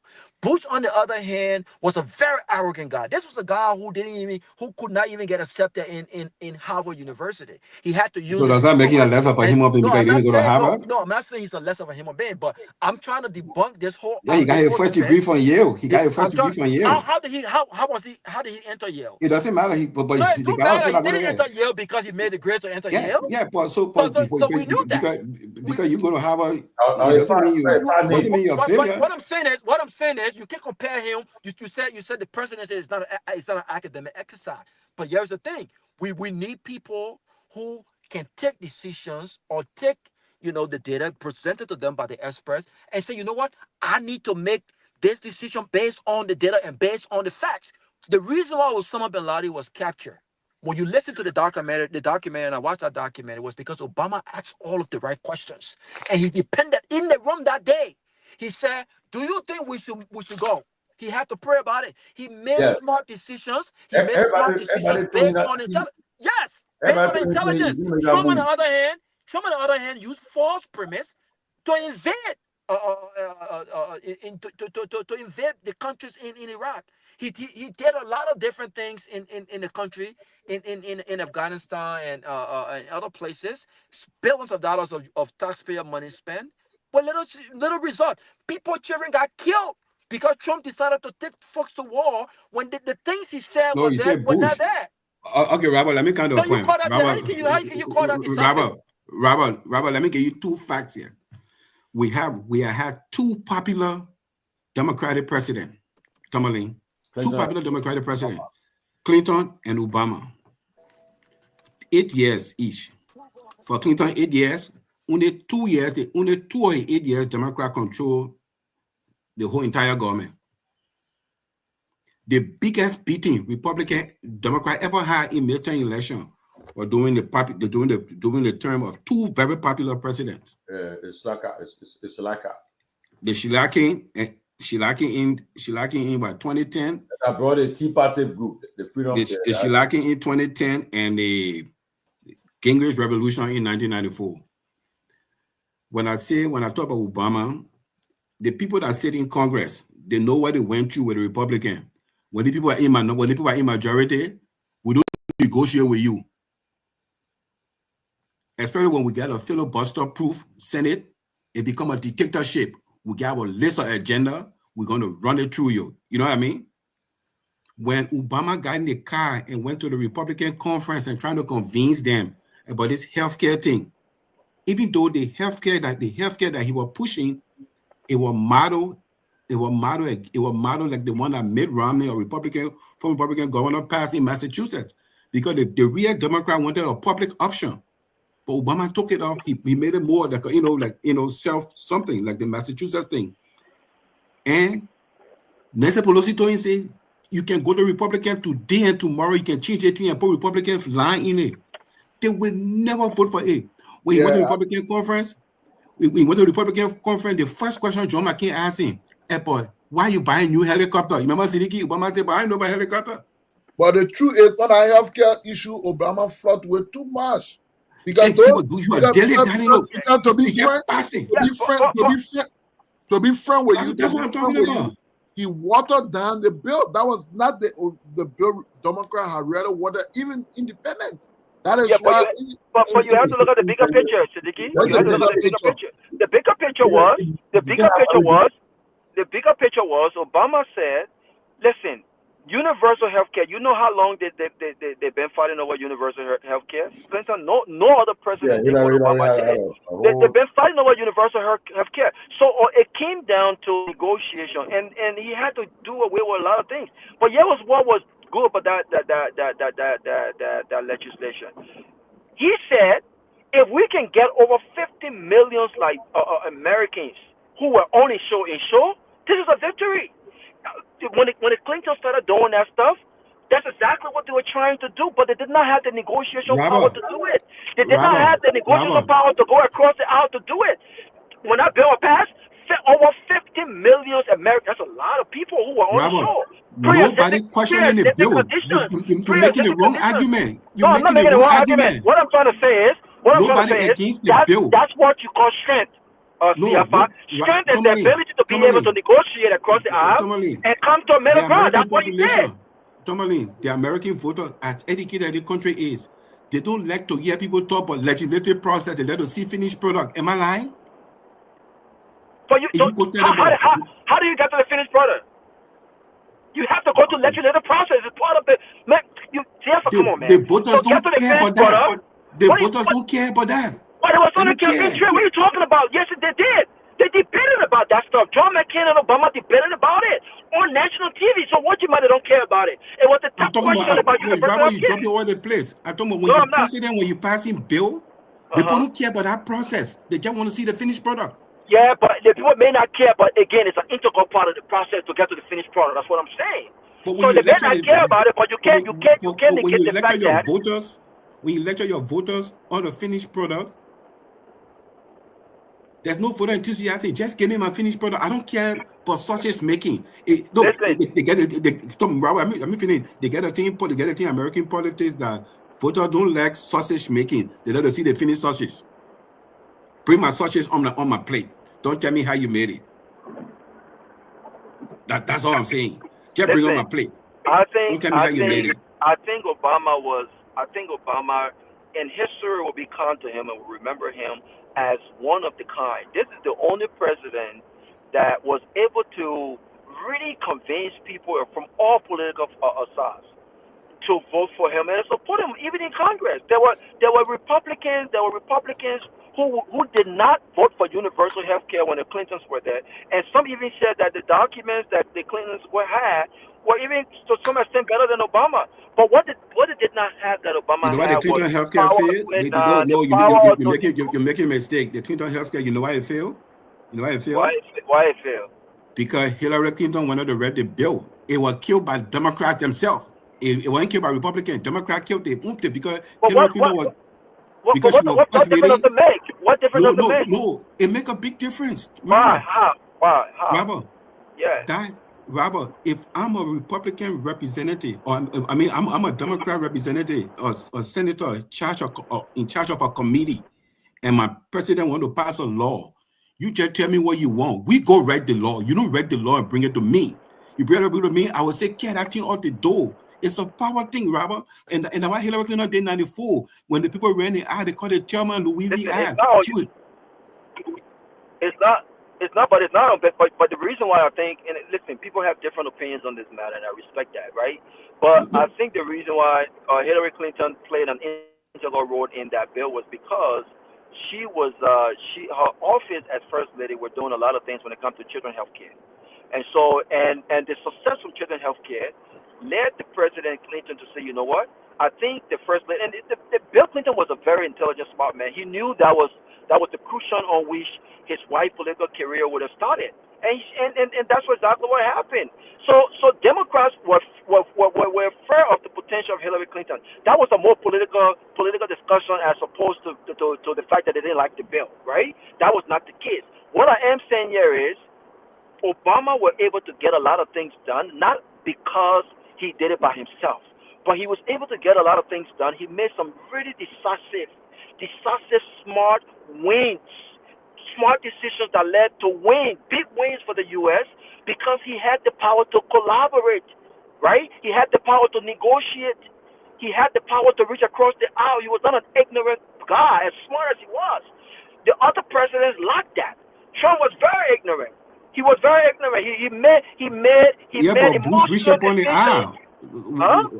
Bush, one of the biggest laws that Bush passed, the education law, the No Child Left Behind, it was co-sponsored by Senator Ted Kennedy. Yeah, but the No Child Left Behind was not an American legislature. Black communities did not. Black communities Black and Hispanic community. Oh, but this is a fact. That's what I'm saying. Black community did not benefit from that. They were talking about No Child Left Behind. No, but they were talking about No Child. Look at the history in your state. They were talking about No Child Left Behind, but predominantly black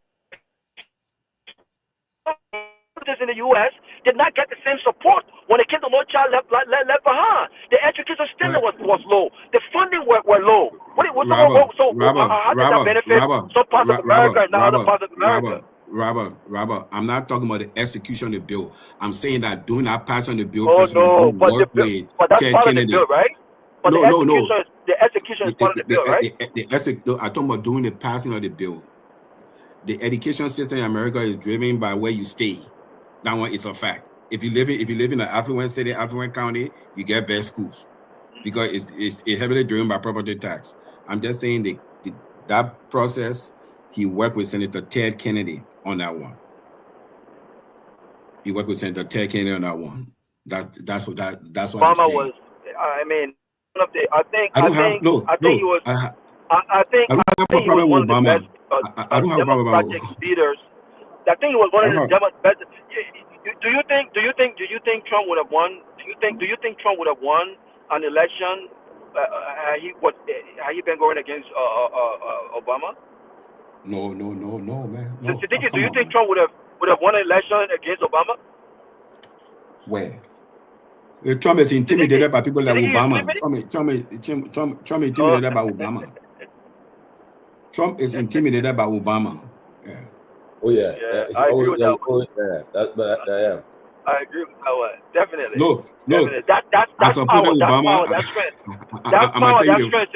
I'm gonna tell you the first time I supported my support for Obama started when he released his first campaign fundraiser money. And my co-worker said this guy is a serious guy. So what I mean by that, he said no unserious candidate raised this kind of money. They meant Hillary Clinton fundraiser. But what do you mean Trump is intimidated by Obama? He didn't start raising the money until he won South Carolina, though. The 250 million. No, Robert, that was before. Oh, really? That was before Iowa. He raised $100+ million before Iowa. Oh, okay. Yeah. But they didn't take him seriously until he won South Carolina. South Carolina, I think, was a defining moment in his campaign. But no, I'm gonna tell you something. But the Clinton underestimated Obama. The Clinton, they underestimated him. No, they didn't though. If you read the book, they didn't though. They didn't. The thing Obama had was that everything they tried couldn't stick on this guy. Everything they tried couldn't stick on him. If you read that book, Game Changer, everything they tried couldn't stick on him because he was agile. His press team were on top of everything, And then there's something that happened during Bill Clinton 8 years because of his infidelity. The Democrats suffer a lot for the Clintons. So once they saw this guy, they could knock the Clinton down. I mean, you read that book. But I really feel bad for Clinton, man. I think Hillary Clinton would have made a good president. No, they had to go. That was too much. Clinton was a great, he was a smart. Yeah, I think he would have made a great president. But Tomalin, guess what? Do you know as smart as he was when he became president? His White House was very disorganized. If you read The Gatekeeper, who the White House was Bill Clinton. The White House was. I wasn't here for it, but I heard it say that everybody was looking at Al Gore would be the candidate. I know how Clinton. No, Al Gore not the candidate. Clinton beat up. Al Gore was a smart guy too, though. Yeah, No, but Al Gore was the guy. Al Gore was the guy who wrote the speeches. Al Gore was the guy who the Democrats actually wanted. Clinton was a smooth talker, lawyer, you know. But in reality, when it comes to likability, Al Gore was the guy who many Democrats actually wanted. To be honest. It is a system. Clinton left from Ivy League, Oxford, and went to Arkansas. And he became governor. The Democrats, when the Democrats suffered for 12 years, they went to Dukakis, our former senator from here, Walter Monday, where he only won one state, Minnesota. Of all the 50 states, only won Minnesota in 84. When Ricky and whipping. Yeah, so these Democrats, they formed a group. They call it DLC, Democrat Leadership Council. They say we can't take somebody far left or far right. Their country is going in the middle. That's how they started doing the policy, and then they took a governor from Arkansas. Yes, they took a governor from Arkansas. But guess what now? For the Sunday year when he took power, 41. But guess what? He was governor from Arkansas, but he was Ivy League educated. Smart boy, man. Yeah, you know what I mean. I remember that day I was like growing that now. They said the first president born after World War II. They said the young Clinton. But man, every month there was a sex scandal while the man was Kennedy. No other person was going to survive. The man was a pretty boy. I don't think they kept it undercover. I don't think his people did him well. I think that let me not say what I'm about to say because people will think I'm supporting. But my thing is, if you're going to do stuff like that, you gotta be very smart about it because all of the attention is on you. Yeah, you know what I'm saying? You know, he was very you know. We all know that man has sex with Monica Lewinsky. We all know that. But the way they went about it was just completely it was completely. But exceptional, man. That like Tomalin Josh. Our friend. They want to call what again? He still want to be treated again. Yeah, Leonard Tripp. Well, Leonard Tripp wanted the man too. That's the problem. I get all true according again. They can try that stupid out of Trump. He will cuss them up on national TV. Yeah, but that's not the standard, Siddiqui. That's not the standard. That's not the standard, bro. You can record Trump, or you say you will cuss them up on national TV. See on that tape, he said, "How the trio when the CEO will start, they all touch their pee." No, you tell that thing to Trump. You're not ready. You're not getting because you were corporate government. You see the guy here. You see the puppet that can be on TV every now and then. You bring an analyst. They call him Leon Panetta. Yeah. Oh yeah, Leon Panetta. The one we can play. We can die here. Yeah, Leon Panetta, the one with the big nose that was CIA director and defense secretary. Die here. And yeah, when we can honor. Yeah, that man was the man that saved Bill Clinton presidency in the first time by coming to the White House to be White House chief of staff. Oh, really? So what's about Roy Manuel? You want to tell me Roy Manuel didn't do anything because he don't want Obama dependent on? No, by the time I think about Bill Clinton. I know. No, Bill Clinton. Roy Manuel, Bill Clinton chief of staff before. No, Roy Manuel. No, he was never. He was in the office. He was working in the White House. He worked in the White House, but he was not. He was not chief of staff. But by that time, Emmanuel them they were young kids. They were just coming up. The same thing with Monica Lewinsky. Them, you know, the girl. I mean, the president didn't handle his affairs properly, man. And the judge didn't handle his affairs properly. They were very reckless with it. Why was she even in the White House to begin with? The man eating you, then you in the White House. You in the White House trying to go to the other side of the White House where the man having dinner with his family. They were just reckless, man. They were reckless. You know, they were free down there. Exactly. They were country. They were very reckless. You don't do stuff like that. You know? And then Clinton knew about this stuff. Clinton too, I think she looked like, I mean, now she's older, but I think a lot of people said she was very positive first lady. She didn't play with her man business. He took all the old Jew, brought him to the debate at that trunk. I don't know. All the old Jew put it in front. He put it there. No, yeah. Man called Donna. You want to talk about me disrespecting women? No, but you see, the world changed. Back then, Bill Clinton, when we were president, the president thought that was somebody at a moral high ground.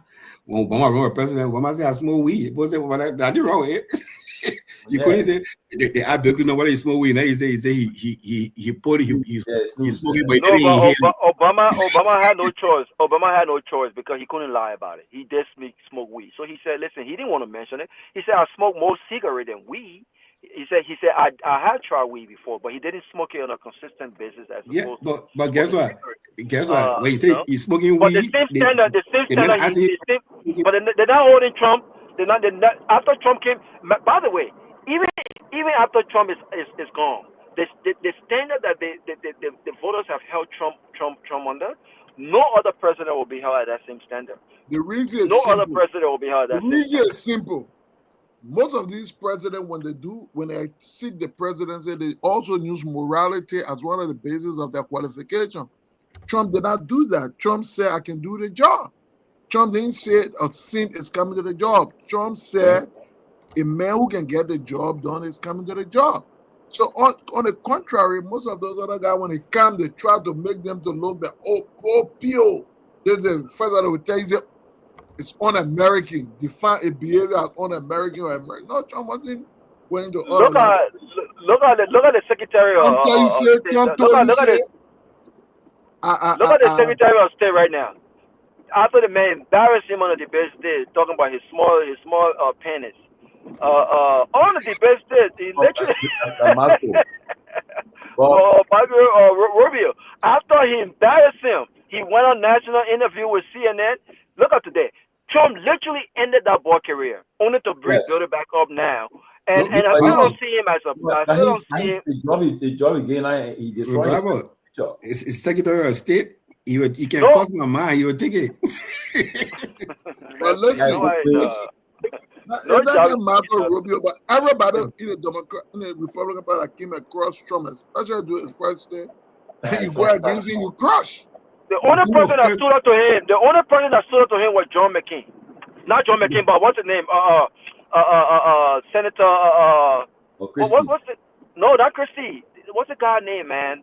No, the one who actually won the nomination and then came back. He won the nomination and lost against Romney, May Romney. Yeah, he was the only one who stood up to Trump. Who was Trump's first Secretary of State in first term? The guy from corporate America. The CEO of ExxonMobil. He became Secretary of State. You think a small job there? Rex Tillerson. You think a small job?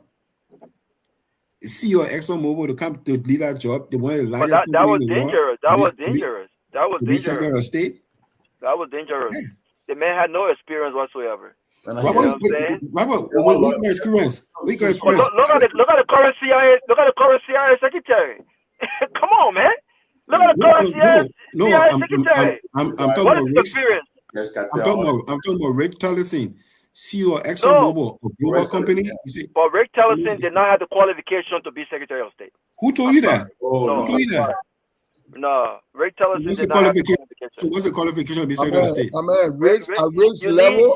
I'm not saying he. Bro, Rick was on top of everything that's happening in the war, particularly so. They may see a global company. They may deal with world leaders. They can be Secretary of State. They may see of a global company, ExxonMobil, one of the largest company in the world. I mean, I understand that part, but I still don't think you deal with global companies. I mean, in the oil business, you deal with global companies. You were qualified. So Clinton, when Clinton was senator for a few years, then she went there. She was qualified. I mean, she qualified too. No, but she been in the mix of things. She's a lawyer. She been in the mix of things. But that man was a corporate CEO. That man was a global corporate CEO. Who's that? Oh, Rick Tillerson, you're a global corporate CEO. So you're in America prior to Trump getting political. What Trump was doing? Trump was a comedy pretty much. He was a comedian pretty much. No, real estate developer. He filed sex bankruptcy. All his businesses have failed to Tomalin. That's what the Democrat told you. Why you got business field? Man, a bit on the business field. Billionaire. Come on, man. Delete that thing, eh? Trump is not a billionaire, man. Bravo. Trump is not a billionaire. No, Trump's a billionaire. Trump's a billionaire. Of the 3 or 4 presidents who that became president before Trump, he was the richest person though. hold that position. Richard So Obama. Tony, you was in Liberia when before Trump became president? No, I was here when he became president. No, yeah. I was there for Clinton for Clinton last 2 years. Oh, I was about to say you joining I won Garguah and Bush election. But so you came 98? I came 2000. I knew that time again cheating in American politics. They cheated Garguah. No, they didn't cheat, man. No, they did cheat him. Some people rule and say they shouldn't count that ballot again. I say, hey, they cheated him. He definitely won Florida. Even though I disagree. Okay. Guess what? The man won his own state, and he didn't win Florida. Going to be president. He didn't win Tennessee. Yeah, but it doesn't matter. I mean, he won Florida though. He won Florida. That's why Bush was very happy when they asked for a recount. He won Florida. Who's bad? But those Bush boys, they're very influential. They and I heard a lot of corruption too. You know. No, that my family though. My man Rawa. I want how you talk about my family. That my family though. No. I'm a family though. Bush, no. Like my family, I want Bush to adapt me. Like my family. No, but Bush was a nice guy though. He was a nice guy. I think he was genuine. Bush and your boy again. He was a nice guy. And your one bro. Bush and your one bro. Bush and your one like bro. Tomalin. Bush said you called Chancellor to leave? Yeah. You think that small thing? Or Taylor president today? You know that? Taylor president today? Taylor would not be president by now. No. So now who are going to move him? The reason why Taylor left Liberia because Taylor had no more fight in him and he had no more resources. No, because Bush told him to leave. Taylor would have gotten killed in Liberia. A lot of lives would have been lost, destruction. But had Taylor stayed in Monrovia, those guys, Lord would have killed him. Robert. He had no more resources. He was done. So he made the politically strategic choice to go into exile. Robert, if Bush hadn't talked against Taylor going to make a call to one of the friends who are going to get assistant. But one Bush talk against Taylor, everybody wash their hand from Taylor. Yeah. So don't discredit it. Don't discredit it. Yeah, God, Bush I can't know for an answer. I said, damn it. What? All right, guys, man. You're good now, man. I just got home. And Bush made it a duty. I just want to ask you before I go. Is the government of Liberia honoring the cause of closing argument to be present? I mean, I got a question. That's not happening. That is not happening. You are a media institution. Whether that would never happen. But I mean, they're not compensating also. No, that's not happening. Are you going, Robert? Are you coming there, Robert? I'll be there. My wife and I coming. Tomalin, please pour our name down here, my brother. I'll be there on Friday and Saturday. I'm not staying there Sunday. I'm coming back. Yeah. Hey, my birthday is on. My birthday is on Sunday, so I'm not going anywhere. My birthday is on Sunday. Send me the hotel you'll be in. Yeah, I'll be there on Friday. All hotels are on so I need a. No, don't worry, my brother. Don't worry. If you need me to you're Tomalin staying at the Watergate. You're Tomalin staying at the Watergate Hotel, right? Tomalin, ain't you staying at the Watergate? Rawa can be there. Can set our hotel baby. Yeah. Yeah. I do know. Man, that's not coming here now. So they're having they're going to the lounge on Friday. That's also part of the men that we doing on Friday. Friday night, all party now. They ain't doing no dance for talking. No, Friday night, the party night. Saturday and Sunday. I'm doing a Friday thing. What's happening on Saturday? Oh, my man, you going? When you go there, then the boys say you cross Capel. No, man, come on, man. The people know. The people know. What happened on Saturday? Saturday, having session. Then from there, but will we be allowed to ask the president? When the president speaks on Friday, right? The president opened the session, opened the conference on Friday morning. Then he will come back on Saturday, Sunday, 4 to 6 for the town hall event. He come with the closing. That's what we're asking. What about Saturday? Right? Yeah, he'll be there on Saturday too. So I'm not going to be there on Sunday. Are we going to be able to ask him questions? Well, they asked us to we told them we requested an interview him. So they said we wrote them. So all you offered cooler than other than so they say so tomorrow they left New York now, so we'll see them on Friday. Yeah, if they were doing interview, I was sitting on that interview.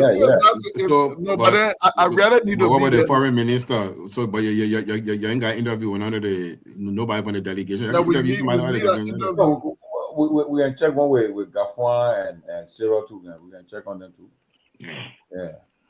I got man. I want to see Gregory tomorrow on Friday. Gregory is in town. Why you want to ask Gregory? You want to ask him about the case? But I can tell you this from my information I got on the show, Jana.